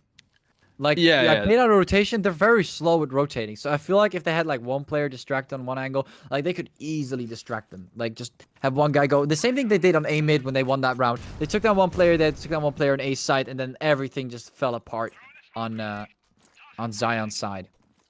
Yeah. I feel like that's like a weak point. Yeah. I So, feel but it like looks like- Zion. I feel like feel like Zion's retakes are maybe not as good as Quadrant's, so that could be something to exploit. Yeah, and I almost saw a complete lineup destruction. I don't know if you noticed that, but that could have been a very nice I lineup did. there for X Squadron. Yeah, that was like I was just sitting there ready to see three people go down, but I guess it's just a bunch of two players going low. Gapi too low to even breathe. Maple takes him down. Killsy still the last player remaining with the bomb on his back. He has to at least get one frag. Like he can't just plant the bomb like this. He 52 could, but it would HP. be very risky. He has 50 very. seconds. Maybe he can fake a rotation, like just sitting there, do nothing. He guess it- can't really get out of that bomb site though. There's two guns looking straight at both of the exits. Just Yeah, steps that out, is true. he's dead. Yeah, that is true. Oh, this is a problem. Oh, Roji doesn't get the shot though. He makes it happen. He makes it happen, but Roji didn't take the shot. But I was about to say Maple is gonna take down Killsy here, but that got a little bit too dangerous there for Sign. They cannot afford to lose a round like that. Because I mean they're getting pretty close to, of course, winning, but geez, they almost lost that. It could have been a 6-12. But X Squadron is dropping some rounds away. They're just giving him some rounds here and there, but I think eventually it might get tight here with a score. Yeah, I think Zion really has a really strong defense at the moment. They're not letting X Quadrant to plant the bomb. I think they probably know that if X Quadrant gets to plant the bomb, they're in trouble. They're not really playing these retakes so well, so they are just defending like this, killing everyone. Yeah, and I guess for 49, it was a nice lineup, and I guess that's one of those lineups that you happen to see. Ooh, McLaren's low. Jeez, Gapi as well. All of them are so low, but they managed to take down players. I always love to see it when teams are just so good that they can just manage the HP between each other. So it's not like one of them gets instantly shut down. It's like all of them are a little low, but they're still alive and still put pressure onto the enemy team in this scenario. Sion, but it looks like that low amount of HP is starting to fall off. A little Maple is getting the advantage with that, but Gapi holds a nice little off angle. Maple was not expecting that. 7-12. And you know what? This might actually end a lot faster than we thought. Maybe, but that was exactly the case that I was trying to point out. Like, it's really hard for X Quadrant to get through sort of the wall of Zion. But once they get through that and they get to plant the bomb, they have a really strong defense on the bomb side. So I guess both of these teams are really strong defenders, but maybe not as good with aggression. Yeah, if they're that makes playing it any very sense. Yeah, they're all very passive. Like, even with lineups, it's not like they're used to actually lining up players. Like, of course, they're used to lining up players, but not like as in, they're not like aiming for that. They're kind of just aiming for survivability rather than actually getting the frag. But you can kind of see like, you don't see, I have not seen a single time like a very hard flank like we saw on, I think, Canals with our last match. We haven't really seen a hard flank that really caused a lot of players to get taken down. We have not seen anything like that, I think. Do you agree with me on that? Yeah, 100%. In Port, at least, we saw flanks pretty much every single round. There was always one player looking out for a flank, and there was always at least 1 or 2 players flanking. I don't know if you saw that the enemy nade. team. I don't know if you saw that nade from Vanish, but that was nice. That was gorgeous. He took some shots with the Deagle. I think he did the damage there as well, or one of his teammates did, but he got a nice little nade out of that one. So definitely putting some pressure on the X-Quadrant, making sure that Sion will still stay in the game. Oh, Kobe but already on talking B about side. flanking, he tried it out. Maple tried it out to flank there, but looks like he quickly got shut down. And I guess X-Quadrant just prepares too well. I guess that's why Sion is doesn't really want to try this. And oh, now they're lining up again. But again, X-Quadrant has that one player that survives. It's crazy. Normally in these situations, people just line up so nicely, but they're just anti-lineup. Questionable confidence there from Killsy. Just so confident enough to just enter the site like that. Walking straight into that barrel. Yeah. Ouch. That hurt. I kind of felt that one. Yeah, I felt like that situation was sort of like, you know, you ever watch those cartoons as a kid about, like, is it Bugs Bunny? And Yeah. there was the coyote, and he would, like, straight up push the shotgun in Bugs Bunny's face. Is that a thing? I don't know. Yeah, I mean, Maybe I I don't know, watched but some weird cartoons. I mean, I watch Big Chungus, so. But anyways, moving on. Roji, again with the sniper. Can he make it count? He's not hitting a lot of shots here. I haven't really seen something sufficient here from Roji. Oh, Persephire entering the side. Sion getting a double there, Roji. Raltz getting a double there. That's the double I was talking about. Maple gets the last one. Very, very fast round up. For a second, I thought Raltz had a double, but then eventually he had the double, so it was weird. But that was a pretty quick round. It looks like so far they're trying to regain control here. And overall, on the economy end of things, X-Quadrant is on the edge. Yes, they definitely are. They cannot quite get through that Zion wall on A side. They're always getting annihilated. There's always 49 is always holding that same angle, trying to get the lineup. But now they actually did get the early pick, so this might turn the tables. It definitely might. 3 versus 5. Still have 5 players. You look again. Okay, there goes Gapi. Finally, actually able to get shutting down one of these low players. You don't see that too often, especially on X-Quadrant side. They just keep surviving. It's crazy. But they finally are able to get shut down here. So a good performance from Sion. But they still need to survive this out. I mean, 3 versus 4. It's already not looking great. But 49, the timing has been off this time. Not getting the lineup, but does get the lineup here. I mean, there weren't more players, but, you know, normally would kind of expect to hold that in a way where he would line up players. And he was just not going for that hold. It was kind of going back and forth. And now putting it back into 2 versus 3. This might be it here for X-Quadrant. So much map control. Position. Yeah, and Vanish, is he going to be able to clean it? Oh, he moves away and then just switches away. The timing couldn't have been worse. Throws the nade, gets a bit of damage. No, he doesn't get any damage on Persify. Or McLaren. Or Maple does take down Persify this time. And they might actually get a comeback here in a 3 versus 2. McLaren is the last player remaining. If they get one guy defusing this and covering. This could happen. No, McLaren takes down Vanish, goes for the second one, gets some pre-fires. He's locking him out. He gets the shots, but Maple wins it out. There might be enough time to defuse the bomb. Is there enough time to defuse the bomb? It's getting pretty close, and he does. Wow. Right there. That was insanely close. Oh, Somehow they're able to keep themselves together. That is absolutely insane. Managing to pull through 10 to 12. That was too close for Comfort. You could see McLaren was just trying to pull them back. But, oh my God, it was just not enough. But the time was just there for just Sion to stay in the game. That was crazy. You think about that. That was one turn from one player that decided the round. One turn. Absolutely. But also at the end, the time was just so perfect, as in for defusing. And you can see Sion getting that early pick. Like, I still have my hopes up. I just want them to perform so we can get it 12 to 12. Because this match could get a lot crazier than we anticipated. But no, just as we talk, X-Squadron gets 2 frags. This might end off a little faster. I mean, it all depends on 49's performance here. Yeah, they still have, but 49 has to make it count here. If he misses the shots, if he dies here, it might be over.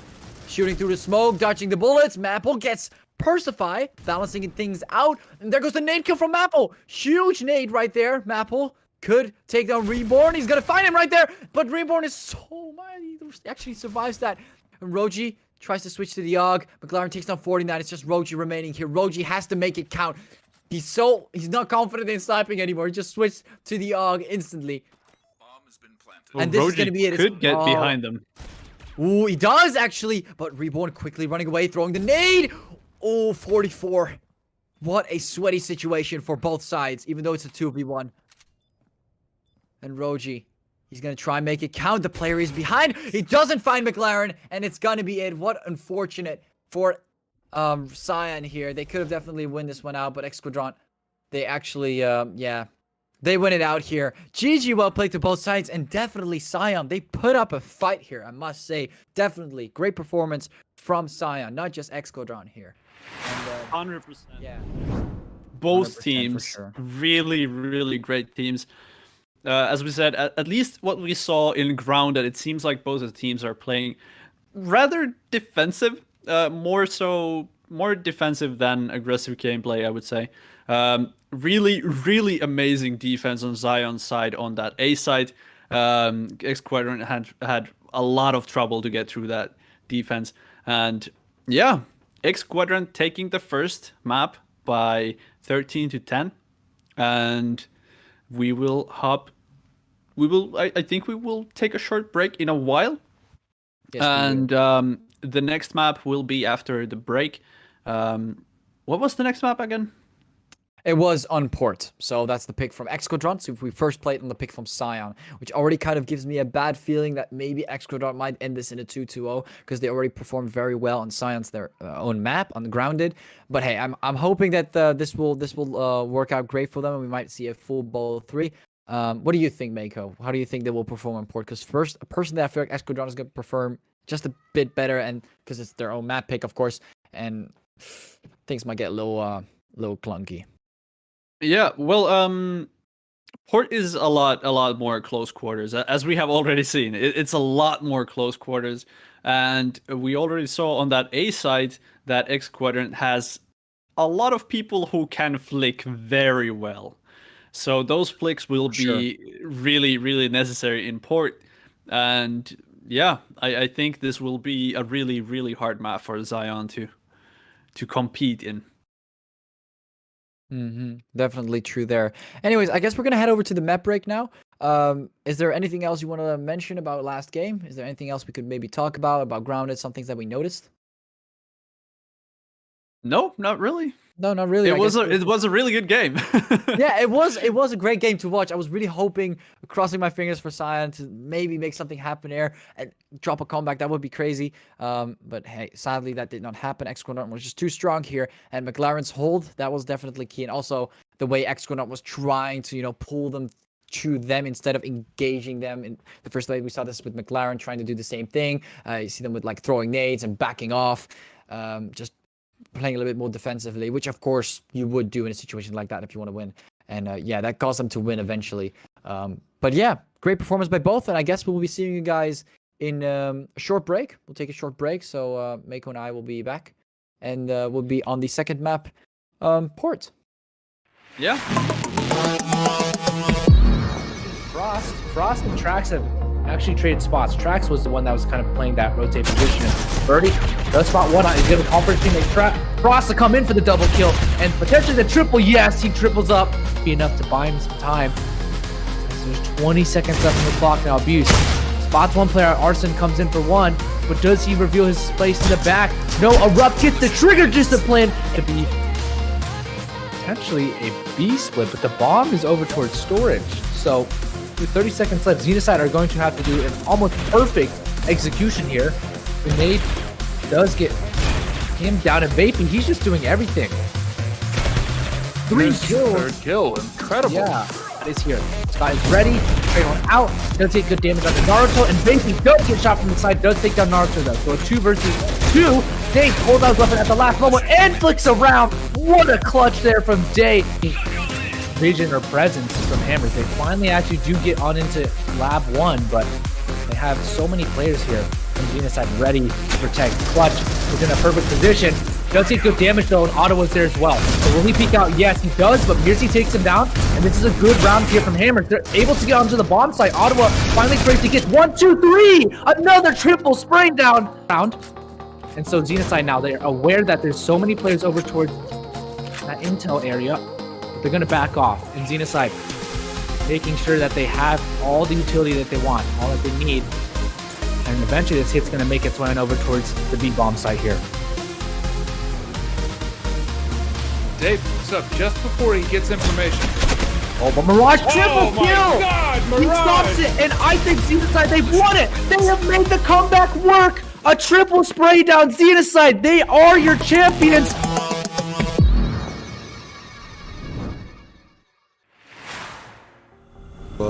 Go eco, or buy less effective weapons for a while here, even if they lose. So Euphoria, ooh, an ecstasy with a triple there. What a play by him, trying to get the ace, pushing in, gets one. Can he get the ace? Ecstasy, what an ace. Because if they want to win, they'll have to play even more insane, so that's what we're waiting for. Fierce though opens it up, takes down Genesis, Fault is there, and now they're going on the side in multiple rackups, 3 and 4. Started off, get those kills on the board. Unlock getting a second one on North. Ooh, Vulgar. And a quick turn headshot to another make one. it 2. Oh, almost 3. And he gets an eye kill. Can he do it? Very common spot to hold because it's so good, and because it's like, you can do so much from there. It's just so hard to catch. Ecstasy now. We know how good he is, but well, once again, left in the 1v3 clutch. Will he be able to do it? I don't want to frag on strong Ecstasy, but he did spot the gun barrel there, so yeah, he's just gonna go for it again. Oh, and he does get the frag. And so it's down to Noxic, Unluck, and Timing and Shush able to make this happen. Ecstasy does go down, and so does Timing. Shush still alive, and Noxic unfortunately went down himself, but Unluck, he's gonna have to go for the defuse. Not sure if he heard it. Ooh, And Unluck! it's not able to make enough connections. And Unluck was able to get the defuse. But he's doing a very good job right now, and look at that Slana. Either Slana or Noxic, they are so good that demon. Oh, let's look at Slana. He is going for the backstab there. He is gonna try to get the backstab. Let's see how many he can get. It's a very powerful play to make. Doesn't arrive at wait, time. Unluck. Go.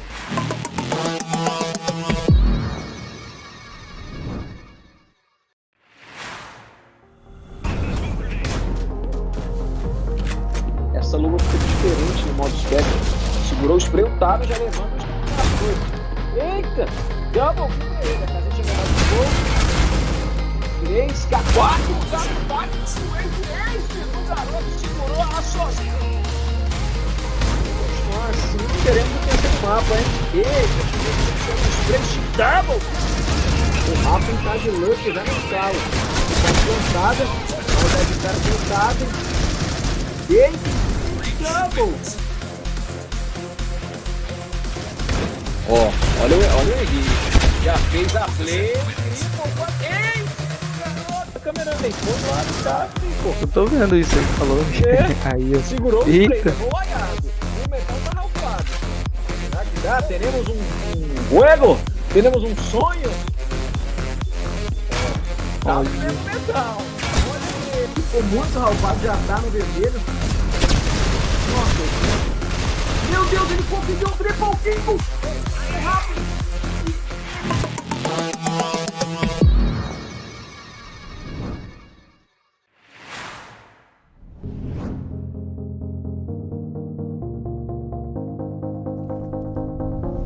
Like the weapon store, why here, even if they lose? So Euphoria. Ooh, an ecstasy with a triple there. What a play by him.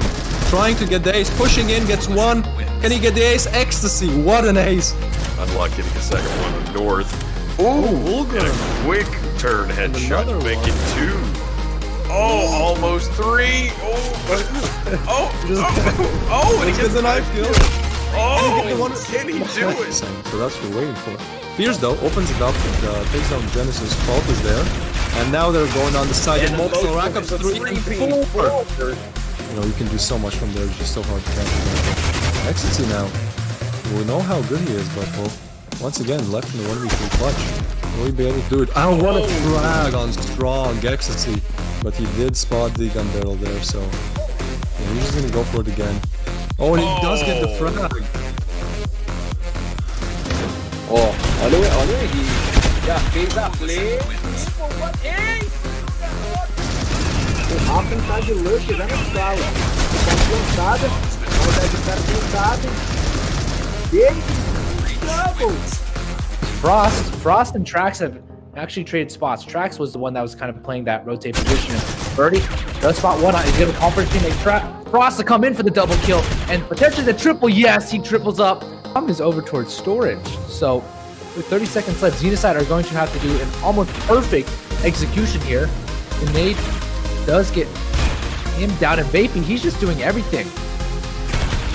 3 kills. Third kill, incredible. Yeah. Yep. Spots one player. Arson comes in for one. But does he reveal his space in the back?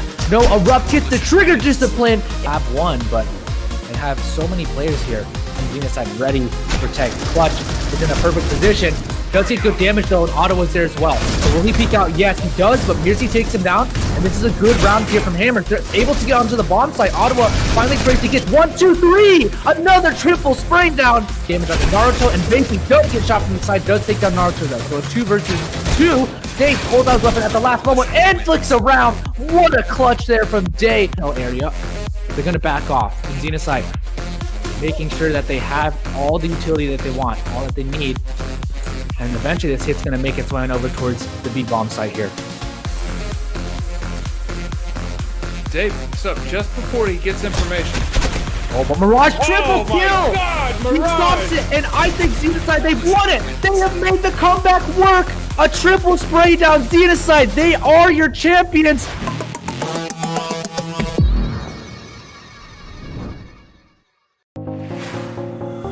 And down to seems Frost and Trax have actually traded spots. Trax was the one that was kind of playing that rotate position. And Birdie does spot one out. He's going to comfort teammate Frost to come in for the double kill and potentially the triple. Yes, he triples up. Be enough to buy him some time. There's 20 seconds left on the clock now. Abuse spots one player. Arson comes in for one, but does he reveal his space in the back? No, Erupt gets the trigger discipline. It'd be potentially a B split, but the bomb is over towards storage. So with 30 seconds left, Xenocide are going to have to do an almost perfect execution here. The nade does get him down and vaping. He's just doing everything. 3 kills. Third kill, incredible. Yeah, is here. Scott is ready. Trade one out. Does take good damage on the Naruto, and Vaping does get shot from the side. Does take down Naruto though. So a 2 versus 2. Day pulls out his weapon at the last moment and flicks around. What a clutch there from Day. Vision or presence from Hammers. They finally actually do get on into Lab 1, but they have so many players here. And Xenocide ready to protect. Clutch is in a perfect position. Does take good damage though, and Ottawa's there as well. So will he peek out? Yes, he does, but Mirzi takes him down, and this is a good round here from Hammers. They're able to get onto the bomb site. Ottawa finally breaks to get 1, 2, 3! Another triple spraying down. And so Xenocide now, they're aware that there's so many players over towards that intel area. They're going to back off, and Xenocide making sure that they have all the utility that they want, all that they need. And eventually this hit's going to make its way on over towards the B-bomb site here. Dave picks up just before he gets information. Oh, but Mirage triple Oh my kill! God, He Mirage! stops it, and I think Xenocide, they've won it! They have made the comeback work! A triple spray down, Xenocide, they are your champions!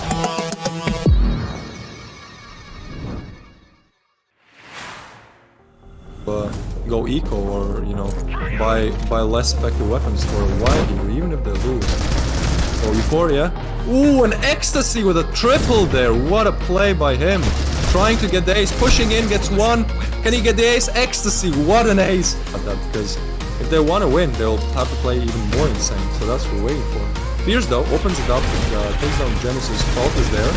And now they're going on the side of multiple rackups, 3 and 4. Started off, get those kills on the board. Unlock getting a second one on North. Oh, And Vulgar. a quick turn headshot to another make one. it 2. Oh, almost 3. And he gets a knife kill. Oh, can he do it? Very common spot to hold because it's so good and because it's like, you can do so much from there, it's just so hard to catch. Ecstasy now. We know how good he is, but well, once again, left in the 1v3 clutch. Will he be able to do it? I want a frag on strong Ecstasy, but he did spot the gun barrel there, so he's just gonna go for it again. Oh, and he does get the frag. And so it's down to Noxic, Unluck, and Timing and Shush to make this happen. Ecstasy does go down, and so does Timing.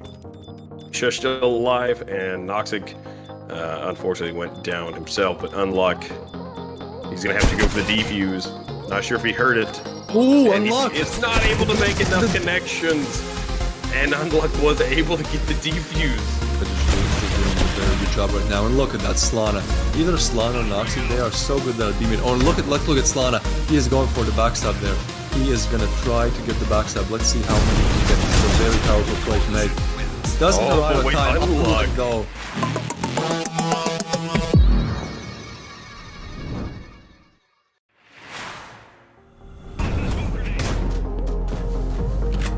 Essa luva fica diferente no modo Spectre. Segurou o spray, o Taro já levando o spray na coisa.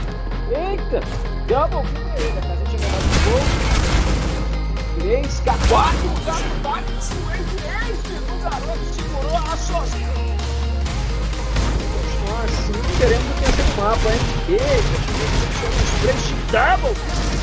O Rafa tá de luck já no calo. Tá plantada, a maldade do cara plantada. Eita! Double! Ó, olha o Henrique. Já fez a play. Ei! Garoto, câmera vem todo lado, tá? Eu tô vendo isso aí falando. Aí eu Segurou o play, Eita. levou o aiado. O metal tá ralfado. Será que dá? Teremos um juego? Teremos um sonho? Tá Olha. vendo metal. Olha ele, ficou muito ralfado, já tá no vermelho. Nossa, meu Deus, ele conseguiu um triple kill! É rápido!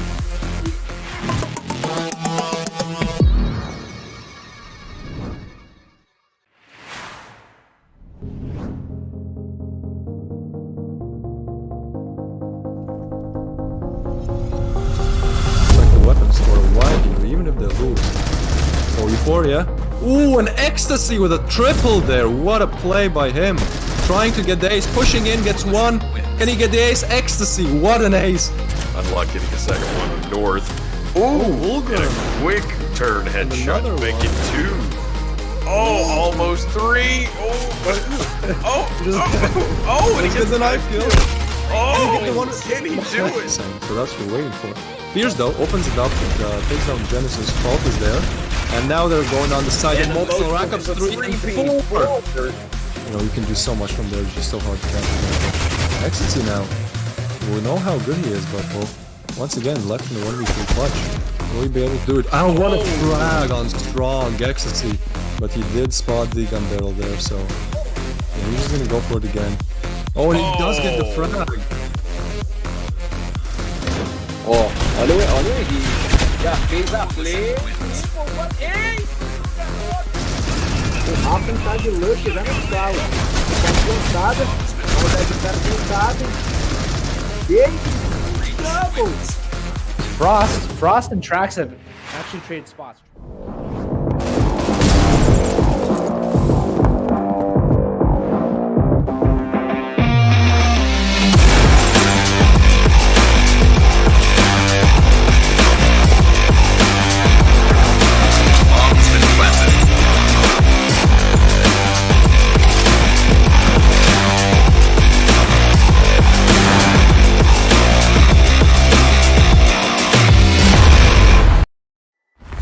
Fierce though opens it up, takes down Genesis, Fault is there, and now they're going on the side of multiple rackups, 3 and 4.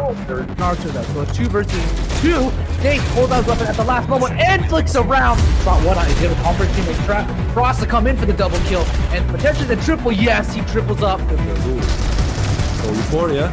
Ooh, an Ecstasy with a triple there. What a play. Can he get the ace? Ecstasy, what an ace.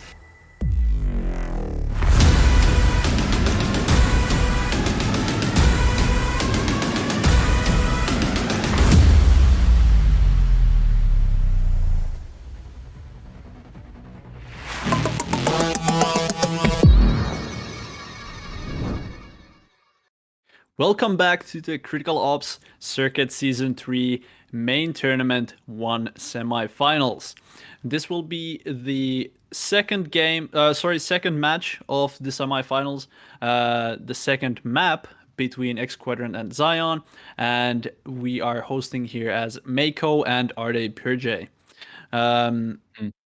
Yeah, just a quick recap what happened in the first map. The first map was Grounded, and we saw a lot of defensive play from both teams. Not as much aggression as we saw in the first matchup, which was between No Mercy Saints and I never remember the other team's name. Nothing for Everything or Nothing. Everything on or nothing. Was that it? Yeah. Okay. Yes, we saw a lot more aggression in that match, and then again in this previous match we saw a lot more defensive play. But next map we will be seeing is Port. Our teams are getting ready at the moment. What do you think, Arde, will happen in this Port match?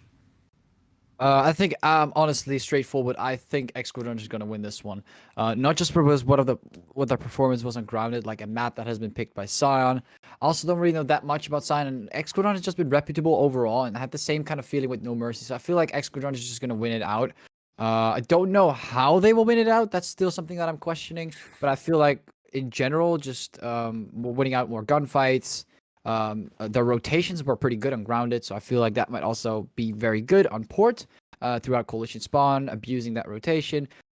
I don't know. I think this will be key things that will keep X Quadrant in the game and actually win this in a full, like, just not a full both 3 and just end it off in a 2-2-0. But I could be wrong. Sion could do something that I haven't seen before. But we have to see that in Port.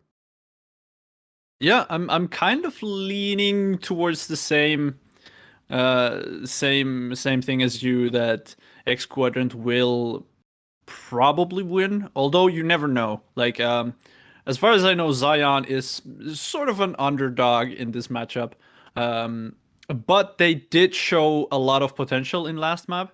However, X Quadrant, they have a lot of really good players, and specifically really good at flicking, it seems like. At least that's what we saw on that A site last game. Persify for sure, Excuse by me? the way. I don't know on which team Persify was, but Persify definitely dropped a lot of important flicks. Was it on no, it wasn't on Sign, it was on X Quadrant, correct? I think it was. I believe so. But yeah, as we said, a lot of players really know how to flick on X Quadrant's team, and yeah, that can play a huge part in Port, specifically because Port is such a close quarters map, and you really need that really fast aim movement to shoot players who are really close. So they might have a bit better upper hand on this map, but Although I Yeah. wouldn't say that because Persify doesn't seem to be play. He's not going to play on port, so that's an interesting choice. They're not going to have Persify playing on port. They're going to have someone else. So maybe they won't be as good. Maybe that. Um, maybe, who knows? But Mhm. there were a lot more other players as well who are I really know. good at flicking. Personally, I'm just pointing out Persify because I haven't really noticed. I've noticed the other ones to do the same thing. But of course, maybe McLaren as well, Gapi, Kills, like they're all great. I'm just saying that he kind of like popped out compared to them, if that Oh makes yeah, sense. yeah, 100%, 100%, definitely did. But they are all really great players, and yeah, I'm just excited to see what happens. Same here. But it looks like the lineup will be changed a little. So it looks like there's going to be another player called Decked. I do remember actually playing some games for him. Or playing some games. What am I saying? Casting some games where he was in, and he's also a pretty good player. So yeah, I'm actually expecting Excron to win this. I'm going to be very honest with you. Decked, McLaren, both very strong players. Reborn is also playing again. Killsy seems to be playing again, and Gapi as well. They took out Persify, so it's like almost the perfect lineup. According to stats, it seems like Persify is just a tiny bit better, doing a tiny bit better than Gapi overall. And but yeah, that's what stats show. You never know. But Yeah, yeah, I'm expecting a lot of performance from Esquadron. But we can't just talk about Esquadron. We also have another team, Scion. And Scion, I guess Scion has also had some great plays. I mean, we saw a little bit of playing very good and missing some shots from Roji, switching to the sniper, to the ARC, doing his very best, trying to win out that last round, I think, that they sadly lost because of McLaren's positioning. But we still have Vanish, we still have 49, we have Ralts, Maple. Those are all players that are still going to be playing. But it looks like things, those are actually the five most best performing players. So they'll still be here. So I think Scion, this is all they can give. This is basically their strongest lineup that they can deliver so far. And I feel like yeah, that can have an impact. yes, 100%. And of course, we might be talking in a way that X Quadrant is going to win, but of course we don't know that. That's only predictions, and only It's gonna the happen. teams can make that happen. And of course, both of these teams are professional teams. They're all great players. I mean, I could never even think about getting to this level. No way. And we were Uh, actually planning on starting right now, but we're actually going into the knife round. But it looks like one of the players from Science seems to be missing. So I don't think it's a bad idea to recap on the prize pool. We haven't really mentioned that for a while now, have we? Should we Yeah, do that? if there are any new players or new viewers joining in, Arde here is going to, um, yeah, Arde is going to go through this prize pool for you. To explain the prize pool for you guys. So anyways, back to what we started. So main tournament, this is where we're in right now. The first main tournament, there are going to be two main tournaments, so please don't get confused when we end up doing another tournament. You're like, hey, where are the other ones at? So there's going to be two main tournaments. The first main tournament is going right now, and the winners, the 3rd to 8th place. So every single person that has been qualified and is participating will win something. That's always nice to have. 5th to 9th place will get 1,400 credits, and 4th place will get 1,400 credits and 5 premium cases. On the 3rd place, the premium cases will double. 2nd and 3rd, there will be money prizing, and instead of premium cases, event cases, and actually more cases. So that's a lot of words to be, we'll have words for a sentence. But 15 event cases, and then you got 20 event cases with 250 up to $500.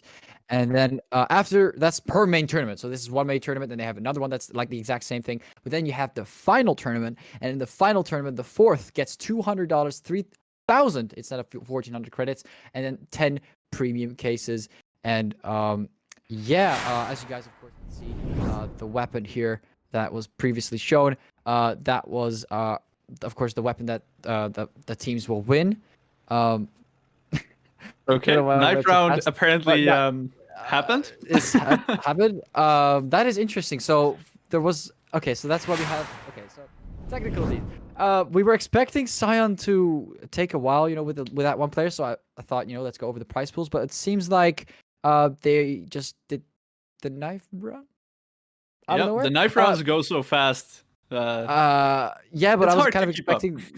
It's hard to keep up, apparently. But never mind. What I wanted to say about the price was, I'll just try to summarize it up. There's going to be increasing. The credits will stay the same. The cases will be increasing, and the amount of money will be increasing up till 2,000. And the actual winners will get the AUG that you guys just saw right there. So yeah, a great AUG, in my opinion, a great weapon. It's gonna look a little different. They're still kind of tweaking it, but Mako and I already love it. So I don't know how they want to tweak this, Absolutely. but I'm expecting a lot. So if they're gonna tweak it, might as well just look a little bit better. But it looks like we're gonna Yep. go start the match right now. Match is about to start, and it looks like Vanish, Maypole, and just overall Exquadron seems to be on the Coalition side, and we have a Scion on the Breach side.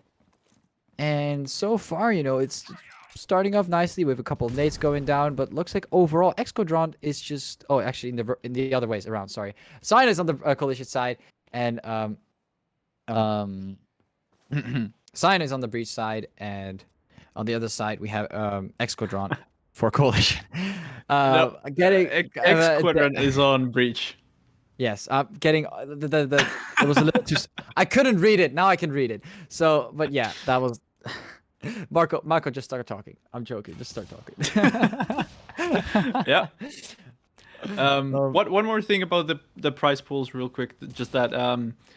So in a sense, the teams are now competing against that that $250 or the first placing $500.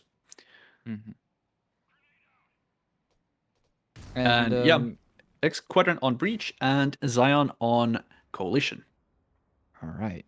Starting off, looks like Coalition or Scion is gonna try and kind of like spread around. They're kind of spread around the map. They're not really pointed at one spot, and this is giving Exquadron an easier time. Like when they're in groups, they can do a lot of damage. Ralts though with Deagle individually pretty good, but can he hold out at longer? Then he has already hold it out. Can he hold out any longer? He's getting shot from both sides. Again, too much pressure. It's a team-based game, so if you're gonna sit around the map alone, it's gonna be a lot easier for Exquadron to just kind of like force themselves onto you. And I guess that's what kind of went wrong here in this in the first in the pistol round here. And yeah, Exquadron is gonna take the first round. Yeah, it was actually nice bait from Reborn. He was going through the window on the A side, and he was pretty much just making noise, shooting to the ground, just to make Ralts on the side a bit scared that he might push behind him. Meanwhile, his teammate was pushing him from the tunnel. Really great team play right there.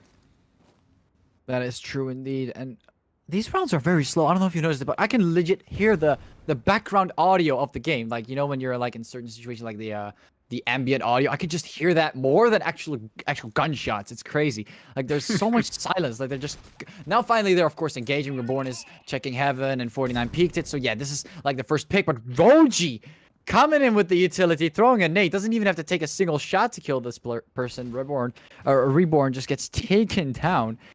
They're gonna have a huge party that they can take out here if they actually manage to take them out. Exquadron is pushing on the side. Decked takes a frag up as well, but Scion also took some damage. Maple in specific with the Deagle. Vanish also still alive, coming from the side here from mid. Or actually, no, he wasn't on Coalition spawn. That was Vanish. I'm getting confused. Vanish tries to throw the nade, messes up the nade, but goes for the shots, takes Agapi, but Decked quickly able to recover. And even though this is an eco round, this is insanely close here. Like Maple could actually clutch this out, but Decked is going to spawn him from behind. Oh, he missed him! He missed him! He walked right past him. He walked right past him. Is Deck going to be able to... He's just walking around. What's going on? Apple, what is going on? Wow. Completely confusing Decked. Completely juking this guy. And they win out an eco round where they're supposed to lose after the pistol. That was insane performance here from Zion. As we talked about... So perfect. Oh, so perfect. Mako. They were just going ring around the rosy around the thing. Oh my wow. god. Okay. They made the Deagles work really good. They did. Like, I'm impressed. This was by far, I think, the best eco round we have seen today. The best eco round coming from a team. Like, impressive. Major. Jesus, for real though. And now you have Roji coming in with another frag, Maple coming through, and now they're just on fire. They're gassed up, and you can see them just taking Excadron in seconds. I'm assuming they were on eco, but they had some shotguns there. I don't exactly know, but they had some different weapons. Yeah, it was but like I'm a half assuming- eco, I would say. Yeah, some kind of half eco-ish, but they quickly took them down. They didn't really give them a chance to breathe. So that's definitely And just to remember here, this was X Quadrant's map pick, and Zion is just they're just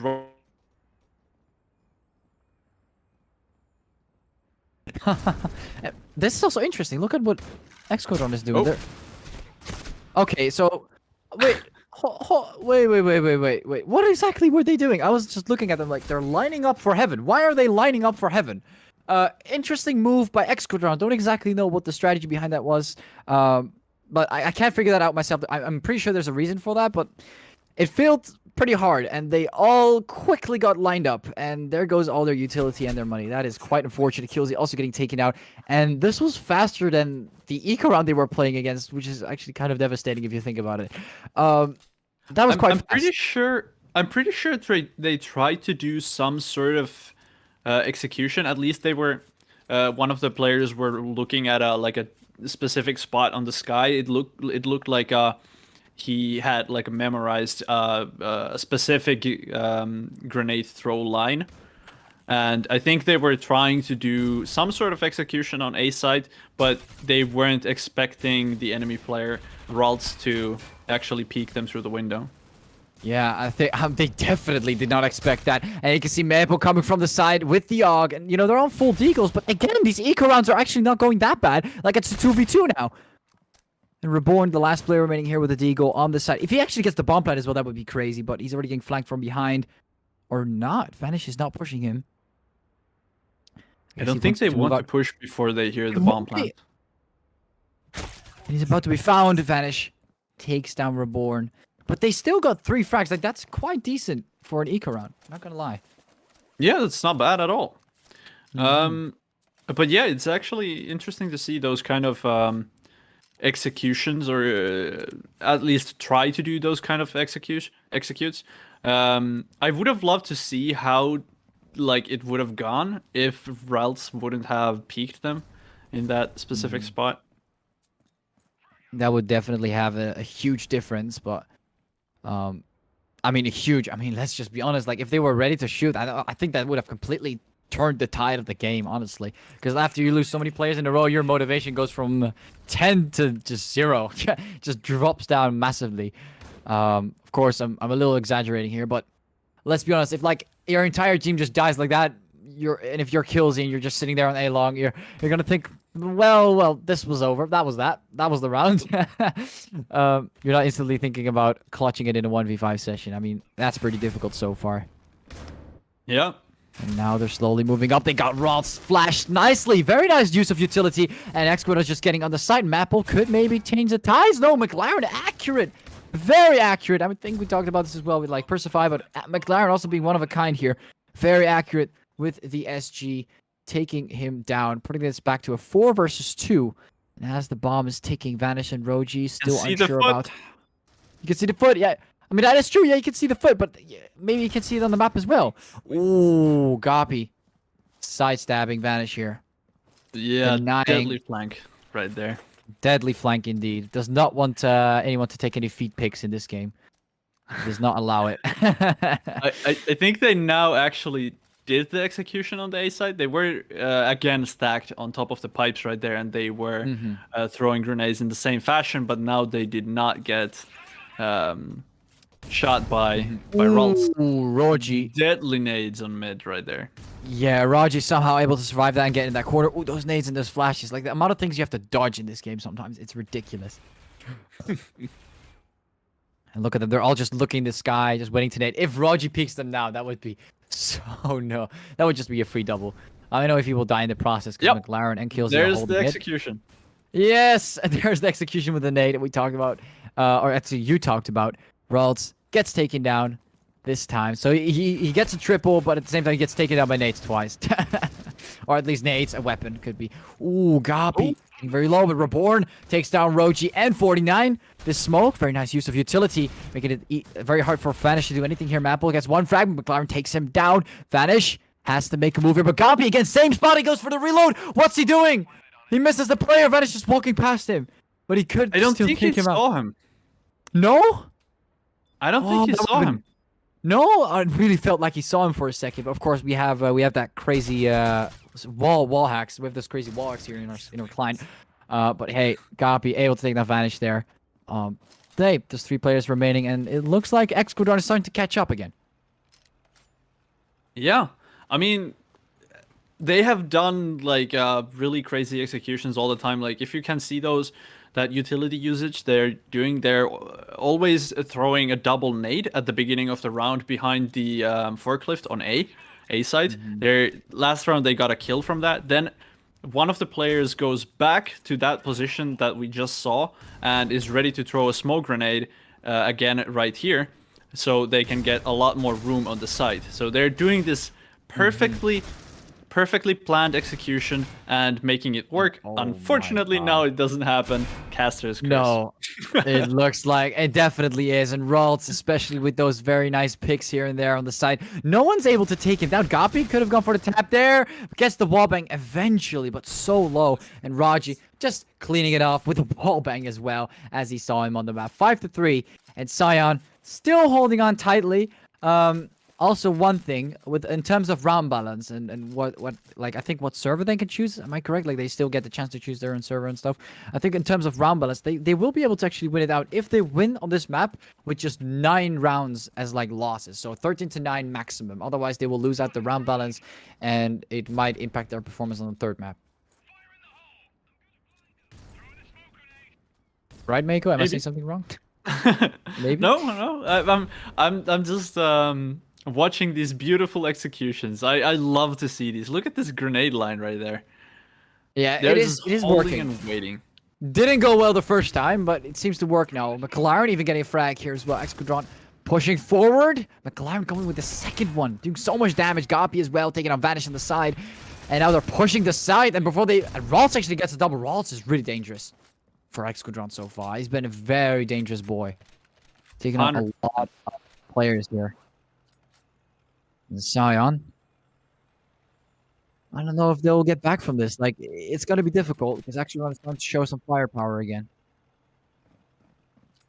It's I don't know if X Squadron can hold still and do the same kind of executions. It might be really hard for Zion to take the win here.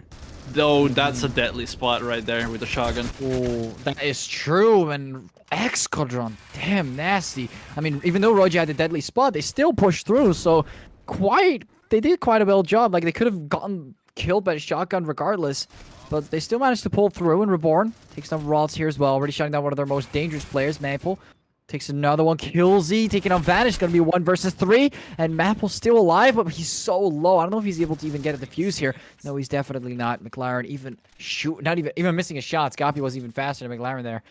Just able to shut him down. And now it's a 5 versus 5. Rounds are starting to balance out here. Yeah, definitely. I'm not 100% certain. Like, would you call Port more favored for Coalition or Breach?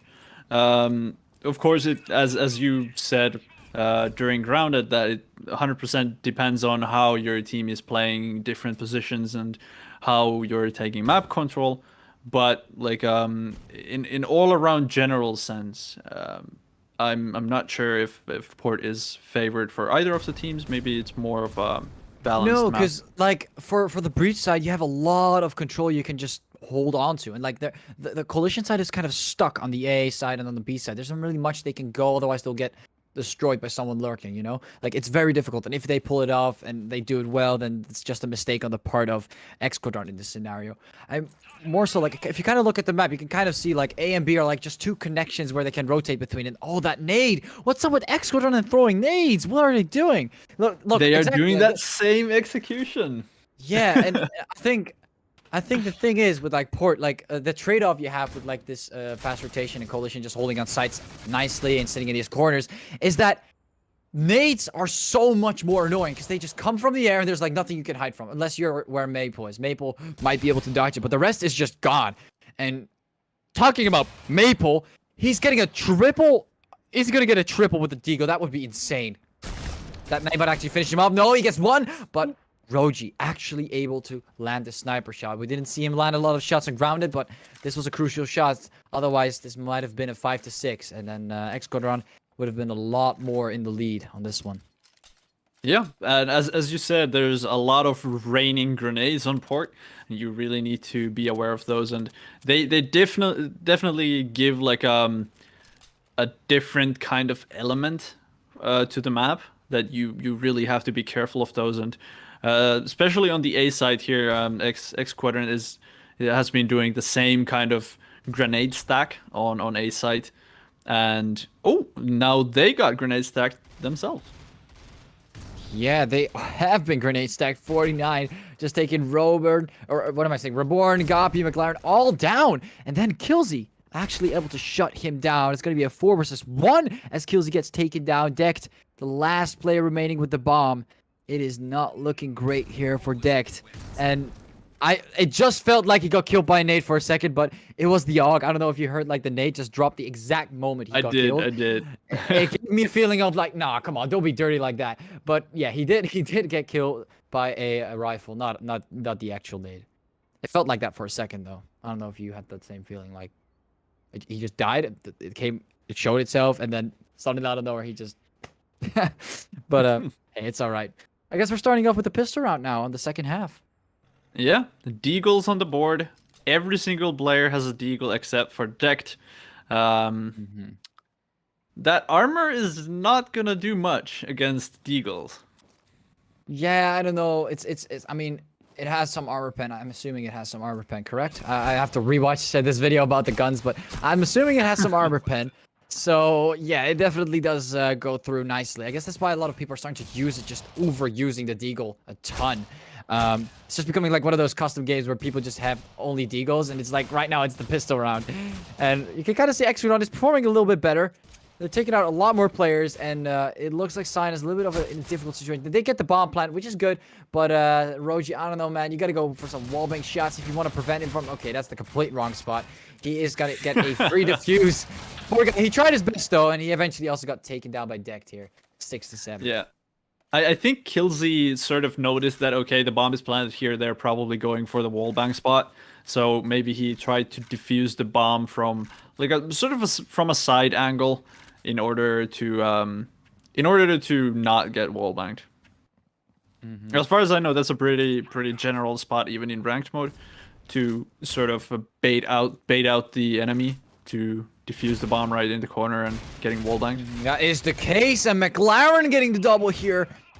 Goes for a third, possibly. 49 gets a frag here on Gapi and gets away with it, but McLaren might come in for the kill. Misses the first few shots, but he gets the third, and Killzy and Reborn also cleaning off the other side. X Squadron definitely terminating Cyan here on mid. They're currently tied, 7-7. Man.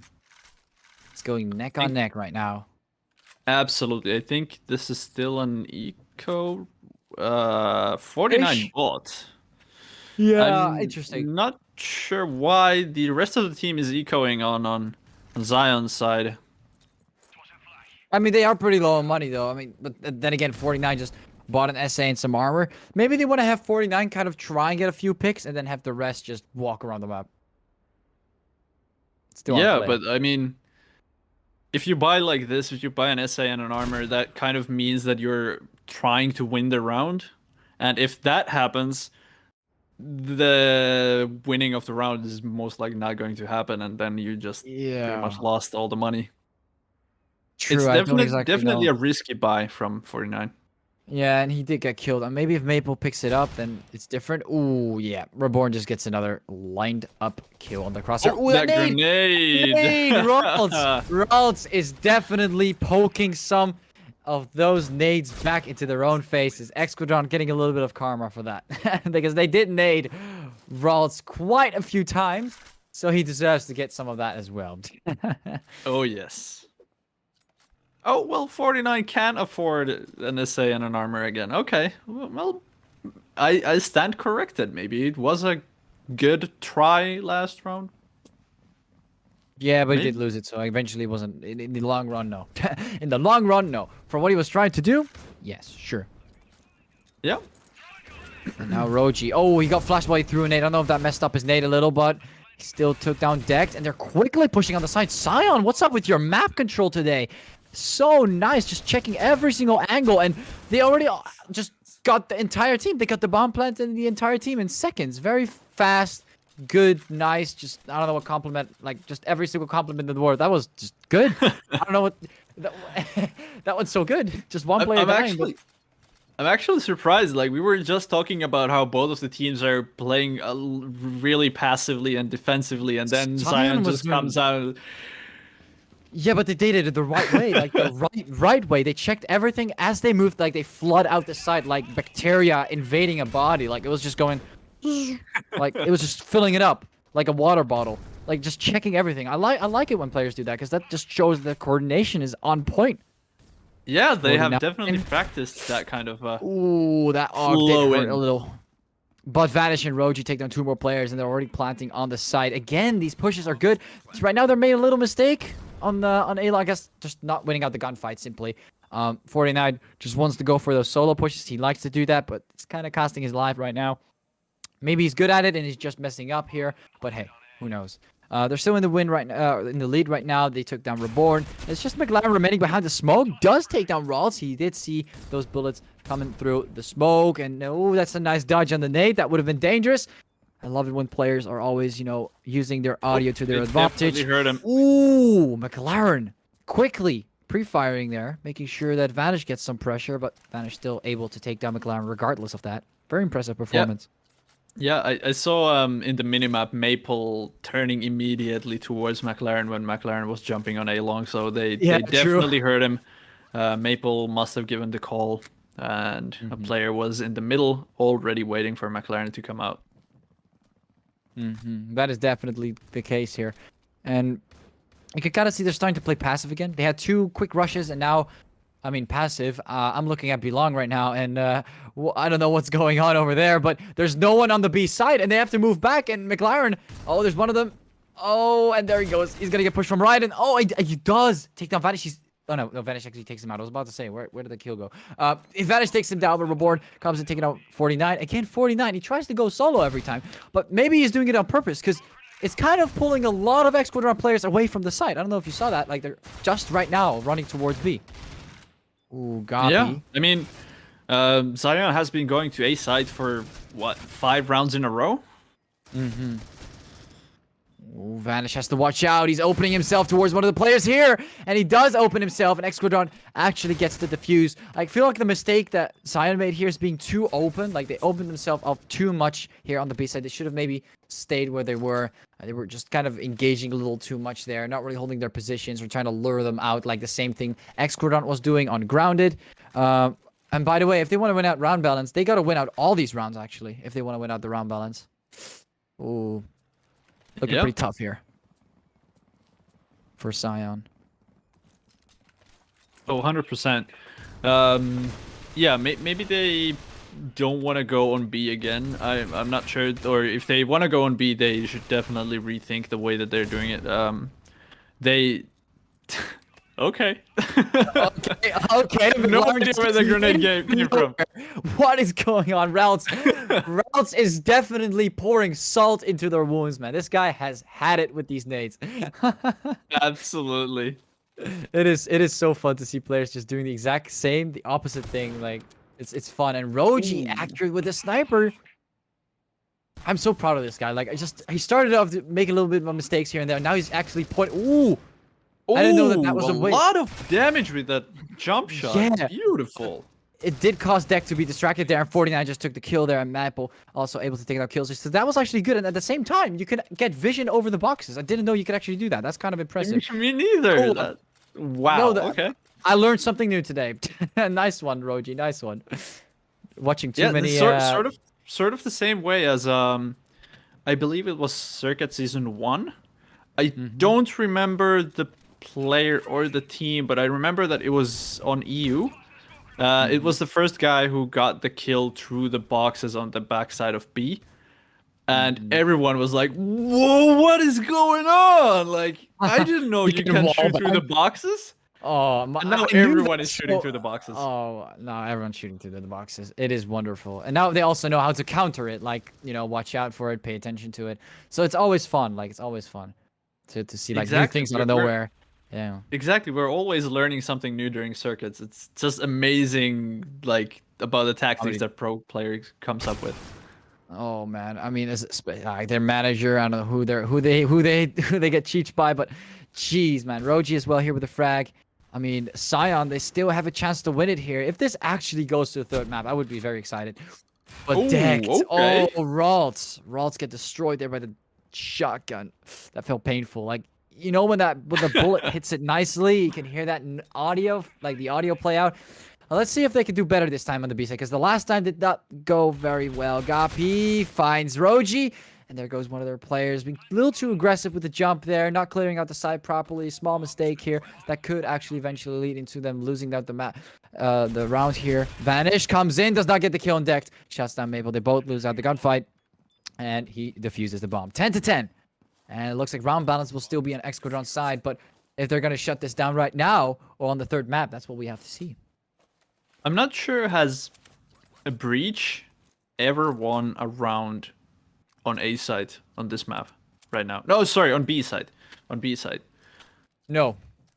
In this map, maybe I mean. maybe the pistol round. I don't remember the pistol round anymore. But like every single time they push B, it doesn't seem to work out with Sign. I don't know if it's just them wanting to versatile, be a little bit more versatile. But I guess they're just bad at holding the B side, and the B side is just, I guess, easier to get to because the A side is like, oh, like we gotta pass through connector, and they can just hold their crosshairs there like Decked is doing, and Maple trying to recover. McLaren getting a shot with a sniper. Interesting enough, looks like he bought a sniper. And now, they're on the side. It's a 2v2, but can they hold it on? And I guess that's something that they're having an easier time with on the A side, but never mind. Reborn actually takes down Vanish here, and Maple is a little low, and Reborn is making a lot of noise. Hear the rotation. He did. He heard the rotation. Yeah. You saw him move his head. I was like, oh, you can hear him walk. And Reborn, he gets taken out. I feel like Sign is just better at holding the A side. Like, they're more experienced with it. And at the same time, B side is harder to hold because you got a lot of wallbang spots behind these boxes. And it's just a mess on that side. You have to have a lot more players. You got to have more map control. You have to know what you're doing. Otherwise, it's all over the place. It's all over the place. Yeah, like if you're looking at the bomb sides on a paper though, it sort of looks like B would be better in pretty much every single way because there's less entrances. I mean I guess there's the same amount of entrances, but they're like all over the place. The entrances are all over the place, so it's like sort of harder to look at two entrances at the same time. That is true. And, I mean, the same thing with the A side. You have, like, A long that's very vulnerable. If someone were to actually get control over, like, Coalition spawn, Coalition side is going to have a very hard time in this scenario, of course. X-Quadron is going to have a very hard time, getting back from that. But, yeah, same thing goes with, like, losing mid control as a breach player, because then you have, like, no way to actually get to the A side. No way. Just no way. Unless you're moving from B.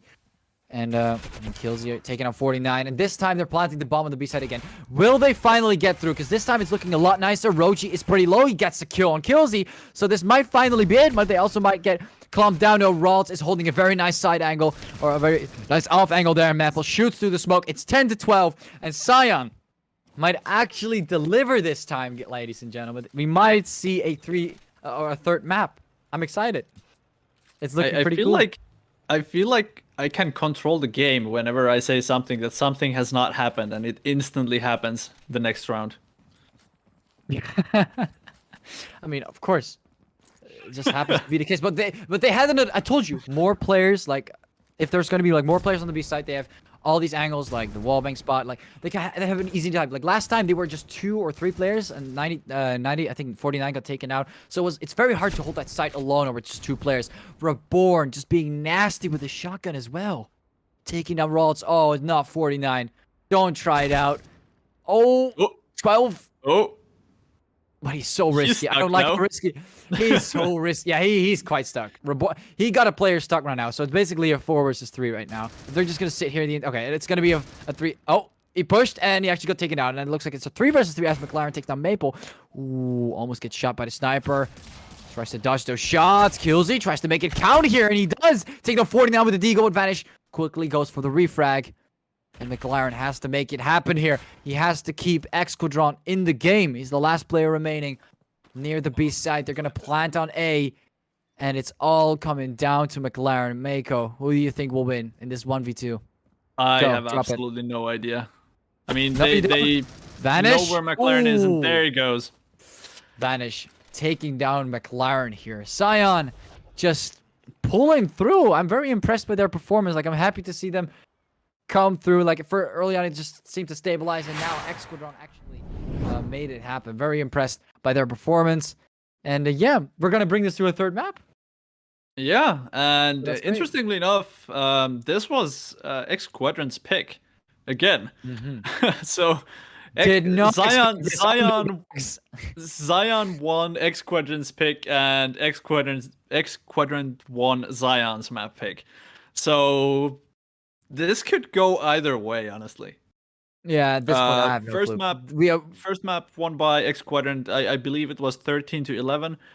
This one won by Zion, 13-10. This is 11 or no? pretty 10, much 10, as, 10. as close to as you can get.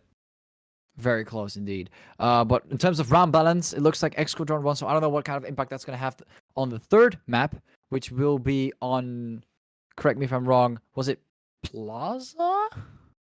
I think Yeah, it was. I'm correct. I'm so proud of myself. Um, It's Plaza. Yes. In case there are new viewers to competitive, could you, Arday, explain real fast what the round balance means? Okay, so basically, round balance means that over, like for bow 3, you have the same thing, I think, with the bow 5. Every game is played on a server, and teams have like their own favorite server. And what basically happens is there will be 2 servers, they'll be swapped, and then you have the map picks, they'll be swapped. Maybe it actually had impact on the servers. Maybe it wasn't the maps at all. Maybe they were all just good players that didn't care. But that could also have an impact. But yeah, they look at the round balance, and they see how big the difference is. And in this scenario, in total, like they look at the total rounds of both maps that have been played. So in this scenario, X Quadron has more rounds in total than Zion. So they get to choose their own server on the third map. That's basically how round balance works and what kind of impact that could have in this scenario where we're all sitting at home playing. Yeah, I think that was a very clear explanation. But currently, the situation is 1-1 between X Quadrant and Zion, and we will take a short break before the last game or last map, and that will then decide which team will be facing No Mercy Saints in the finals next week. Now, is there anything else we should say? No? We're just going to end it up? I guess we will say we'll be back in 15 minutes. Yes. See ya, boys. Frost and Trax have actually traded spots. Trax was the one that was kind of playing that rotate position. Birdie does spot one. He's going to conference teammate Frost to come in for the double kill and potentially the triple. Yes, he triples up. Be enough to buy him some time. So there's 20 seconds left on the clock now. Abuse spots one player. Arson comes in for one, but does he reveal his place in the back? No, Erupt gets the trigger discipline and be potentially a B split, but the bomb is over towards storage. So with 30 seconds left, Xenocide are going to have to do an almost perfect execution here. The nade does get him down, and Vaping, he's just doing everything. 3 kills. Third kill, incredible. Yeah, that is here. Scott is ready. Trade one out. Does take good damage on the Naruto, and Vaping does get shot from the side. Does take down Naruto though. So a 2 versus 2. Day pulls out his weapon at the last moment and flicks around. What a clutch there from Day. Vision or presence from Hammers. They finally actually do get on into Lab 1, but they have so many players here. And Xenocide ready to protect. Clutch is in a perfect position. Does take good damage though, and Ottawa's there as well. So will he peek out? Yes, he does, but Mirzi takes him down, and this is a good round here from Hammers. They're able to get onto the bomb site. Ottawa finally breaks to get 1, 2, 3! Another triple spraying down round. And so Xenocide now, they're aware that there's so many players over towards that intel area, but they're going to back off. And Xenocide making sure that they have all the utility that they want, all that they need. And eventually this hit's going to make its way on over towards the B-bomb site here. Dave picks up just before he gets information. Oh, but Mirage triple Oh my kill! God, He Mirage! stops it, and I think Xenocide, they've won it! They have made the comeback work! A triple spray down, Xenocide, they are your champions!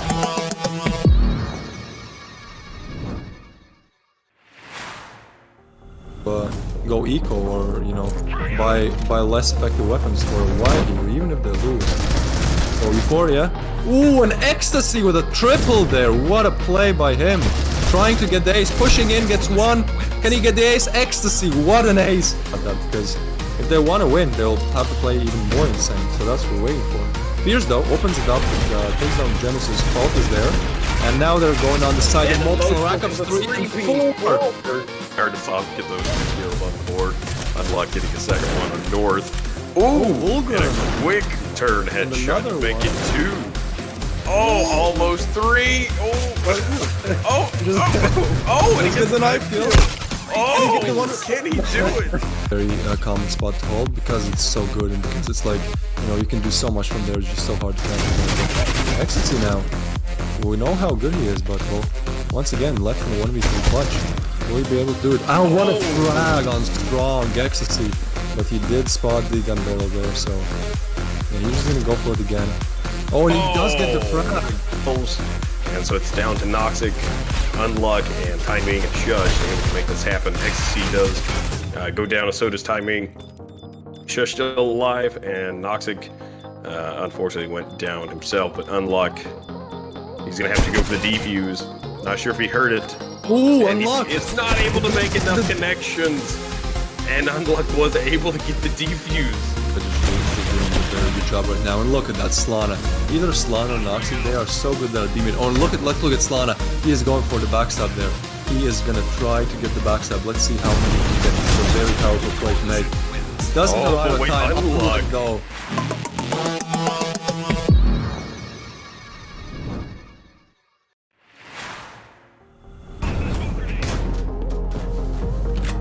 Essa luva fica diferente no modo sketch. Segurou o spray, o Taro já levando os coisa. Eita! Double kill pra ele, a casa tinha levado o gol. 3, 4, o Taro bate no ace, o garoto segurou a sozinho. Continuar assim, queremos o terceiro mapa, hein? Eita, tivemos os 3 double. O Rafa tá de luck já no sala. Tá plantada, o deve estar plantado. Eita! Double! Ó, olha o Henrique. Já fez a play. Ei! Garoto, câmera vem. Foi lá do cara, pô. Eu tô vendo isso aí falando. Aí eu. Segurou o play, Eita! levou o aiado. O metal tá ralfado. Será que dá? Teremos um juego? Teremos um sonho? Tá o metal. Olha ele, ficou muito ralfado, já tá no vermelho. Nossa, meu Deus, ele conseguiu um triple kill! É rápido!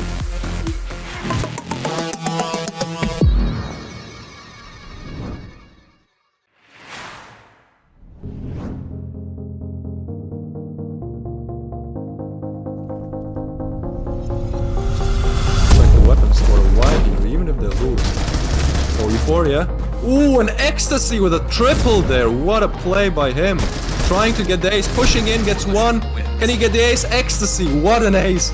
Unlock getting a second one on North. Ooh, And a quick turn headshot to make it 2. Oh, almost 3. And he gets a knife kill.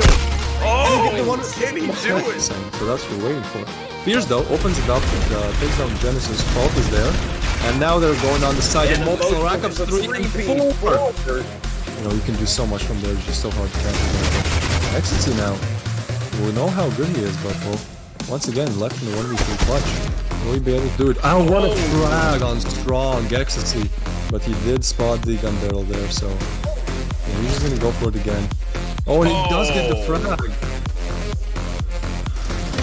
Ó, olha o Henrique. Já fez a play.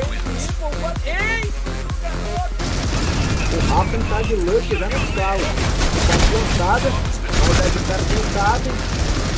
Ei! Frost and Trax have actually traded spots. Trax was the one that was kind of playing that rotate position.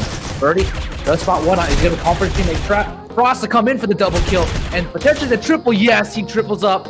Is over towards storage. So with 30 seconds left, Xenocide are going to have to do an almost perfect execution here. The nade does get him down and vaping. He's just doing everything. 3 kills. Third kill. Incredible. Yeah. Yep. Spots one player. Arson comes in for one.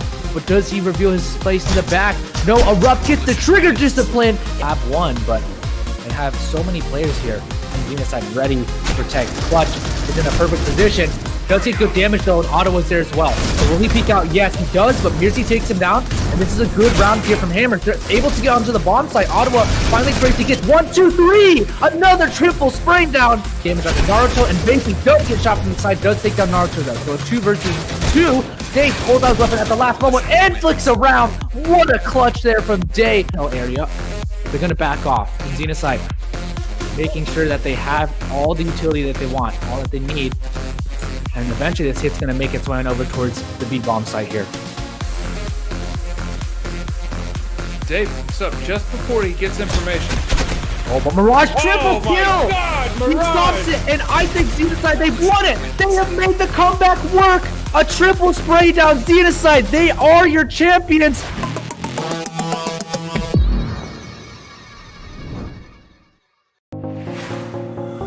And down to... It seems Frost and Trax have actually traded spots. Trax was the one that was kind of playing that rotate position. Birdie does spot one. He's going to conference teammate Frost to come in for the double kill and potentially the triple. Yes, he triples up. Be enough to buy him some time. There's 20 seconds left on the clock now. Abuse spots one player. Arson comes in for one, but does he reveal his place in the back? No, Erupt gets the trigger discipline to be potentially a B split, but the bomb is over towards storage. So with 30 seconds left, Xenocide are going to have to do an almost perfect execution here. The nade does get him down and vaping. He's just doing everything. 3 kills. Third kill. Incredible. Yeah, that is here. Scott is ready. Trade one out. Does take good damage on the Naruto, and Vaping does get shot from the side. Does take down Naruto though. So a 2 versus 2. Day pulls out his weapon at the last moment and flicks around. What a clutch there from Day. Vision or presence from Hammers. They finally actually do get on into Lab 1, but they have so many players here. And Xenocide ready to protect. Clutch is in a perfect position. Does take good damage though, and Ottawa's there as well. So will he peek out? Yes, he does, but Mirzi takes him down, and this is a good round here from Hammers. They're able to get onto the bomb site. Ottawa finally breaks to get 1, 2, 3! Another triple spraying down. And so Xenocide now, they're aware that there's so many players over towards that intel area. They're going to back off, and Xenocide making sure that they have all the utility that they want, all that they need. And eventually this hit's going to make its way on over towards the B-bomb site here. Dave picks up just before he gets information. Oh, but Mirage triple kill! God, Mirage! He stops it, and I think Xenocide, they've won it! They have made the comeback work! A triple spray down Xenocide! They are your champions!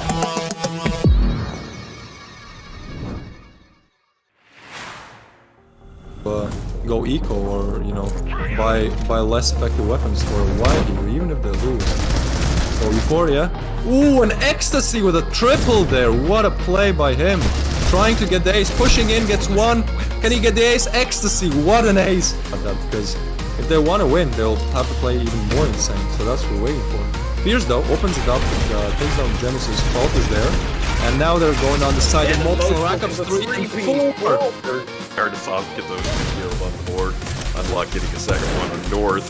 Ooh, and a quick turn headshot to make it 2. Oh, almost 3. Oh, and he gets a knife kill. Oh, can he do it? Very common spot to hold because it's so good and because it's like, you can do so much from there. It's just so hard to catch. Ecstasy now. We know how good he is, but well, once again, left in the 1v3 clutch. Will he be able to do it? I don't want to frag on strong Ecstasy, but he did spot the gun barrel there, so yeah, he's just gonna go for it again. Oh, and he does get the frag. And so it's down to Noxic, Unluck, and Timing and Judge able to make this happen. Ecstasy does go down, and so does Timing. Shush still alive, and Noxic unfortunately went down himself, but Unluck, he's gonna have to go for the defuse. Not sure if he heard it. Ooh, And Unluck! it's not able to make enough connections. And Unluck was able to get the defuse. But he's doing a very good job right now. And look at that Slana. Either Slana or Noxic, they are so good that beam it. Oh, and let's look at Slana. He is going for the backstab there. He is gonna try to get the backstab. Let's see how many he can get. It's a very powerful play to make. Doesn't arrive wait, at time. Unluck. Go.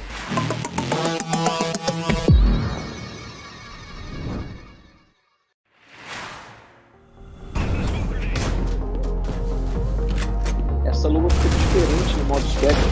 Segurou o spray, o Tava já levando os coisa. Eita! Double kill pra ele. A casa tinha levado de gol.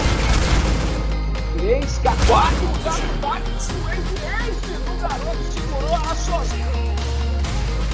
Continuar assim, queremos o terceiro mapa, hein? Eita, tivemos 3 double. O Rafa tá de luck, já não sala. Tá cansada, o Dead cara cansado. Eita! Double! Ó, olha o Henrique. Já fez a play. Ei! Garoto, câmera vem. Pô, lá do cara, pô. Eu tô vendo isso aí que falou. Aí eu. Segurou o spray, Eita. levou o aiado. O metal tá ralfado. Será que dá? Teremos um juego? Teremos um sonho? Tá vendo o metal. Olha ele. Ficou muito ralfado, já tá no vermelho. Nossa, meu Deus, ele conseguiu um triple kill!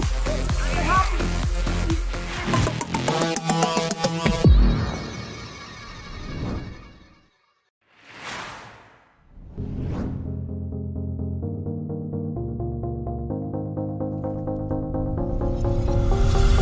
Like the weapon store, why here, even if they lose. So Euphoria. Ooh, an ecstasy with a triple there. What a play by him. Trying to get the ace, pushing in, gets one. Can he get the ace? Ecstasy, what an ace. Unluck getting the second one north. Ooh, Vulgar. And a quick turn headshot another to make one. it 2. Oh, almost 3. Oh, and he gets the knife kill. Oh, Get the one. can he do it? So that's what we're waiting for. Fierce though, opens it up, and takes down Genesis. Fault is there. And now they're going on the side. And multiple rack ups 3 and 4. You know, you can do so much from there, it's just so hard to catch him. Ecstasy now. We know how good he is, but well, once again, left in the 1v3 clutch. Will he be able to do it? Oh, what a frag on strong Ecstasy. But he did spot the gun barrel there, so yeah, he's just gonna go for it again. Oh, and he does get the frag. Ó, olha o Henrique. Já fez a play. Ei! O Rafa tá de luck, já não sala. Tá cansada, o Dead cara cansado. Ei! Double! Frost and Trax have actually traded spots. Trax was the one that was kind of playing that rotate position. Birdie does spot one. He's going to conference teammate Frost to come in for the double kill and potentially the triple. Yes, he triples up. Is over towards storage. So with 30 seconds left, Xenocide are going to have to do an almost perfect execution here. And Nate does get him down in vaping. He's just doing everything. 3 kills. Third kill, incredible.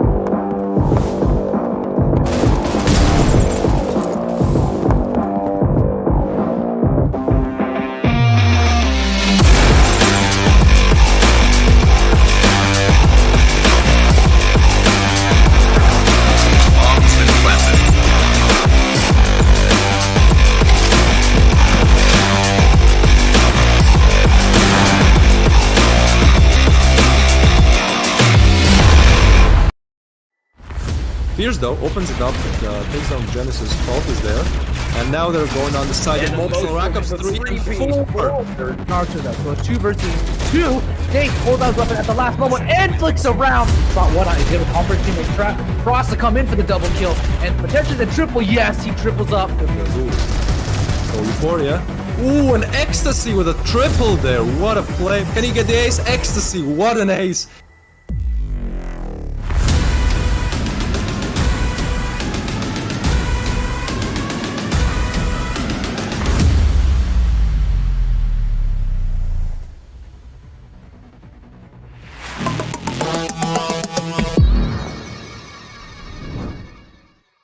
welcome back to the Circuit Season 3 first main tournament, Asia. We're here with Arde Pirjay and my name is Mako. And we just saw a second game between X Quadrant and Zion.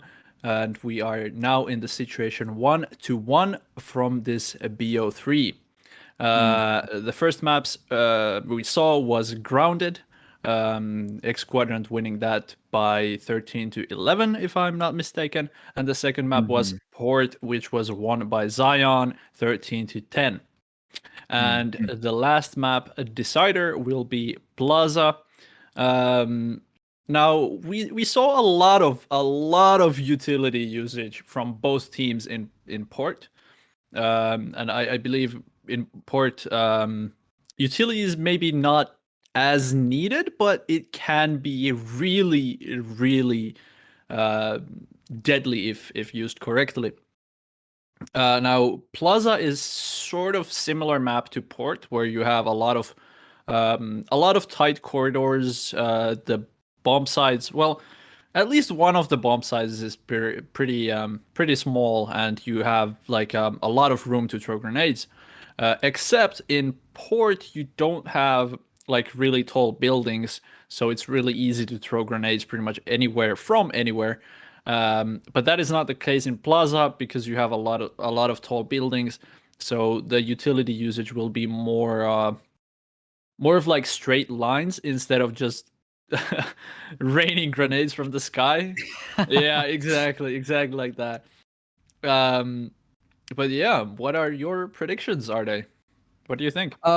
Honestly, Plaza, from what I've seen, I still can't figure out actually if they're gonna perform better on Plaza. Like Plaza, in terms of rotation, like I think we saw X1 performing well in terms of rotating between A and B site, which is something very important. And on Plaza, you have the same thing with collision spawn, A site and B site. You have them very close towards each other. So if you know how to rotate and kind of like give the right callouts, have enough map control, I feel like X Quadrant is going to annihilate on the coalition side. On the breach side, I'm still a little like, it really depends on how they push. I mean, we've seen some great pushes from Sion on Port, so I feel like Sion will do better on breach, but that will kind of stabilize things. So I think it's going to be a pretty close match, actually.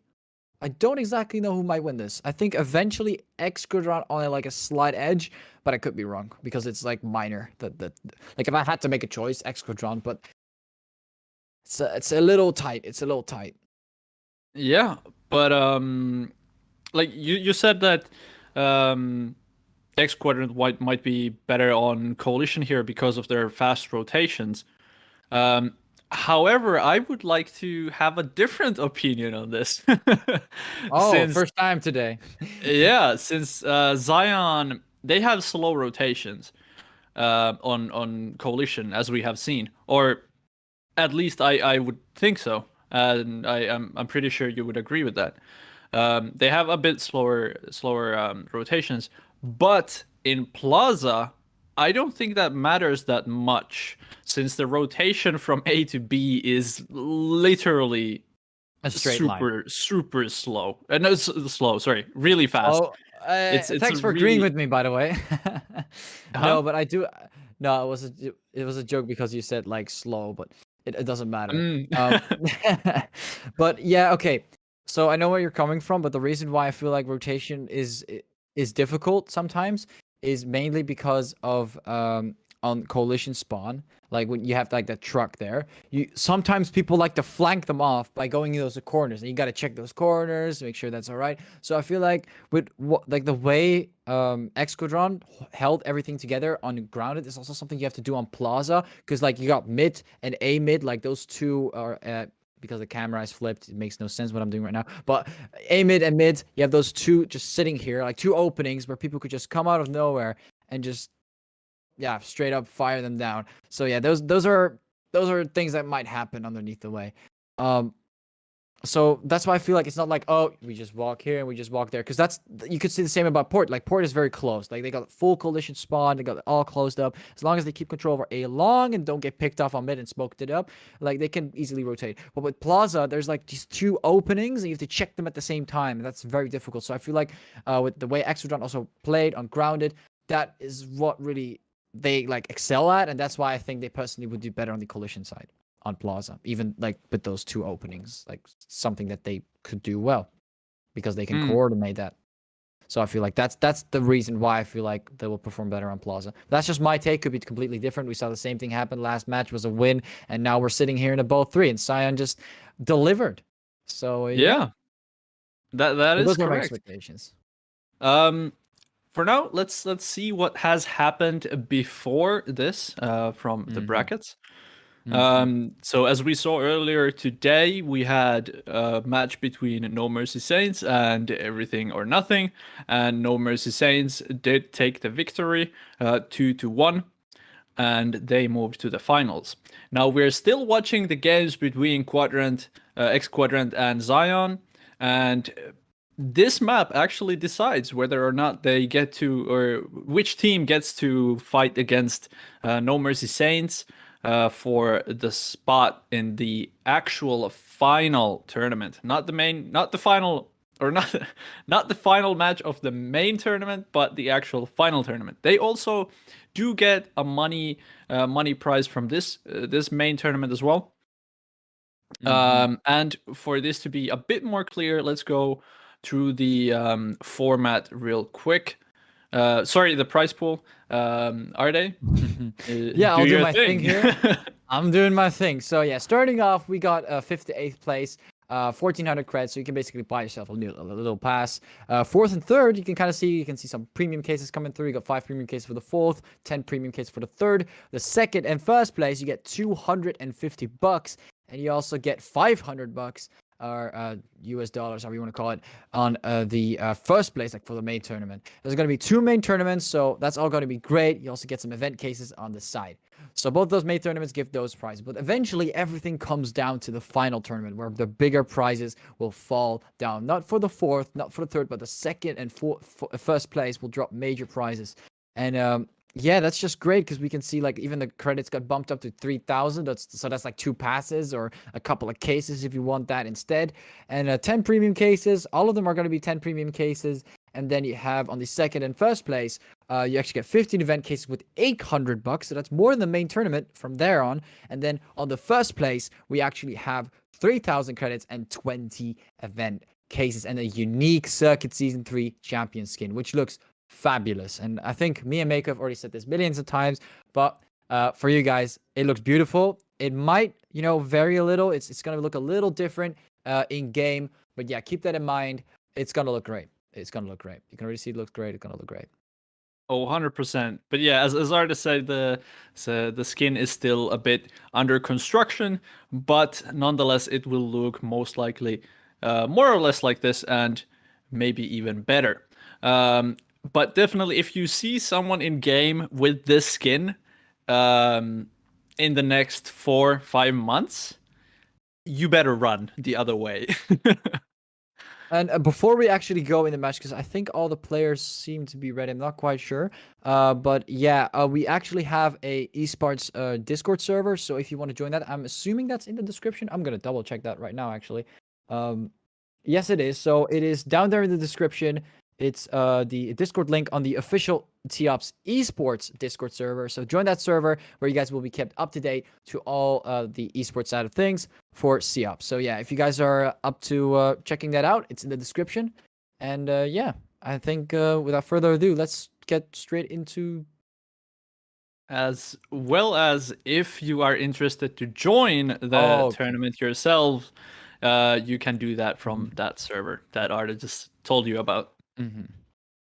And another thing that we also forgot to mention is that the tournament signups will actually be on from August 30th to September 7th. So if you still want to participate in the second main tournament, you have your chance right now up till now, or actually not now, in 2 days, 30th till 7th of September.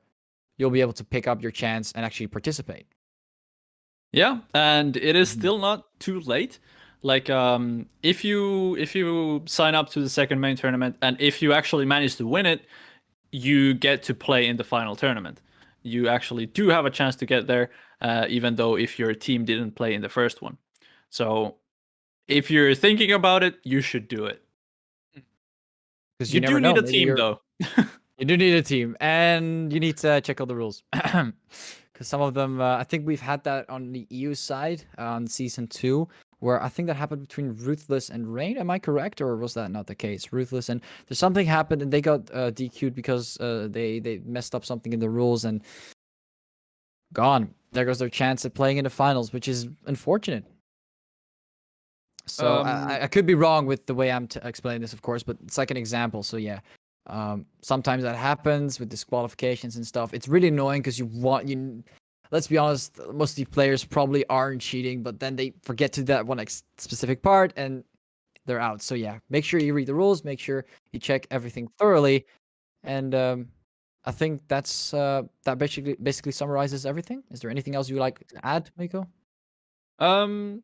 Well, yeah, just to want to say that yeah, the rules might be a bit tricky, but there are rules and they are needed to ensure the competitive integrity. So, yeah. But I think we are ready for the knife round.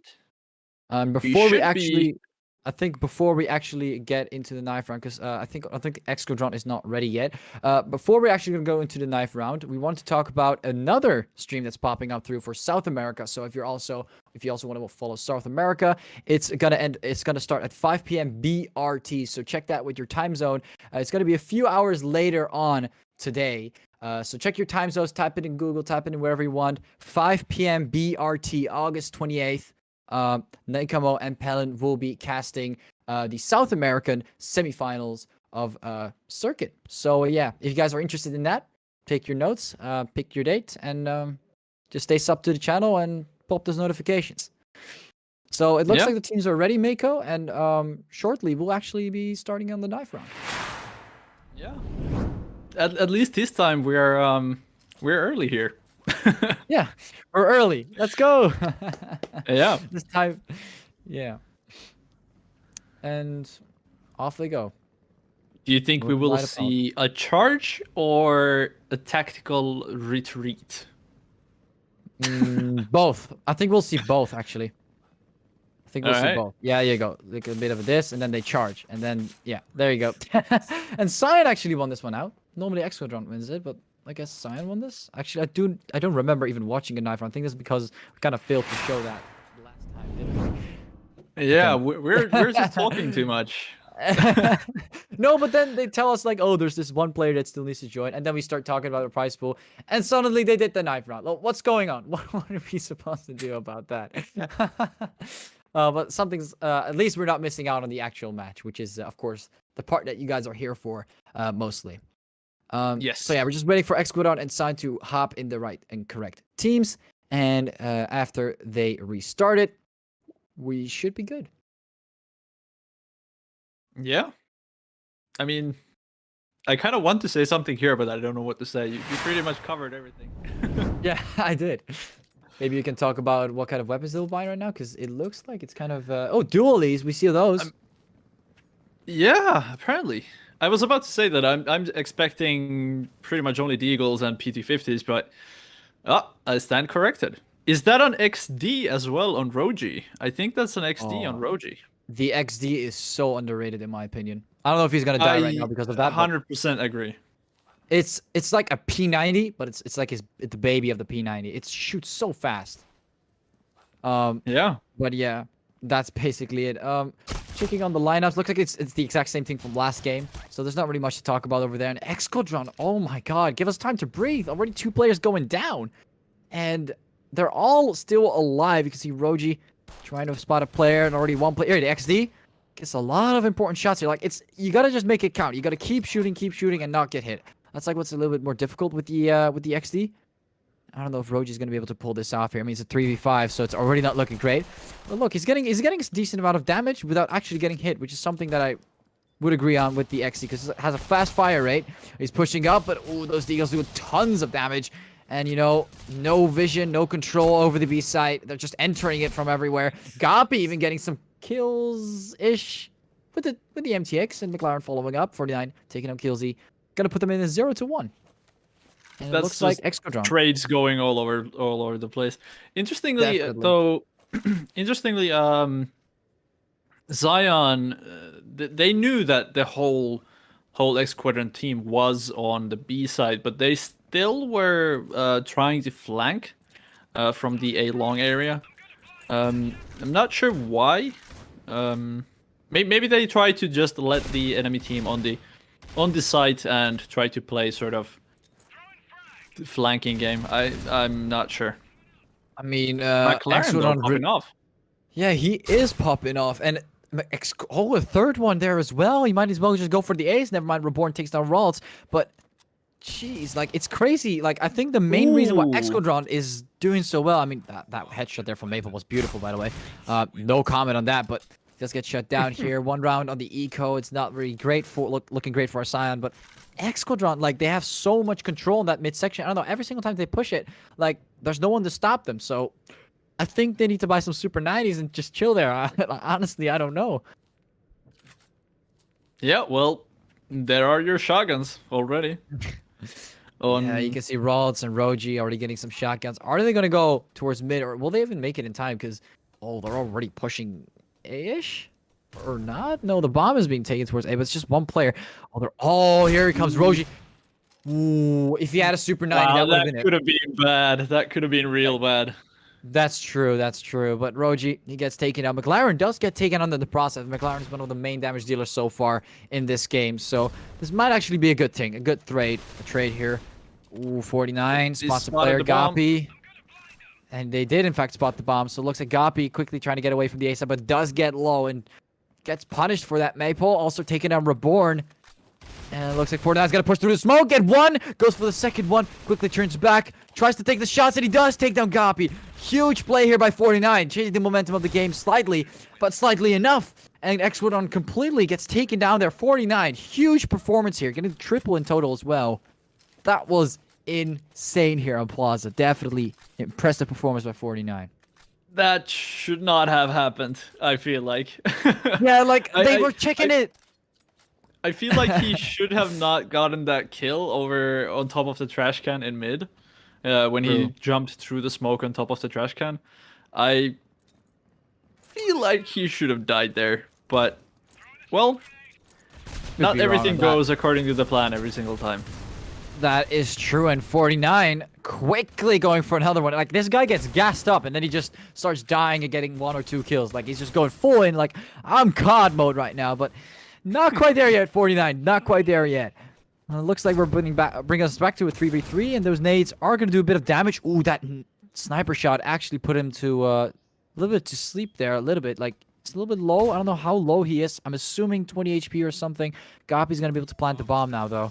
And Maple and Roji, the last 2 players remaining here for... Oh, I think he sees the head. Scion. He does. Ooh, he's waiting. He wants to make the shot, but if he stays here for too long, he might get shot from his left, and he does. Gapi takes out Maple and Reborn, finishing off Raji, picking up the sniper as well. And I'm assuming he's going to give it to McLaren. Yes, he is. Look at him, just ready to pick up that beautiful sniper. Yep. The stats on the board are pretty much what I would expect. Both teams climbing, I could say. Both teams seems to have pretty much the buy buy round. I guess. Raji has a shotgun. A bit better.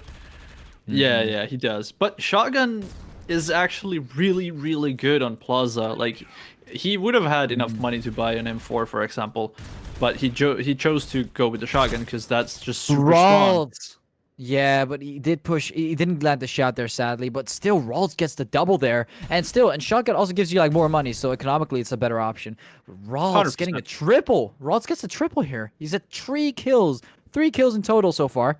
And he's just ramming through Excadron as if it's just butter. He's just slamming through and gets another one. He could actually get the ace, gets 4 kills. What's going on? How is Excadron falling apart? He does take down 49, but here comes Vanish. Kills him right where he stands. Ross does not get the ace, but this was dangerous. A massive 4K, taking on 2 and then 3 players near A long and A main. Then went off to cross, took down 1 player near the palm tree, I think. And the last player got taken out by Vanish. But that was impressive performance by Ralts, definitely. 100%. Huge impact on the round right there. Killing 4 players, trading 4 players to 1 is always there's no way you can come back from that. Or there is a way, but it's a miracle. Difficult. And wow, 49. okay. That 49. fast double. 49 is just coming through with these frags, and Exquadron is trying to balance things out. But 49 already did so much damage. Look at the HP marks there. Kills, he almost dead. Decked, hit a little. Reborn, the only one that's full HP here. Ooh, Roji gets hit a little. Madpo and Vanish taking on 2 kills, and Reborn both going down, and it's just Decked remaining. But oh, look at that HP management. They're just every single time someone's low, they just push back a little, and then they try to do something from a distance. It is beautiful when you see it. And now the score just balanced itself out as well. Oh yeah. Yeah. I mean, Zion needs to or seems to be on the top end of the things right now. It seems like X Quadrant doesn't really know what to do, or at least it seems that way to me. But now they're eco pushing through mid, and oh, the lineup. Roji, what is going on? Look at the damage Huge on all these grenades. players. Zion is absolutely destroying X Quadrant here on the Coalition side. Like, it started off in reverse, but I feel like they just realized what they needed to do here. It's like To be it's like fair, that was an switch. eco round. Yeah, but normally eco rounds, like, they end up fast, but this was just the amount of damage they landed in such a, like, the aerial damage they dropped was just impressive. Like, whether they had guns yes. or not. Like, they didn't even take shots, and they were already all just so red. So I'm talking about that. I'm not talking about, oh, it's an eco round, they probably win it. Like, I'm talking about the fact that they hit all those players there. It was beautiful. Just red, red, red. Oh yes, 100%. Even just the first shot from the Euratio, just tagging 2 players, killing one, tagging another player, then the grenade, just putting everyone to super low HP, and that's the round. And Decked. I mean, I just love Ivory, man. I still can't get over it. It's such a beautiful skin. And he matched it with the golden grenade as well. I think he did, right? Golden grenade? I'm not entirely sure. Yeah, he still has the nade on him. We might see it later on. It depends on how aggressive people rush. I mean, he's just holding an angle right now, making sure no one pushes A long. It's kind of silent right now. Like, everyone's just chilling. They're spending their time just waiting. And some of the players are also maybe expecting like a rotation. You can see Vanish and May pulled near the B side. Vanish going to check apartments. Decked, go for some shots. Gonna check the left side. He could have taken him out, but no, he doesn't. And we're not going to see that golden grenade. Which, I mean, oh, there you go. Golden flash as well. What's going on? Anyways, copy. Taking a Rods. Vanish taking a copy. It's going to be 3 versus 1. And 49 cleaning it off. But I'm still so confused. I don't want to get distracted by some nade in this game, but it really just caught me off guard. Is there actually like a golden grenade in the game? Or is that just me going I gotta crazy? be honest with you, I'm not entirely sure. Oh, well, I'm not sure as I well. know that there is a golden flashbang at least. Yeah, well then I'm assuming there's a golden. It matches so well with the Ivory skin, doesn't it? It really does. It looks great. It definitely does. That's beautiful. Yeah, it definitely does. It seems like Zion, they have such a strong defense again. We are seeing the same thing as we saw on Grounded.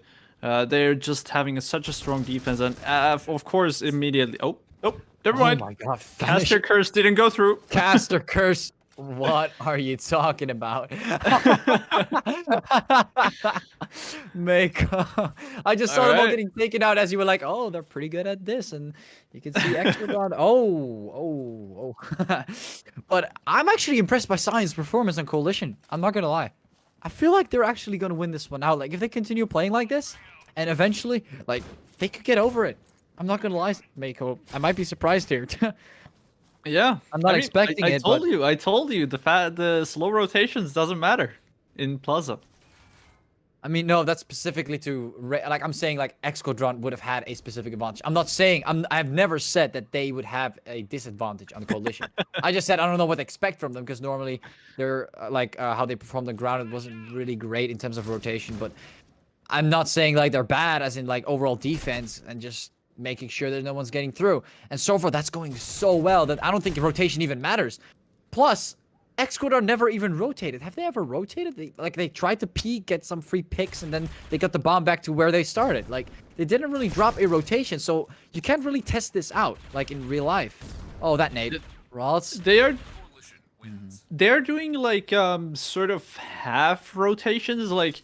You can see whenever the first couple of players are spotted on A long or at the end of the A long, or the tree palm tree area, there's always one player moving from B side or middle towards the I don't remember what the corner is called, but I just call it pizza poster because I remember that there's a pizza poster somewhere there. So there's always one player moving there and making like a crossfire on the ladder here or the stairs. So- yeah, that does make a bit of sense. Yeah, I guess that could also maybe be the reason that they're dominating out of nowhere. I mean, they're doing pretty well. I did not expect, as I said, I did not expect them to do this well. Like, I know they'll probably perform something, like they'll try out something here on Plaza. And maybe they're just good on Plaza with a specific strat, like where they're making short rotations. Reborn, quickly going for the refrag. McLaren taking on Maple. He's pretty low though, so 49 could catch him. If 49 messes this up, this could be different. He does mess it up as Killsy was sniping there. And you can see Zion, they were being a little too aggressive, a little too generous, and a little too much of a, I want to line them up and kill them all. And Killsy was just ready there with the sniper. Took him down, and then this happens. X Squadron wins out a round on the breach side. Now heading over to the last round of the first half.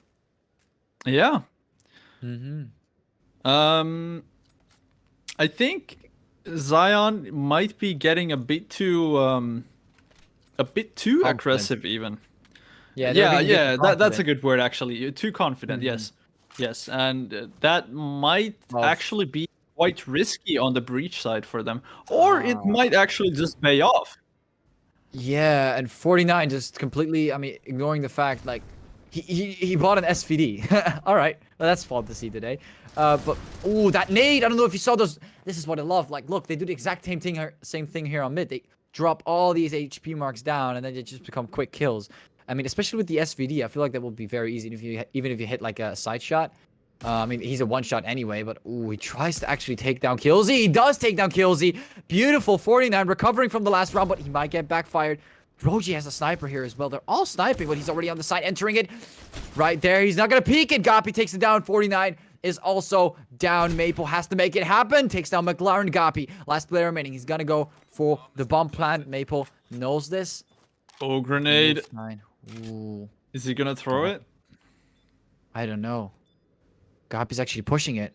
Interestingly enough, goes for the kill and gets the headshot. 7-5. What a way to end it off. X Squadron dominating the last two rounds, except of course for all the other rounds that they kind of lost in a row. Like they were doing pretty well, but I guess Sion just getting a little too confident, got themselves in a situation where it wouldn't be a 3-9, but a 5-7.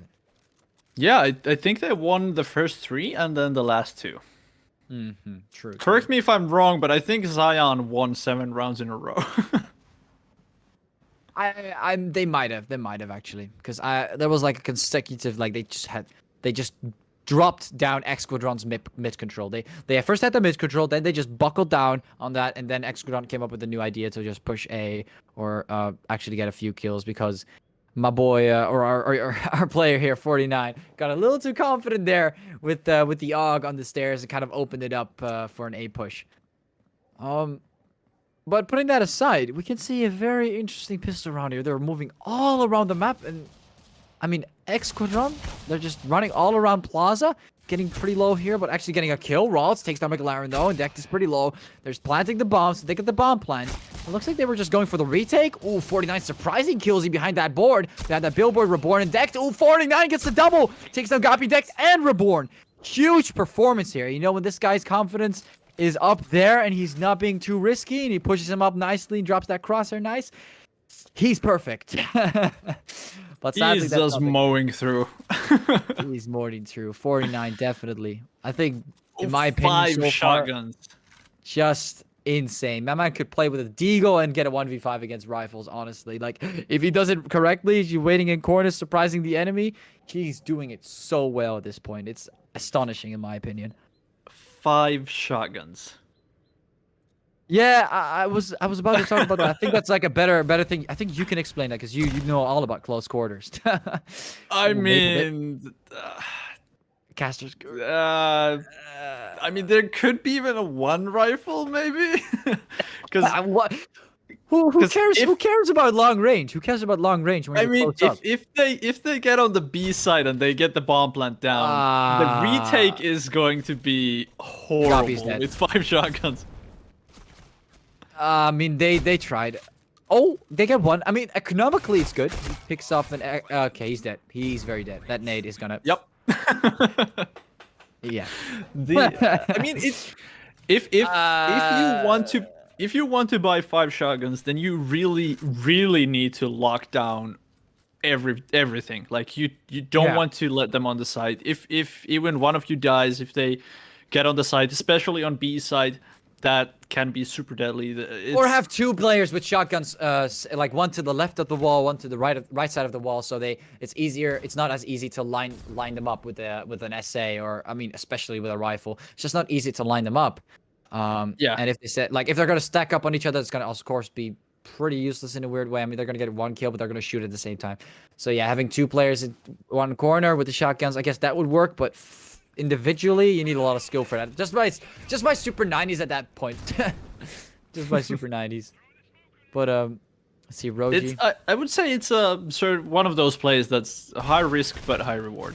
Ooh, 49 that is popping off so hard, and then his confidence just exceeds his skill level, and then he just dies. It's so weird. It's so weird with 49. I honestly, one time it's just so good, and then one time he just messes up big. It's weird. But it looks like Esquadron. McLaren just accurate as always. Fluid kills. They're so smooth.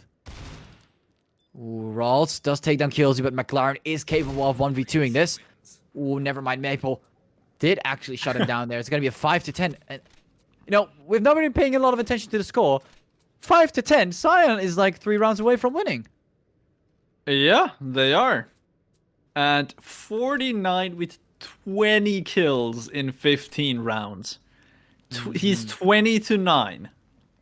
He's over 2 KD ratio in a professional critical ops tournament. I mean, at that point, interesting. 49 is 49's. I think it's just 49's way of being aggressive and having high accuracy. That combination is just making him the perfect deadly assassin that's just walking through the map and assassinating people left and right. And the rest of the team is just chilling, honestly. Oh, this lineup.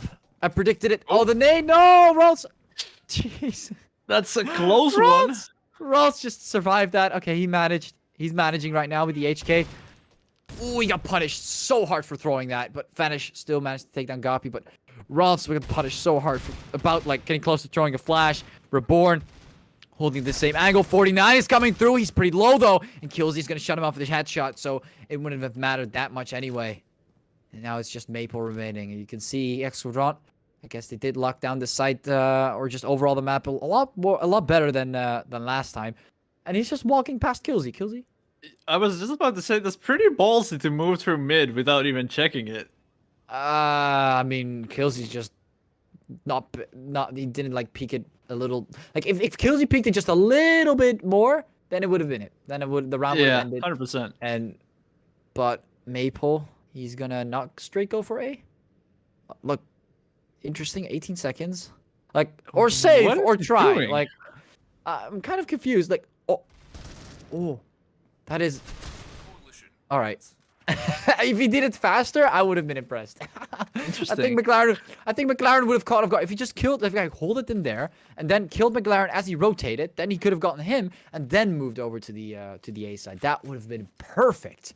But sadly, he's not like I think who was the other one that was running around on port? What was his name again? I forgot his name.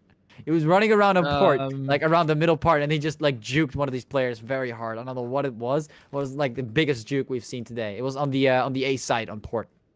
Like the guys running ring around the rosy. Yeah. I don't remember who they were, unfortunately. But yeah, something like a play like that. I guess maybe the guy that did that could pull it off, but I guess Maple is just not sufficient enough, sadly. Ooh, Vanish though. Look at the map control they're getting here on mid. No one's checking it. Like, they're just sitting there in collision spawn. They're locking it down, but they have no way of actually going back to, like, behind a wall or just, like, recover. Like, there's no recovery. You have 0 recovery. And, honestly, oh, the nades. The nades. Hey, you can see the golden nade. But he does take down Vanish, but Roji coming in, taking a 1-2. Killsy. Reborn. 49 coming in with taking down Killsy. He's going to be 2 versus 2, stabilizing. 49, destroying them. But Maple finds the last, and it's a 6-11. 49, again, huge impact on this game's performance. Of course, Maple as well, because if Maple got died there, 49 would have been in trouble with that amount of HP. Oh yes, 49 definitely a huge impact player in this match. Huge impact player. I think he's probably closer to 30 kills at this point than 20. At this Just point. amazing accuracy. Amazing indeed. Like, it's really impressive. Like, it's risky. It's one of those risky ones that 90% of the time it works, but that 10% he just dies. But then again, like, that 90% is still worth, like, you're winning out a trade for yourself. Decked, interesting way of shooting and missing, like, every player there. I guess he was just unable to land those shots because everyone's head was just visible and the rest just wasn't there. But Reborn does in fact take on Ralts. The bomb has been planted, but Roji gets taken down and X-Squad is regaining control. 49 takes one frag and takes down Reborn. What an insane player wins out the 1v2 here, recovering instantly for the damages caused. And it's 6-12, and it's not even close. It's a straight up win here. I mean, it seems like it just one round away. Sion is like this close to winning it out. 25 frags. Mako, I have no words. Unbelievable. And you would expect X-Squadron with those rotations to actually perform well. I haven't anticipated that, but I mean, I guess Grounded and Plaza are just not the same. I mean, they're definitely not. Wow. You can see them finally dominating here. I have no words, man. I know. I'll fill it up. I'll fill it up. Don't worry. But Rods looks like the bomb has been dropped in apartments. They're kind of stuck here. 5 HP. I mean, he's on the edge of dying, but still alive. Oh, does take down Goppy. Gets the bomb pickup. They might actually end it off here. It's just McLaren, but McLaren is capable of getting 1v2s. I know that. Stop doing this whole caster curse thing. Just make me prove my point, please. We'd love to see some more rounds here. McLaren, he's going to check, and he heard the bomb was planted a bit more to the left. He's going to throw a nade. Oh, he should have held that angle because he's going to lure himself out. That's a lot of damage.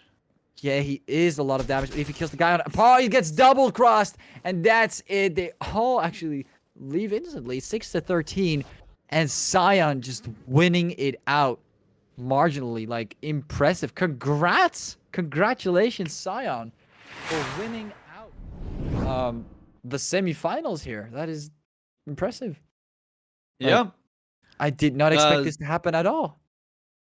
Yeah, Zion really proved us wrong. We were both saying that X Squadron is probably going to win, and we were even saying slide, like a 13-12. Yeah, maybe. Of course, like our predictions were those, and it seems like we're not that good predictors. Or, I mean, 49 surprised me. I've never seen this guy play before, and maybe he's playing under a different name. I have no idea. Like, people change their names so many times that sometimes it becomes annoying. But I don't know who 49 is, but that guy is definitely popping. Same goes for Ralts, Maple. Like, a lot of people that actually are playing here from Sion, I don't even know them. So, like, it was new for me to begin with. But yeah, just overall impressive performance, and yeah, I'm just proud of to see like a team like this that we don't really know that well performing well. Definitely. We would call this team an underdog, right? I mean, they clean it. They clean it off on this one, like 13-6.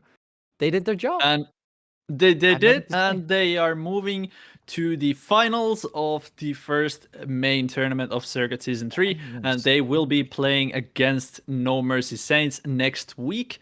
That will be an interesting match. Yeah, for sure. You can find out what happens between that match or between those teams next week.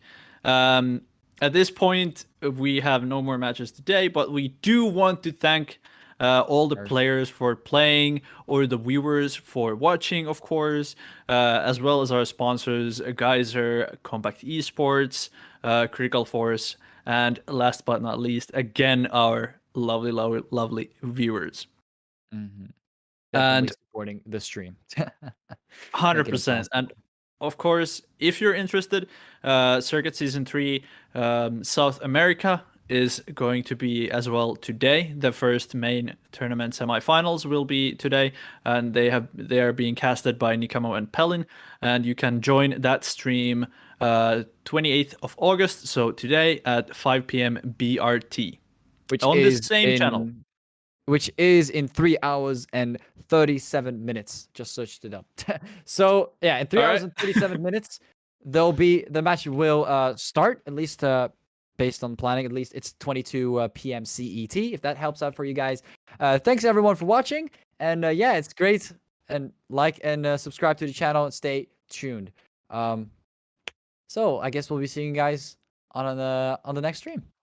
Yeah. Next week. Next week. We were Mako and Are They Pure J.